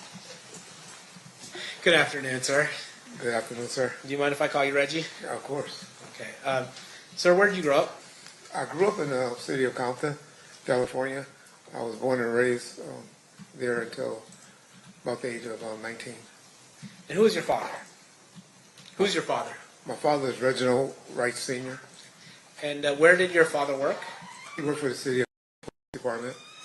And at some point, had he risen up the ranks of the Compton Police Department to become a lieutenant, is it, of gangs? Eventually captain, but during most of his career was a lieutenant. Where did you ultimately become a police officer yourself? Yes, sir. When was that? I was a civilian jailer from 1985 until 1989, and then I became a police officer from 1989 until I retired in 1996. And why did you retire? I received a medical retirement for I have vascular necrosis in my right ankle, but that's not why I'm like this. This is a result of COVID. After you left the Compton PD or took your medical retirement, where did you next work? Well, to be honest, my last year or two of being a police officer, I was employed as death row security, head of security, and also had a private security company. Now, was that something that was called like moonlighting, that officers would moonlight when they were off duty? Yes, sir. Can you explain to us what moonlighting means when you're off duty? Well, moonlighting is pretty much just working off duty on your off duty hours, working for different companies. I worked for several companies. It wasn't just death row. I worked for trucking companies, doing security. Worked at a nightclub, the Raiders Club, that was inside of the Compton Hotel. Worked several video shoots. Just extra money on the side for off duty. Compton PD wasn't paying good? Guess I was really young and greedy. Yeah. And then at some point you said one of the jobs that you had was moonlighting for death row. Is that right? Yes, sir. And can you tell us what Death Row is? Death Row Records is a record company that was based out of Beverly Hills, California. And, yeah. And who ran Death Row Records at that time? A gentleman that I actually grew up with at elementary school, junior high, and high school by the name of Marion Suge Knight. And when you say Suge, is that what he would go by? I call him Suge. So after you retired, did you, well, actually, let me take a step back. As part of your role as a police officer in Compton, were you familiar with the different neighborhoods and the members of different neighborhoods? Yes, sir. Was that part of your job to know what areas were associated with what gangs? Pretty much a job, and like I said, I started in like 1985, so kind of got familiar while I was working the jail, and it was something that was curious to me, being that my father was active with the gangs, and it was something that was intriguing to me as well. So when you said you grew up with Suge, did you grow up in the same neighborhood that Suge grew up in? Yes, about 2 blocks away. Was that considered Mob Piru territory? That's correct, sir. So when you were growing up, were you familiar with the Mob Piru? They came on eventually later. It was really a Luders Park, Piru area. But then, I guess when I was about in the 7th grade, which would have been like 1978, maybe a little later, 80, they started calling themselves the Mob Piru. So they were Luders Park, Piru before, and then they transitioned to being called Mob Piru. Yeah, we pretty much divided it, everything south of Rosecrans was mob, and everything north was, or the other way around. North was mob, and south were Luders area of Rosecrans Avenue.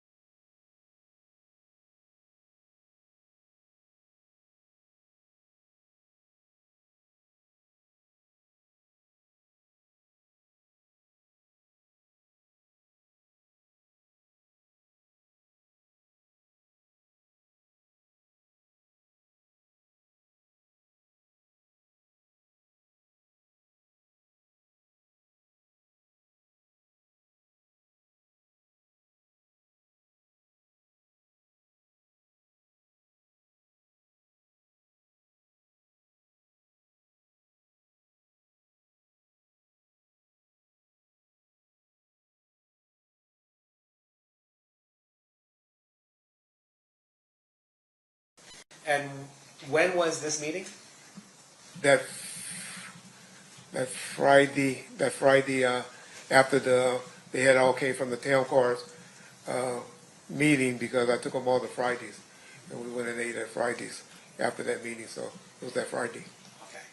And then, so the process was with your folks, people working with you, was that they had to get their TAM cards or whatever temporary work cards required to do the work that you needed them to do in 662, then have a meeting with the attorney. The attorney tells them, hey, we're trying to get this club transferred to Shug's name, let's keep it clean and don't carry a firearm. That's correct. Did you do anything else that night, Friday at all relevant to the events that occurred on September 7th, 1996? The club actually opened on Fridays and Saturdays, but for some reason we didn't get a big attendance on Friday nights. But Saturday night, it was a different night. So you knew that that night, September 7th, 1996, was the night that Mike Tyson was fighting Bruce Thompson. Is that correct? Yes, sir. And was that part of the reason why you guys were going to have the club open because of that fight? Those were the only times the club, under Mr. Knight, the Club 662 banner, we only did that about 3 times. And that would have been the 4th time. And so we only opened those 4 times, the Friday and the Saturday. And then we did it one more time where Mr. Shakur and Snoop Dogg did a St. Ives commercial, which was just a promotional private video shoot for a commercial. Now, who was in charge of the security for Club 662 that night? Well, ultimately I am, but I had a on-site supervisor by the name of Al Giddens. He was actually who I consider in charge of the club, but ultimately as the owner I was. And then we heard from James McDonald. He's suggested that he had a role in security as well, maybe different than your role in security. Were you aware of James McDonald being there at the club? Yeah, James was a headache for my security. They hated him. But he and we've been knowing each other over 52 years, So, I mean, that was like my brother. So James used to do it as a hustle. What James would do is go outside, get guys that looked like they had a bunch of money, and bring them to the front of the line. And that drove my security crazy, but James was just out there working the door. Sugar have a bunch of his homeboys to come and be on the lookout, still, blood related, Paru related, to be around. But James was mainly doing a little side hustle. Now, in terms of as the person in charge, or the person contracted to be in charge of death row security, were you aware that Tupac Shakur was going to come to the fight on September 7th, 1996? Definitely the plan. That was definitely the plan, and there was a reason that I knew he had to come, but that was definitely the plan. Okay, well, tell us the reason why he had to come. So we, Mr. Khalees, who he had something worked out, because that's why we had off-duty police officers. I don't know if they were off-duty. They were in uniform, so I don't know if they was working off-duty or they were on duty. But my guys were responsible from the door inside, where the police officers were responsible for the door and the street traffic control and the parking lot. And so I guess how they got that approved was... well, if you're guessing, okay. I don't want you to guess. Were you the person responsible for whatever event control or traffic control that the Las Vegas Metropolitan Police Department did? No, sir. Were you the point of contact? I was the point of contact for the club, yes. Yeah, but you're the point of contact for the club. And then the person, is it fair to say that the person dealing with whatever traffic control or event control or population control, whatever it was that the attorney, George Gleason's? He was the one that got them there. Okay. Made the call to get them there. Okay, so you weren't the one that called Metro? No, sir. So anything that you would have said regarding that is just kind of you trying to put the dots together, assuming what that conversation might have been. And the only reason I say that, because I knew we promoted it as a, a benefit for a retired boxer, for a police, he was a retired police officer that was promoting or had something to do with boxing for youth or something like that. So that kind of is adding to the P's and Q's that make Mr. Knight look better when they transfer when they're trying to transfer this club. Hey, we're also holding a benefit. That and also Mr. Shakur was trying to work off some community service hours that he needed. I don't know how they made it happen in LA County. And so Mr. Shakur was scheduled to perform that night at Club 662. Is that right? Yes, sir. And so you're telling us that it was your understanding that Mr. Shakur performing at Club 662 at this benefit would help him accumulate hours for community service. Yes, sir. So when was Tupac Shakur supposed to come to Las Vegas? Well, they always came up on that Saturday. I know that they arrived about 4 p.m. on that Saturday, but if they were scheduled to come out earlier or not, I'm not sure. And then at some point, well, who's the security for Tupac that Saturday? Mr. Alexander, but he was out there with me, getting the town cars and everything. Mr. Shakur actually rode up with, I guess, his fiance and a few members of the Outlaws. And who are the Outlaws? The Outlaws is a bunch of people, actually, but it's a group of rappers that works with Mr. Shakur that he was trying to help get their careers going. And was Malcolm Greenidge one of the members of the Outlaws? Yes, sir. And I think he goes by the name Edie Amin. That's correct, sir. And Qatari Cox, was he one of the members of the Outlaws? Yes, sir. And then Afula, and I always get the name wrong, but Mr. Afula, was he also one of the members of the Outlaws? He was as well. Okay. And you said Mr. Alexander was the person that's supposed to be working security, or the person assigned for security for Mr. Shakur, but that he was with you. So on Saturday, was anybody with Mr. Shakur? No, sir. And you had mentioned earlier that after the song Hit 'Em Up had come out, and that was probably, 3-4 months before this, you had assigned 2 security officers to Mr. Shakur. That's correct. So where's the other one? Well, that was Mr. Hackey, Kevin Hackey. He was scheduled to also be attending and writing, and that's what I actually thought was going to be with him, coming up with him, because he normally was with him. You know, him and Mr. Alexander, they kind of worked out who would be with Mr. Shakur. And for some reason, he didn't show up. He now telling me he had a late arrest, and he was stuck at the hospital all day dealing with an arrest. So the fight night arrives. Where are you? Do you go to the fight? I went to the parking lot of the fight, so it was kind of hectic to get inside, but also got a call from Mr. Giddings, Al Giddings, who was my supervisor at the club, and they was having some logistic problems, some problems there, and I elected to go and get things in order at the club.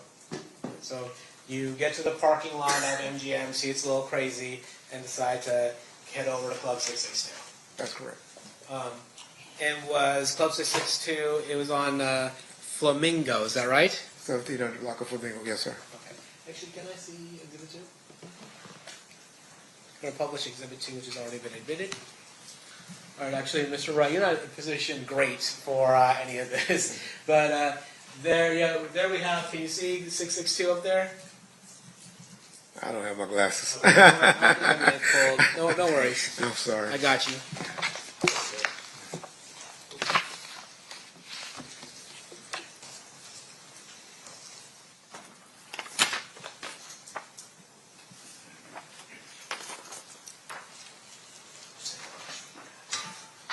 Commissioner Brooks, Runner? No, Commissioner Brooks? Oh, yeah. I'm saying about the courtroom freely. Thank you. You see clubs, there's a red 662 club on this map. You see it? Yes, sir. Is that accurately representing where Club 662 was? Yes, sir. So you leave the Las Vegas Strip and head over to Club 662? That's correct, sir. Was it? Did you handle the logistical issues at Club 662? I guess. I'm sure we got worked out. Yes, sir. And then, was Club 662, did you stay at Club 662 or did you head back to the strip that night? No, I stayed there the whole time until I was contacted by some other individuals. Okay, so we'll start, before we get there, how was 662 super busy that night or was it kind of less crowded? The clubs generally didn't start getting crowded until about 11 p.m. I think we were there like 8:30. So it eventually got there, but I wouldn't call it super, super crowded at that point. And then you said you were there and then you, something changed. Well, we all know that on September 7th, 1996, Tupac Shakur was shot and Mr. Knight was at least grazed in the head by a bullet. Did you find out about that? Yes, sir. How did you find out about that? Two gentlemen, Buntry, true name was Alton McDonald, and a gentleman by the name of Neckbone. Well, his true name is Roger Williams, and his moniker is Neckbone. They came inside the club and came straight to me. It was like, Reggie, Suge and Pop just got shot down the street. I thought they were messing with me because they like, where Reggie at, because I wasn't there with him. But then Mr. Khaleesi, who was standing near me, I guess he talked to some of the officers that was working out front, and he kind of verified to me that something happened. And then by that time, I see about 4 or 5 other units that were working at the club. They started taking out heading that way. Now you mentioned two people, Buntry, Alton McDonald. Does Buntry have any relation to James McDonald, the person that testified before you? That's his little brother. Yes, sir. And then you had mentioned Neckbone, Roger Williams. Were these people employed by Right Way Security? No, sir. Were they part of Mob Pyro? Yes, sir. Is it fair to say, as we talked about earlier, that Suge would have members of Mob Pyro around? Correct. And while they weren't official security, would you say they provided a different form of security? That would be a fair, yes, that's correct. So upon hearing the fact that, well, at that time when Suge Knight and Tupac Shakur were headed to Club 662, were you aware of their movements? Were you aware that they were headed over to the club at that point? Not at that point. I hadn't heard anything. Frank hadn't communicated anything with me, and I just knew they would eventually get there. But no, I didn't know any movement where they were at or when they were coming towards our way. Oh, you had said Frank hadn't told you anything. At this point, had Frank met up with Tupac? Oh, I'm sorry. Frank was with Mr. Shakur since about 4 p.m. on that day, 4 to 5 p.m. on Saturday. He was with him all that day. So he didn't drive out with Mr. Shakur, but he eventually met up with Mr. Shakur. That's correct. Him and another gentleman who initially was with him by the name of Michael Moore. And was Mr. Moore also a member of security? He worked for Right Way as well. Okay. And so then you have Mr. Shakur, Mr. Knight headed to Club 662. To your knowledge, were there other people headed over? I guess we already heard about Neckbone and Buntry. Were there other people headed over to Club 662 with Mr. Knight and Mr. Shakur? On driving over, was it more than one car, or were there a number of cars driving over to Club 662? And I can only speak on what I know now. Yeah. Okay, well, no, back then, did you know? I just know who normally with them. So after Buntry and Neckbone tell you that Mr. Shakur and Mr. Knight had been shot, and you seem to get some confirmation from the attorney, what do you do? Me and Mr. Khaleesi and Michael Moore, who was with Mr. Shakur earlier, who got, his primary job was to work at the club. He and I jumped in the car with Mr. Khaleesi and headed towards the scene, but where we were told Mr. Shakur and Mr. Knight was. However, en route, Mr. Khaleesi was on the phone, and we was notified that they were headed to UMC. So did you go to UMC then? That's correct, sir. Now, taking a step back, did you see the car that Buntree and Neckbone arrived to Club 662 in? Eventually, yes, sir. And did you notice anything notable about that car? Yes, Mr. Buntree, he had a Toyota Supra that was black, and he had one bullet hole to the driver's side fender.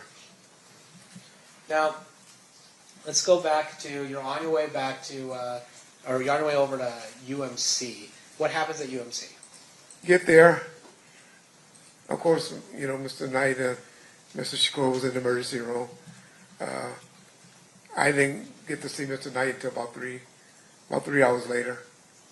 I saw him, but there was a lot of people gathering. Yes, people heard what happened from the club. They started gathering there, and people were just starting to gather, and in the parking lot outside of the hospital. Was Mr. Knight held at UMC for a long time, or like for weeks, or what happened with Mr. Knight? No, Mr. Knight was released. I left prior. I don't know why I left.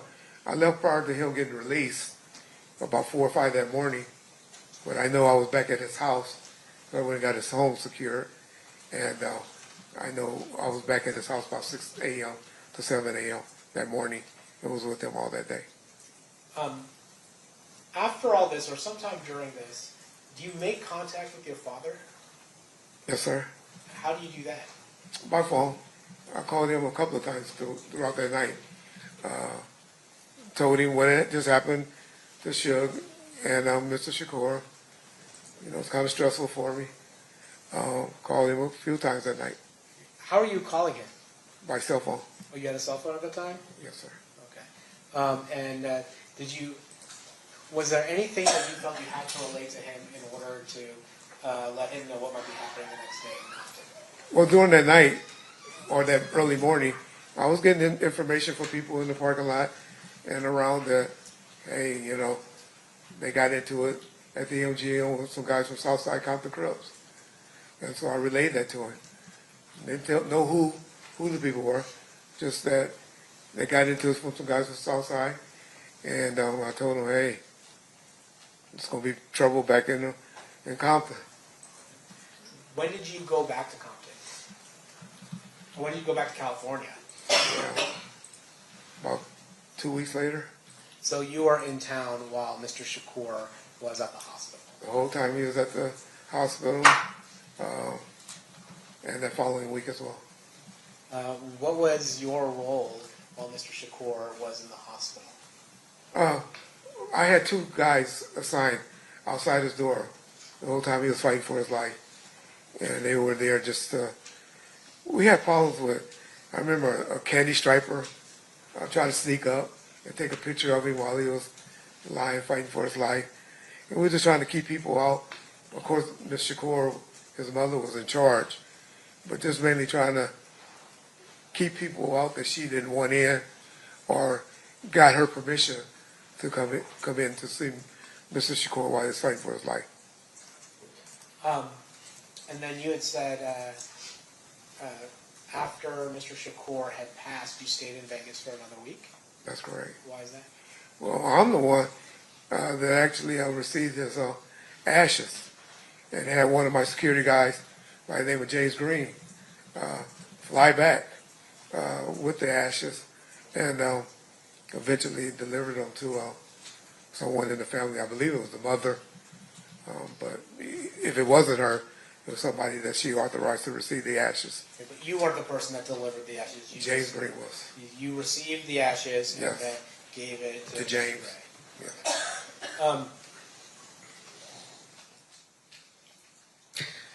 You know, I want to ask you this just straight. Did you have anything to do with the murder of Tupac Shakur? Absolutely not.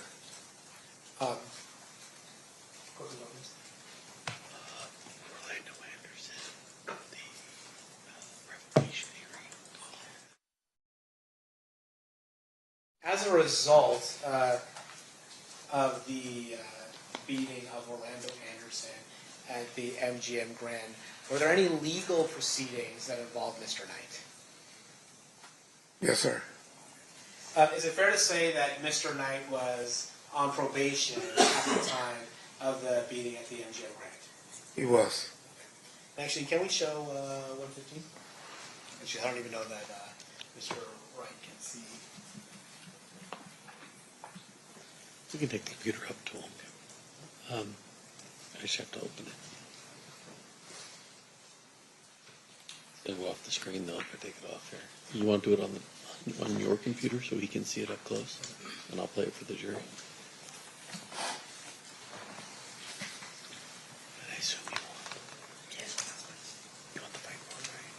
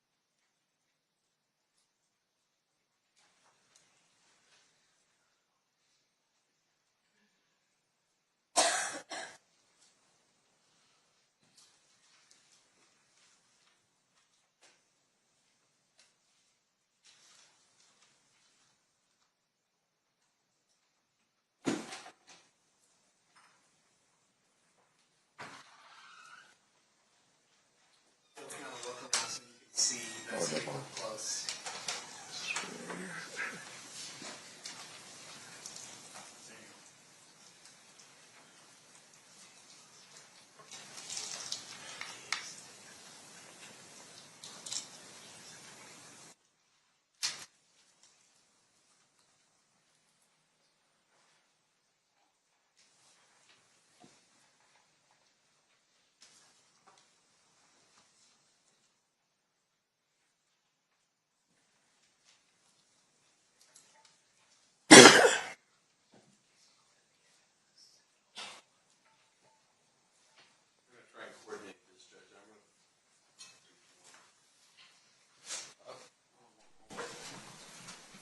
I'm going to show it to you up close, Mr. Wright, while Mr. DiGiacomo shows it to the members of the jury. And Mr. DiGiacomo, Before you said you want to start it? yeah, for the record, this is State's Exhibit 115B at 7 minutes and 4 seconds. Okay.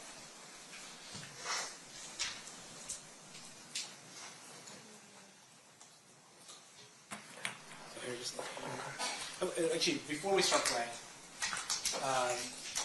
Mr. Wright, have you seen the MGM video before?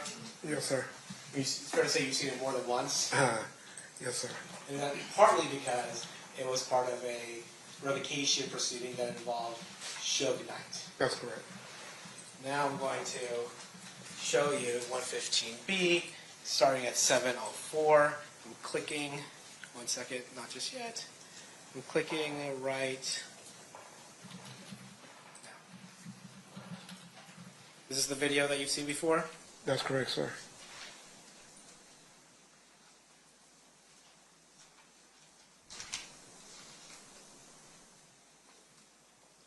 I'm going to pause.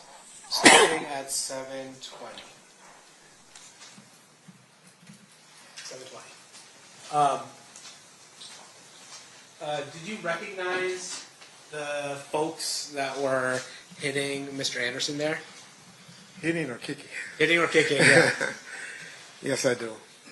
Who were they? The gentleman in the white with the black hat on was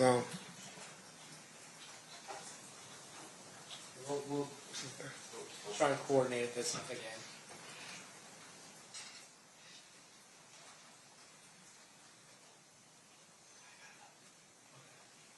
Oh, can you see it?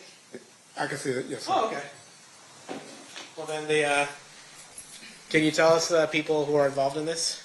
That gentleman right there in the white is Buntry. Alton McDonald.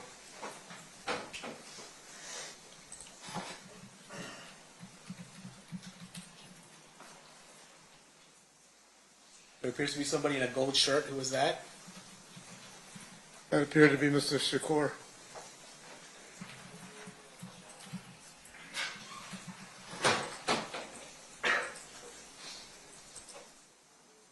There's a person in gray on gray, looks like outfit. Do you know who that is? The one that I saw that's right in front of Mr. McDonald right now is Roger Williams. Okay. I thought it was blue. I saw Okay, it blue. maybe I'm talking about the wrong thing. You're talking about this. Yeah. I'm gonna approach her. Show again.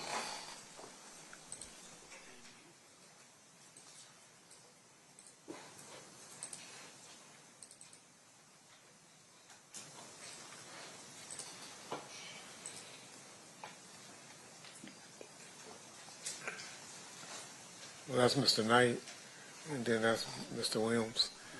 And then, so you see Mr. Williams, Mr. Knight, Mr. Shakur.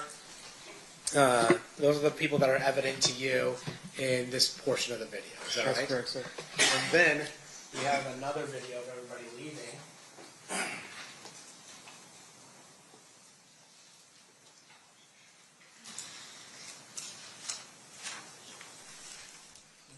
Can you see that?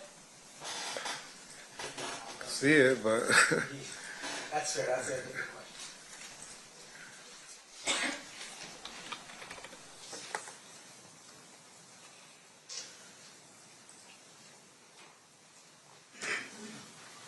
Okay, I'm going to show Mr. Wright 115C.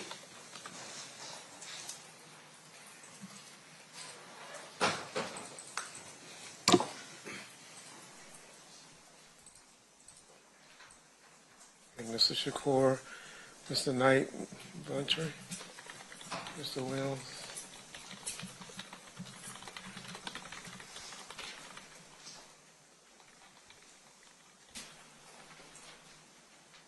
I don't see Frank yet.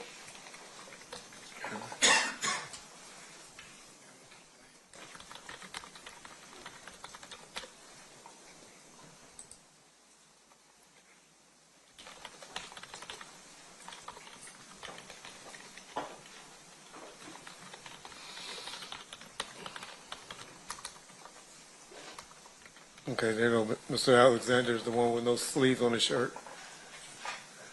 And he's leading the pack now. Did you see Trayvon Lane?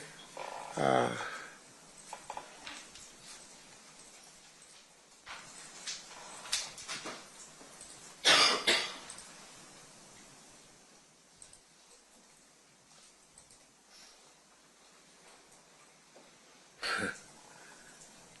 don't see Mr. Lane yet. I know he had a hat on. I've seen him before. I don't see him right now, though. Let me look again.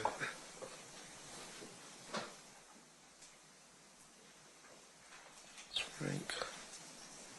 Mr. Shakur.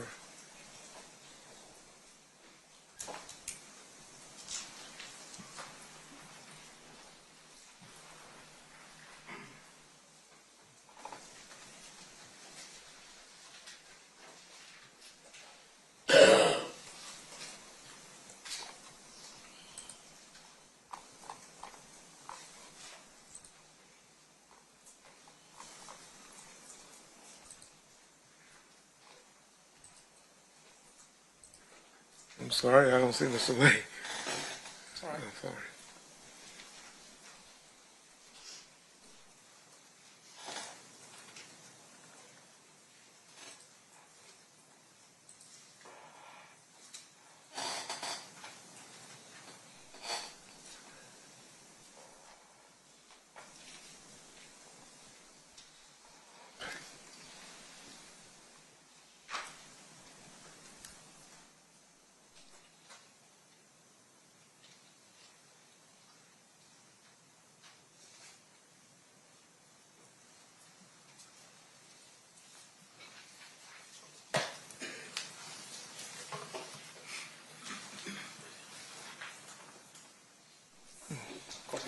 sorry.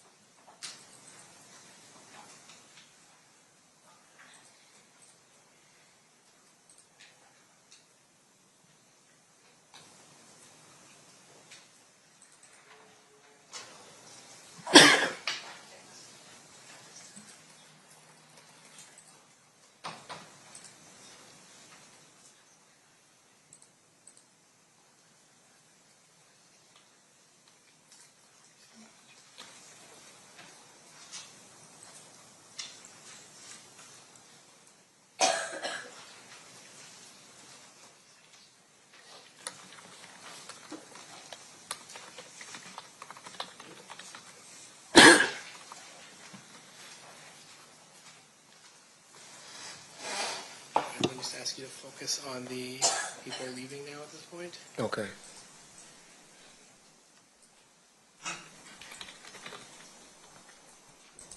Right there, upper right. Yeah. So you see him Yeah, leaving. he has the hat on. Upper right corner is Mr. Lane. So you see him leaving the scene, but you don't actually see him during the altercation. You don't see him actually hitting I didn't see him, no. Mr. Anderson. I didn't see him do that. But he's with the group that's fleeing the beating of Mr. Anderson. That's correct. I'm going to show you what's been marked as State Proposed Exhibit 16. Do you recognize who that person is? That's Mr. Lane. Do you recognize the person in State's Exhibit 7? Actually, no, I gave you the wrong one. State's Exhibit 2. Yes, I recognize him. That's Mr. Davis. Okay. I'm going to show you the person depicted in State's Exhibit number 3. Mr. Anderson. And lastly, I'm going to show you what's been marked as State's Exhibit 72. Do you recognize what's in that? It's a death row chain, yes.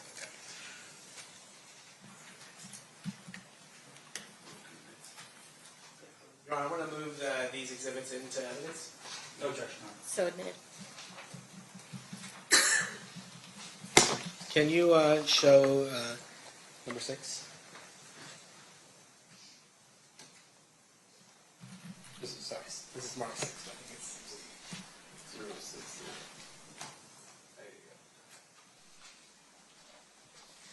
Is that the person you identified as Trayvon Lane? Yes, yes, sir.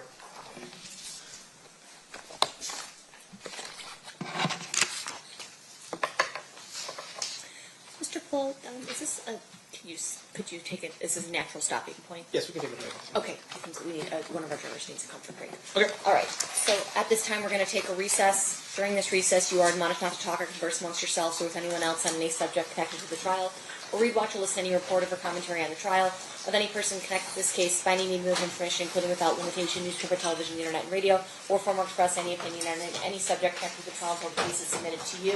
We'll have everyone back here at 3:40. Please rise for the jury.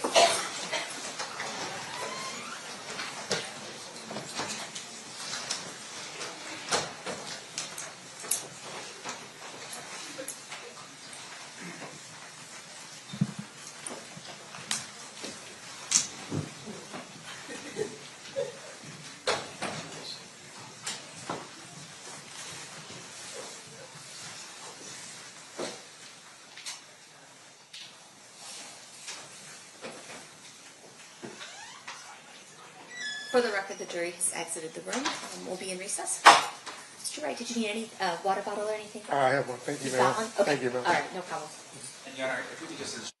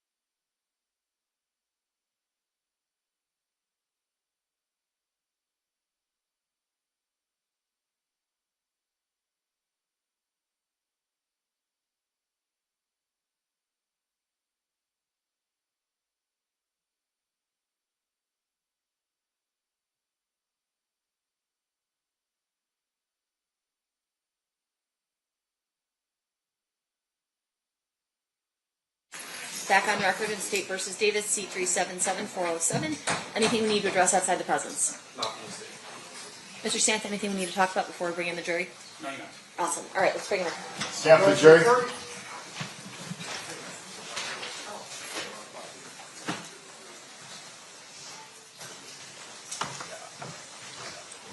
We're on the record and stand for the jury, please.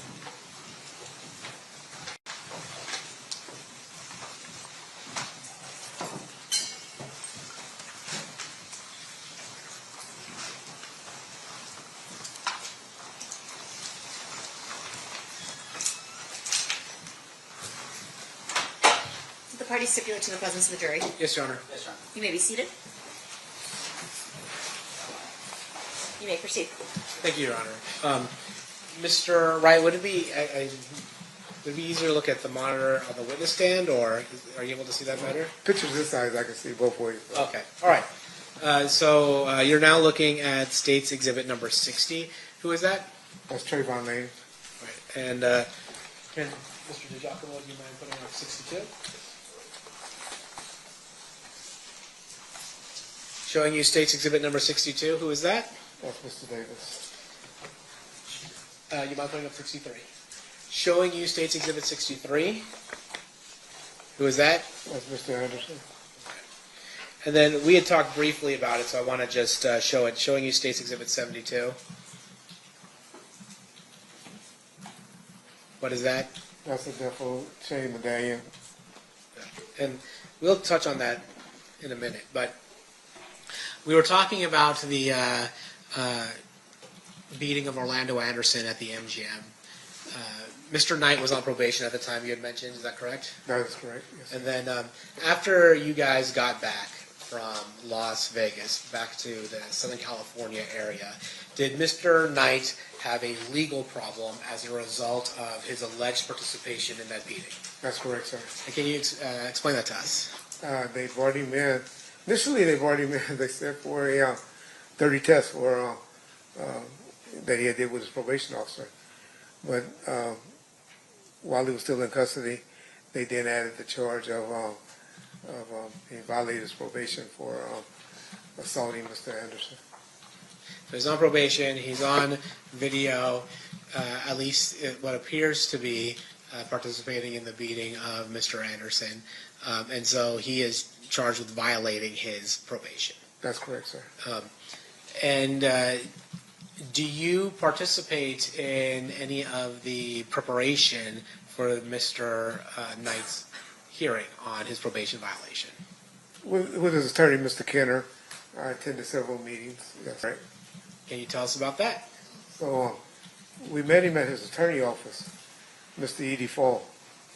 It was in Seal Beach, I believe, where his office was. And we met with him. The attorneys had an agreement where I guess they were going to make a settlement or something for and Mr. Anderson to come and testify on Mr. Knight's behalf, where I believe the settlement was about $60,000 because some of the death row people had assaulted him, and some would say for him coming up and testifying on the behalf of Mr. Knight. Okay, so just to be clear, prior to Mr. Knight's revocation hearing, there was a meeting with Orlando Anderson, the person who was beaten in that video. Is that right? That's correct. And then there was an agreement that $60,000 would change hands between Suge Knight or Death Row or some aspect of that side to Mr. Anderson. Is that correct? That's correct, but that was made between the attorneys, Mr. Kenner, who was also present, and Mr. Fall. Okay. I'm not saying that you're the person that did that. I'm just saying you were. I was at the meeting, myself and Norris Anderson, who was the general manager of the company at the time. Okay. And then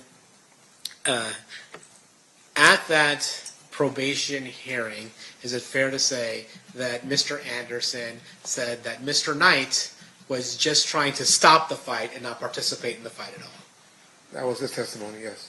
Okay. And that was after he received the $60,000? That part I don't know.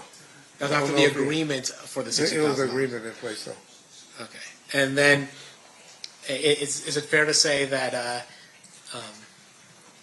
the judge disregarded Mr. Anderson's testimony and revoked Mr. Knight's parole? Objection is leading. Sustained. Well, did the judge believe Mr. Anderson's testimony? So Mr. Knight was subsequently violated for his probation and received 9 years sentence. And as a result, when Mr. Knight was imprisoned for those 9 years, who was running death row? After about 4 or 5 minutes of his incarceration, I became the general manager of the company. We show the death row. What do you call that? Pendant. Pendant. We show the death row pendant. Can you tell us about the distribution of death row pendants to various people that were associated with death row? Mainly the artists received them, and then people, close associates of Mr. Knight, they were given out to different people for Christmas presents of 1995. Yes. Were you aware of whether or not Trayvon Lane had received a death row pendant? He was one, yes, sir. And is it typically wore on a chain around one's neck? That's correct, sir.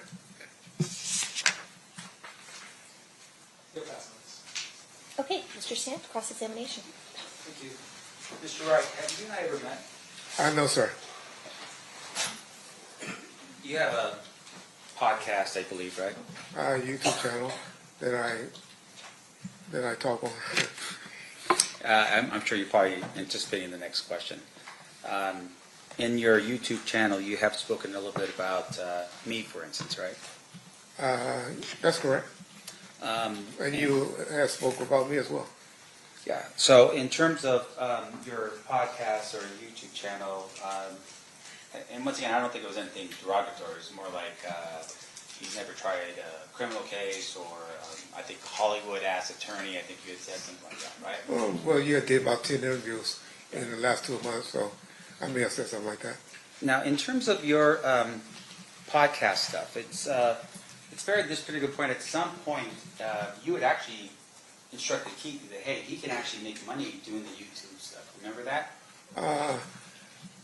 It didn't go quite like that, but I did pass his number to a few YouTube channels after he and I had this discussion about doing something on my channel, but I refused to pay him because I'm not giving someone I believe is Tupac Killer money. Sure. You had an interview with a Mr. Mogg. Do you remember that? Detective Mogg, yes, sir. Was he a detective at the time? He was. Okay, so he's a detective at the time, and he sat down with you, and you had a conversation with him, and you basically told him that you had advised Keffe D about the, I don't know, how much you can get paid doing YouTube stuff. You remember that? I don't remember that, no. Now, you don't remember that, or you don't believe that? I remember Kevin Coffey, but to say you can make $5,000 or $10,000, I didn't have any conversation like that with Detective Mogg. Okay, so I just want to make sure we're different here. I remember meeting with Detective Mogg. I know I am the one that started passing Mr. Davis' number around to do more interviews to get him to talk. Yes. Okay, so when you volunteered to Detective Mogg, Keffe D's number, you said, I set him up with a couple of interviews. Correct. And because I promised you, if y'all ever listen, I promised him I would. You know, we talk bad about each other, but you know, I'll hook you up. I'm kind of know all these YouTubers out here, and so I kind of hook people up with them. Quote, you want to make some money, N-word, unquote. And then question was asked by Detective Mogg, so what do you get paid for your interviews? And you respond, oh, I get about $2,500, $3,000 a show. You remember that? That's accurate, so okay. I might have said that. Now you also said $5,000. I got my F. He was crying about his taxes. You were referring to Keffe in that, right? He was crying about his taxes, Keffe? Not sure. I got him about to go blast him next week. He's getting $3,500. So they pay you because they get views. They get paid, man. YouTube, every million views you get about 6,000 to 10,000. And then, That's the channel, okay. not the person. And then once again, I'm talking about the YouTuber. And so if you do a bunch of them and you get 100,000 and they break them up into like 5 or 10 minute segments and you can get a 15-second segments from me and you get 200,000 people to view it, you can make $8,000 to $10,000 off of me. And you just gave me $2,500, $3,000. You remember saying that to Detective Log? I'm sure. Those sound like accurate statements, so I'm accurate sure I did. And once again, it's clear to show that there's a business with YouTube, right? That's correct, sir. And so when you post something online, you're posting it online with the hopes that you're going to get paid for that. Yeah, and that didn't start until about 2021. Sure. Or 2020, after COVID. Yes. Now, with regards to your role here, you were the head of security for Suge Knight. Correct. And I want to make sure I'm clear. Where did you grow up in Compton? I mean, my address is 1628 East Pine Street, Compton, California. Where's that at in terms of, because we're assuming, and you could tell this jury otherwise, that wherever you grew up or whatever your street was, you, by default, was part of a certain gang or color. I never gangbanged. I always wanted to be a police officer growing up.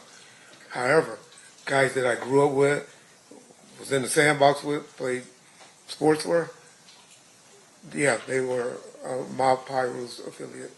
Okay. Some police officers, some football players, Right. several type of people grew up in our community. And at some point, you get yourself out of it. You become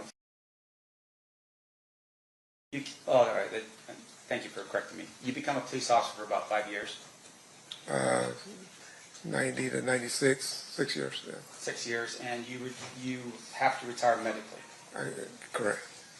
And you had shared with us earlier that you created the security company. You were moonlighting, sort of doing your job during the day and then doing this other side hustle at night. That's accurate. And that side hustle became your full-time gig when you were no longer a police officer. That's correct, sir. And so in terms of who you were, the main service you provided services for would have been Death Row Records. 95%. That's correct, sir. And in essence, I mean, this was your number one client, right? I agree with you. Okay. And you spent a lot of time with Suge. Eventually that grew, but yes. 94, not as much. 95, 96, yes, sir. Okay. And you're providing services for Suge in terms of security, right? For Suge or his company? For the Death Row label. That's correct, sir. And you actually had created a company specifically for the security aspect of it, right? That's fair. And that's the Right Way Protective Services. Protective Services, okay. Now, as you're going about doing that, you had shared with us a little bit about some of the things you had done, and you shared with us that, hey, there was something that happened at one of the award ceremony. You talked about that, right?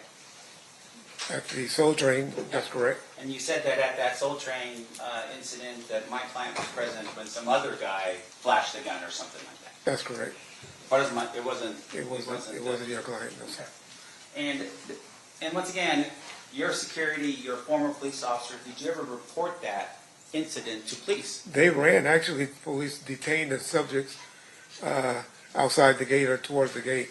What happened to them, I don't know, because I was more interested in getting my clients inside the war show. And your father, just to correct my memory, is a lieutenant at the time with Compton? Or was he captain? At that time, a lieutenant, sir. Yes, sir. And his role and what he was responsible for was the gangs in Compton. That's correct, sir.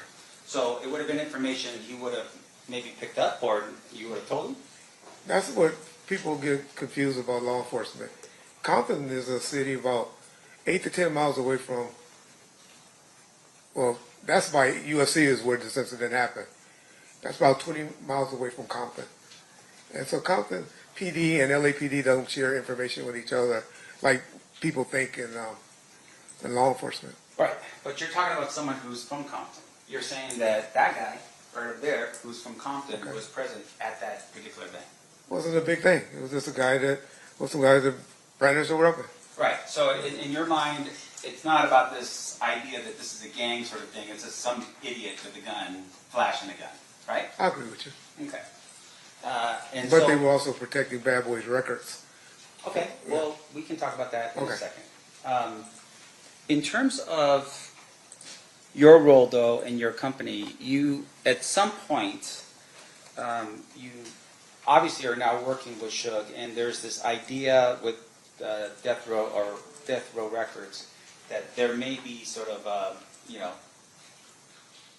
tension in the air. Was there anything going on during that time period prior to, September of 1996 that was happening that was telling you, hey, I need to make sure that Death Row Records is protected? You always had an element because of incidents when you go out to nightclubs, the party scene. There's always an issue, Yeah. unfortunately.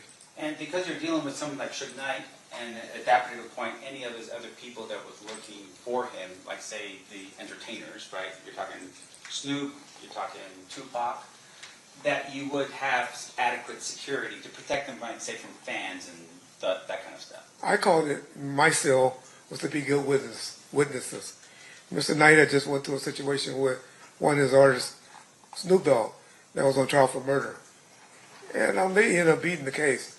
But they had got a large judgment, mainly because of the qualifications or the lack of qualifications of the security officer that was acting as security officer that shot him and killed the person. And so when you have a big company like Mr. Knight had, I thought it was best, and he thought it was best, or maybe his attorneys, I don't know, his label, that let's get some professional people around you. And so, for the most part, your practice was to hire people that were either off-duty police officers or retired police officers. That's correct, sir. And you did that because they were properly trained and you could trust them in terms of their judgment. That and my cell was to be a good witness. Gotcha. Yes, sir. But with regards to their roles obviously, at the end of the day, were to protect the people that were your clients. That would have been Death Row Records and whoever you assigned them to do. As best you can. So in terms of what happens here in Las Vegas, right, your testimony is you arrive here to Las Vegas and you're here on Friday. Correct. And you're here to get ready for what's happening on Saturday. Friday night, the Coke Club did open. Like I said, it wasn't majorly attended, but definitely for Saturday night, yes, sir. Yeah. And in fact, Tupac and Suge didn't arrive until Saturday anyways. They didn't come up until Saturday, that's correct, sir. And they drove up. They drove up, yes, sir. So they drove up, you're there, you're working, and you're at 662, right? I'm at 662, yes, sir. Okay. So I'm going to show you here an image. I'm going to ask the clerk to mark as proposed defense exhibit next in order. C, I think? Yes. C. Yep. May I approach, Your Honor? You may. You recognize this? That's Club 662, yes, sir. Okay. And with regards to, I'm sorry, and with regards to that photograph, would that been an accurate depiction of 662 around the time period that we're talking about here? I agree with you, sir. Yes, sir. Now, Your Honor, at this point, I move for the admission of proposed defense exhibit C. Any objections, State? Nope. So admitted. May I publish, Your Honor? You may. I'll show this to the jury here real quick. So this is a picture of 662. Now, you had shared with us a little bit about what was happening on Saturday night. Attorney basically says, hey, we really want to get this club, I guess, passed in terms of its licensing. Maybe we do something that helps the community, or at least does an outreach. Is that what we're doing? I think that was mainly to get the police officers there. Okay. And with regards to that particular night and so forth, you said it's something to do with boxing. This is a Barry's boxing benefit. Is that what that was? Correct, yes, sir. Okay.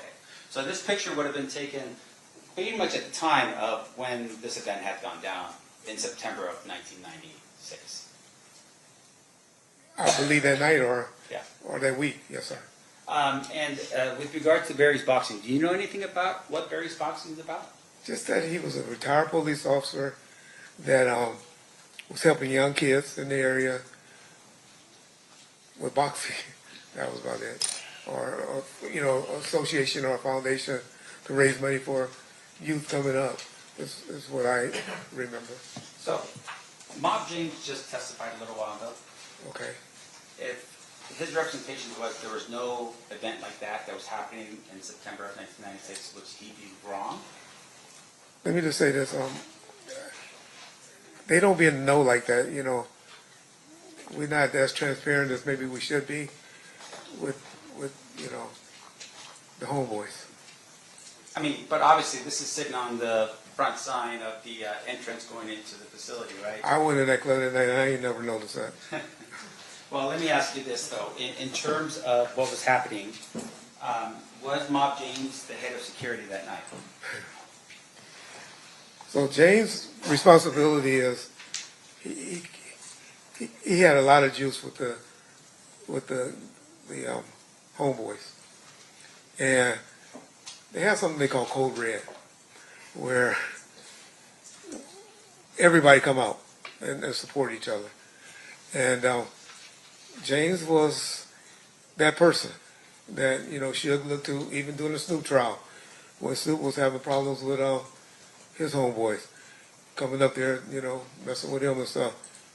They were hired to be outside the courthouse to keep them away. And that was James' role. So, and James was with Suge at the beginning. And quite frankly, he might be a little upset that my guys kind of took a lot of their roles or their responsibilities. Right. So on this particular night, there's actually Metropolitan police officers that were they hired by you to be on the outside? Well, I would say Club 662 or under Mr. Khalees and the person that was running the club under their direction. I knew they were going to be there, but I didn't speak to anyone from the police department to say, this is how much y'all going to be getting paid. I need you to do this. I just knew they were going to be working from the door out. So, yeah, okay.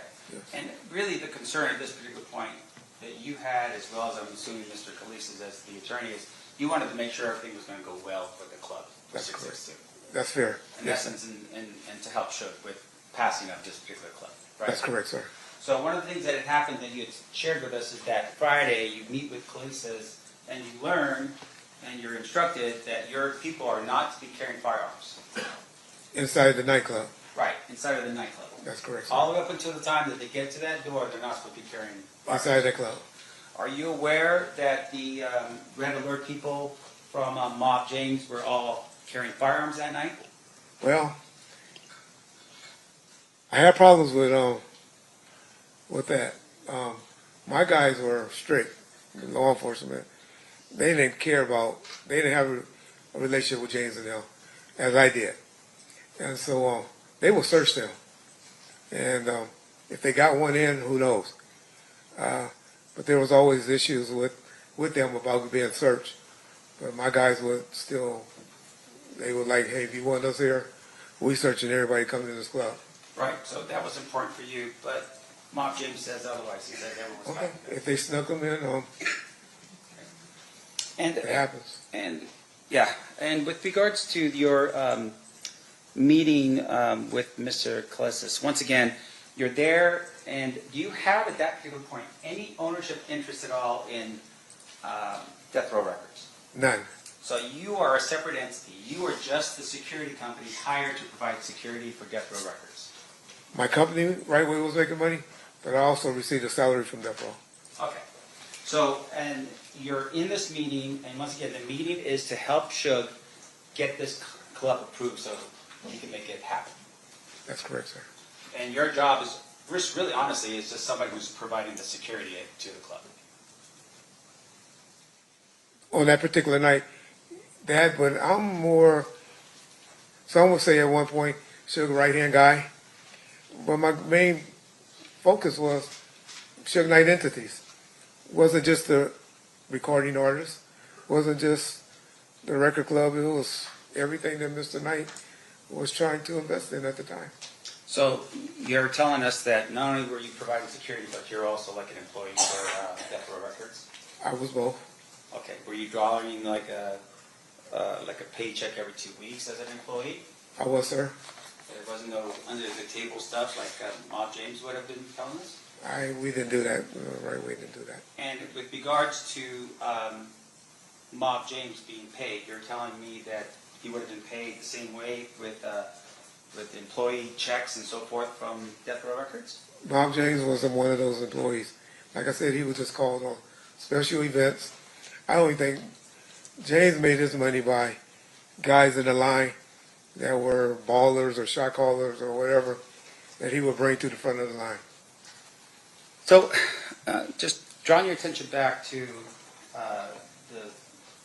let's say around 4 o'clock of Saturday, that Saturday. Okay. Where were you? At the Luxor Hotel. Okay. And did you ever, what happens after 4 o'clock for you? I didn't head over to the club until, about 7:30. Got a call from Mr. Alexander and Mr. Shakur. Mr. Shakur was very upset that night because Mr. Knight, always late. And he actually took a taxi cab, I don't know if most people know, over to the fight because he was like, tired of always coming to the fight late, waiting on Suge, calling me because most people call me because they know I usually can get hold of Suge. And they used to have phones in the hotel lobbies back then. And I remember him and Mr. Alexander calling me, and he told me, he got on the phone because he was so upset. We taking the cab over there. We going over there right now. We'll meet him over there. You know, he had the song was the interest for for Mike Tyson to enter the ring on, and he wanted to be there. And he got impatient with Mr. Light being late. Now, up until this point, you had developed into the person that if you wanted to get a hold of Suge, they would call you, right? In the streets, meaning when we out and about. He had an office staff, assistants, Mr. Anderson and Mr. Tesfaye, Roy, that were in the office, but generally, if I call Suge, he'll pick up. But with regards to you, usually you would have been with Suge in order for the call to be made, right? They're calling you and they're like, hey, where's Suge now? He's right here. That's correct. So on this particular night, Tupac is upset because Suge is obviously late and calls you. His bodyguard Frank called, but he got on the phone. Yeah. You know anything about Mr. Shakur, he's a hands-on guy. Yeah. And he eventually just said, hey, you can't get a hold to him, we gone. And they took a taxi over to the fight. And so you have Frank Alexander, you have Tupac, and no other bodyguards protecting Tupac that night. Yeah, Keffe D was supposed to attend, but he didn't. He wasn't there, and I didn't know that he hadn't shown up yet. But you are aware at that particular point, Tupac was the most famous rapper almost in the entire world, if not the entire world, and you only assign one person and another person calls him sick? He didn't call in sick, he just didn't show up. But, yeah, I mean, it wasn't unusual for Mr. Shakur to roll around with one guy and his outlaw guys. But once again, you're telling us it's only Frank Alexander that's coming from your outfit, right? That is correct. And you also share with us that there's other people inside of 662 who are patting down the Mob James crew, but you can't send any more people over to be there for Tupac? If I knew there was going to be an issue that eventually happened, of course I would have. I would have asked them to stay in the hotel. Now, if I knew what was going to happen. You are aware that this was fight night, this was Mike Tyson, and that everyone in the world would show up to Las Vegas to be there for the fight, right? There are so many people. Yeah. And in your opinion, only if you believe that Tupac was somehow going to get into a fight or something along those lines, would you have provided more than just the one person? I'm just asking for your clarification. I would have had an army around him if I knew something like that was going to happen, or suspect something like that was going to happen. But the gentlemen that were with them, and the ones that you seen kicking on Mr. Anderson, those were security as well. That was whose security? Death Row's staff. But once again, let me make sure I'm clear. You, at this particular point, only have one security guard with all these other people from, I don't know, from Death Row Records who are not security guards. They're all gangsters, mob Pyru. Yeah, I trust more than I trust my security, yes. So more than you would trust cops and off-duty cops and retired cops, you trust those mob Pyru guys? I do personally. Okay. Now, in addition to that, after they go in for the fight, right? I'm assuming that Frank Alexander probably didn't have a ticket. You know, that was always an issue with Mr. Knight. Yeah. He promised everybody that they can go to the fight. And when we get to the door, it's always an issue. Right. But one thing about him, he will get his, at least Mr. Shakur, one security in, if not both, and myself. He will make sure we got in. Okay, so they all get in for the fight, and then for some reason, Bruce Seldon takes a phantom punch, falls to the ground in the first round within a minute and 45 seconds, right? You call it phantom, if you say so. I'm just looking at the tape, right? All we got is a syringe. So he falls to the ground, the fight is over, they leave the fight, right? Hyped up. You see him? Yeah, and Tupac was very hyped up. Hyped up.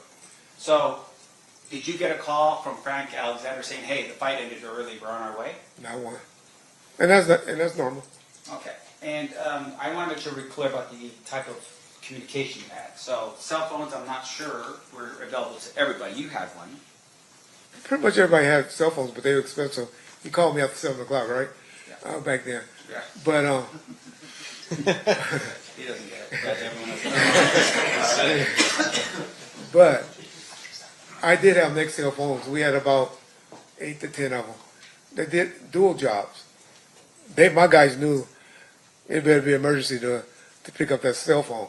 Yeah. But the two-way walkie-talkies on the Nextels, you could use them to call. That's how we communicated.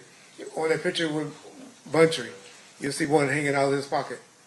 That's what the type of Nextel phones we had. And so, going back again to what Frank has, Frank does have one of those radios. He had one, but later learned, after we do Monday back quarterbacking and stuff, that it was dead. So, he is there, he doesn't call when you leave the fight. Now, does he call you after the situation happens with Orlando Anderson? No, sir. They all rush out, right? They all go back to, I think, to Luxor. That's correct. But you don't know that because no one calls you. Haven't heard anything. Didn't know it was an issue. So you're still sitting over at 662. You're worried about making sure the club passes inspections, and you're there and you're waiting. In the meantime, people get picked up at the Luxor, and then they're transported all the way to Suge Knight's house. I mean, But again, if you don't know, you can just tell me. yeah. I just assume You're not just. yeah. I don't know. I don't know. Okay. Now, at some point, they're traveling down Flamingo, and the shots occur at that particular point, right? But you don't know. Correct. And so you're sitting at the club, and you don't know. I wasn't sitting, but yeah. Oh, well, whatever. I mean, I'm sure you're working, right? So you're working, and your concern is making sure the club passes, and that the club passes for Suge Knight. Even though his attorney's present, all these cops are on the outside, and you have the security proficiency of Mob James on the inside, right? And about 25 to 30 of my guys. And so, once again, yes, 20 to 30 of your guys. Correct, yeah. Retired police officers or off-duty police officers. Correct. And they're all there. Correct. And at some point, you get notice that Tupac has been shot, right? I got notified. Correct. Was it through the Nextel walkie-talkie stuff? No, sir. How did that happen? Mr. Williams and Mr. McDonald ran up to me and told me. Okay, none of your people, but two of the people that were associated with the death row people. With the entourage. Okay, and they're the ones who told you that hey, something went down with Tupac. Correct. And so, at that particular point, what did you do? Like I said, I didn't believe him at first initially, but we talking seconds now. Mr. Khalees somehow, verified that, yeah, something's going on. And then me observing a few of the police cars that were assigned at the working the parking lot or the taking off license sirens going towards that way made me believe that something's going on. Now, did Suge Knight ever appear at the club and continue partying that night? I don't know, but I have heard James say that before, but What just from your Monday night sitting down with your people, going over what should have been done better, was there any conversation or any way that you learned that Suge Knight actually showed up to the party the night of the shooting? The party was over. The party was over. They probably were still there at the club, but it wasn't like no partying going on, especially after people heard what happened. I can see that.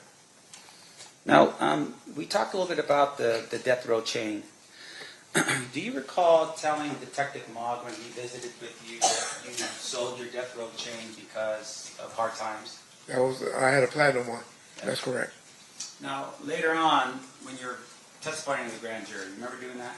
I still have my gold one, if that's what you asked. So, when the question is asked in the beginning about your death row chains, you never tell Detective Mogg, for instance, that it's a platinum one, right?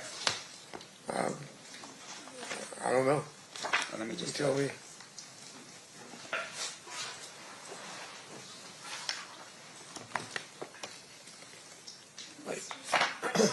The camera's on. You want to turn the camera off? Oh, sorry.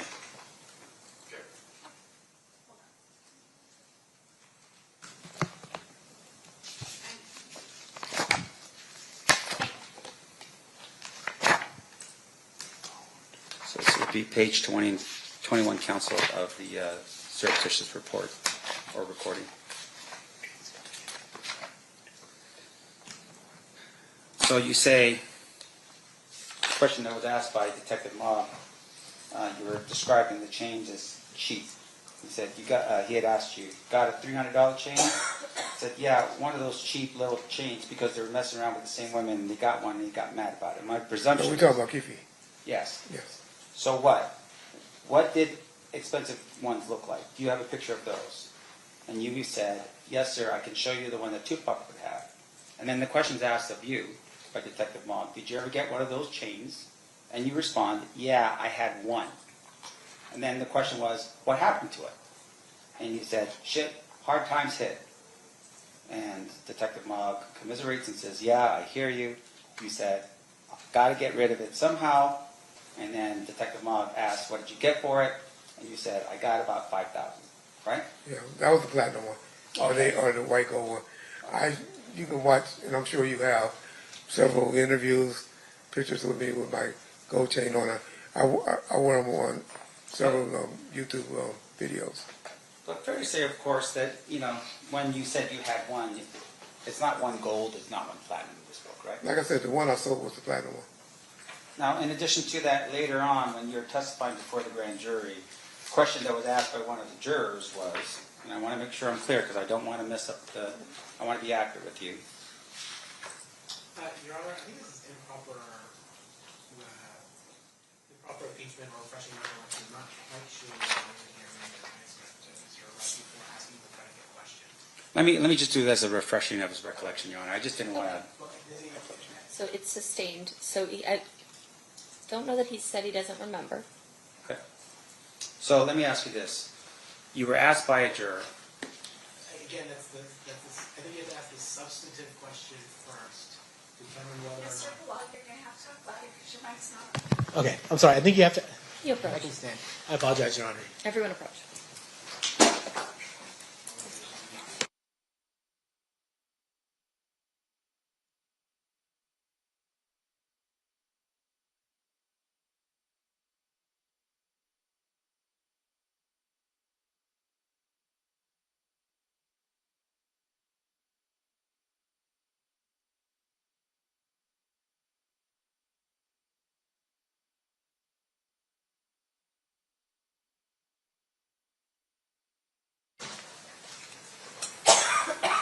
Sorry. So were you asked this question by a grand juror?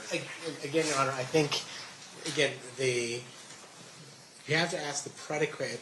He's trying to impeach and or refresh recollection about something of substance. You have to ask, procedurally, you have to ask the substantive question first, not what you were asked this. Are you talking about the chain question? Yes. We've gone up and down about the chain. And so I believe what he's already answered the chain things. I don't understand. Are we impeaching or? No, he's impeaching, saying that he's given an inconsistent statement in the past. So, overruled. He can proceed. Do you recall being asked a question by a grand juror, do you still have your death row pending? Correct. And you had said, yes, you do. I do. You didn't say there was gold, you didn't say it was platinum, you just said, I had my death row pending. That's correct. Okay. Now, one of the other issues that we've talked a little bit about is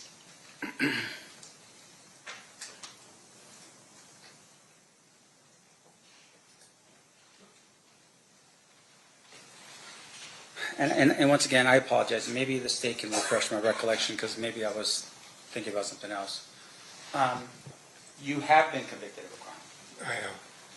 And with regards to that crime, it was a felony. It was sales of marijuana.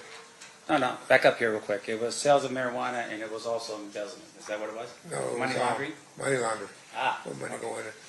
And with regard to those two things, that happened in California. No, actually, well, the reason why I got in trouble because it went across state lines to Memphis. It's actually Memphis, Tennessee. And because it was across the state lines, it was a federal case. Correct. And that happened way after you were a police officer. Yeah, that's 2019, well, 2017, I believe. Okay. And at some point, you become the general manager of Death Row Records. That's in 1997, sir. 1997. Yes, that's correct. So Suge Knight is in Las Vegas, and you were with them every single day, and in September of 1996, he just happened to get in this fray, and next thing you know, he's going to prison, right? I'm sorry? Let me ask you this. Why did Suge go to prison? He violated his probation. Right. So you knew, of course, that he was on probation, right? Before he came to The Las whole Vegas? time I was with him. You did? From 1994, yes. Yeah. And so you knew that the number one person from Death Row Records, the primary principal for you, potentially could go to prison if he got into a fight, for instance, right? Correct. And on this particular night, you weren't around for him when he was in this quote-unquote fight, right? I was around with Mr. Knight about 70 to 80% of his life. So I guess a lot of 20%, I wasn't with him. Okay. Public, and when I say that, I mean public. Because a lot of times he laid up, sleep with somebody, and I wasn't with him. So in the most important time of Suge Knight's life, of having your protection, you weren't there for him. Unfortunately not, that's correct. And then you became the general manager of Death Row Records. By his calling, not anyone else. All right. No further questions. All right. State, any further questions? So to clarify that last point, in terms of who determined who was going to run Death Row Records while Mr. Knight was in prison? Sorry. I'm sorry. Who determined, who made you in charge of Death Row Records while Mr. Knight was in prison? He did, and I visited him 4 days a week during that time while he was incarcerated. Nothing further. Anything further on that, Mr. Stamps? Just one clarification. So Okay. Suge Knight made you general manager when he was in custody. That's correct. No further questions. Anything else? Ladies and gentlemen of the jury, any questions for this witness? Of course. All right.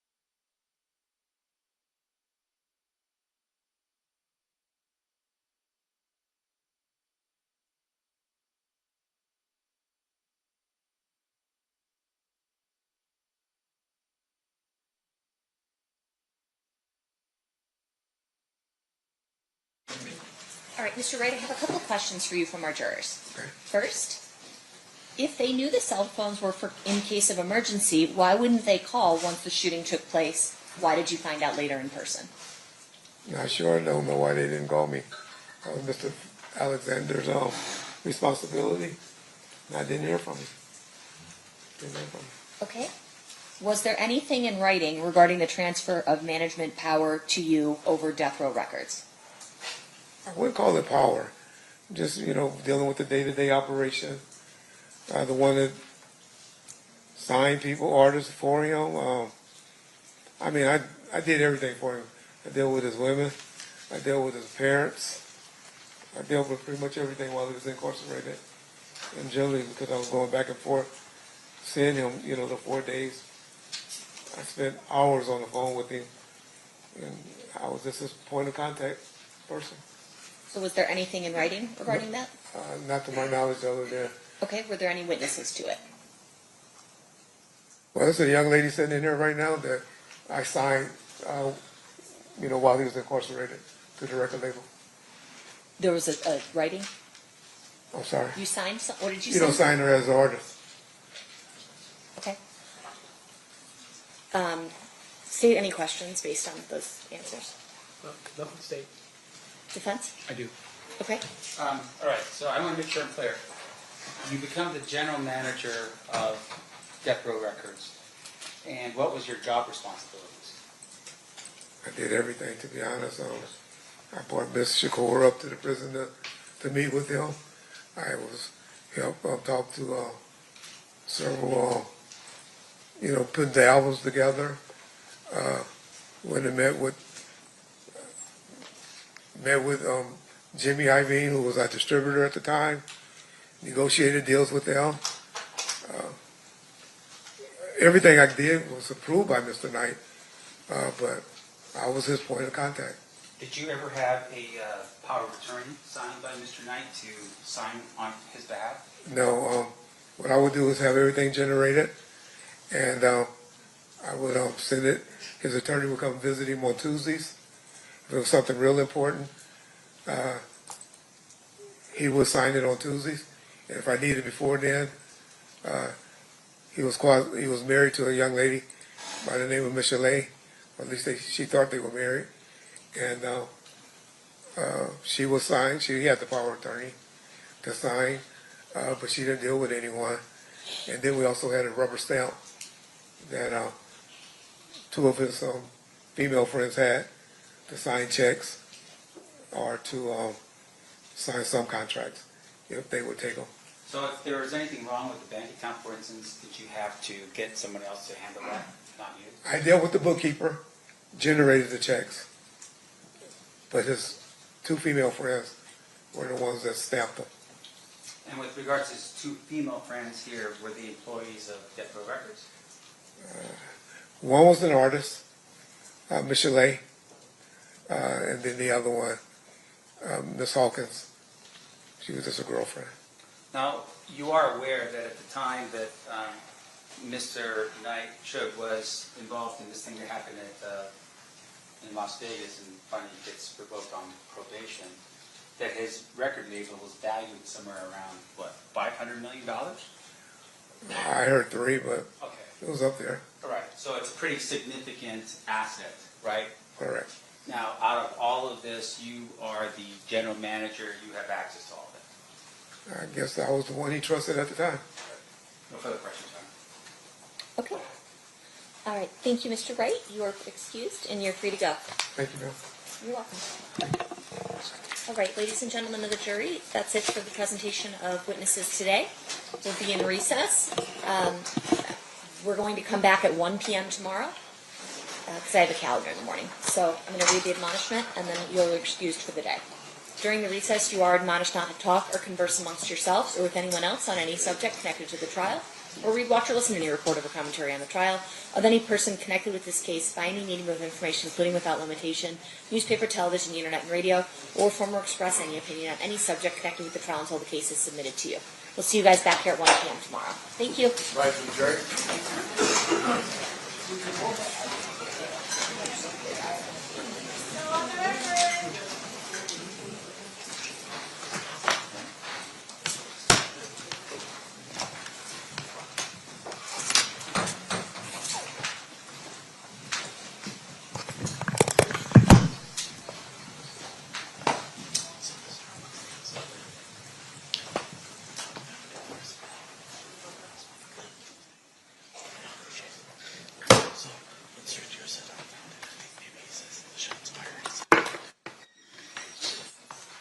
record that Therese exited the room. Is there anything we need to address outside their presence? Nothing from the stage, Your Honor. Not from the state. No, Your Honor, I'll be asking the state that are waiting for tomorrow, but I wouldn't imagine. Okay, sounds good. We'll be in recess then. Thank you. See everyone back at 1 o'clock.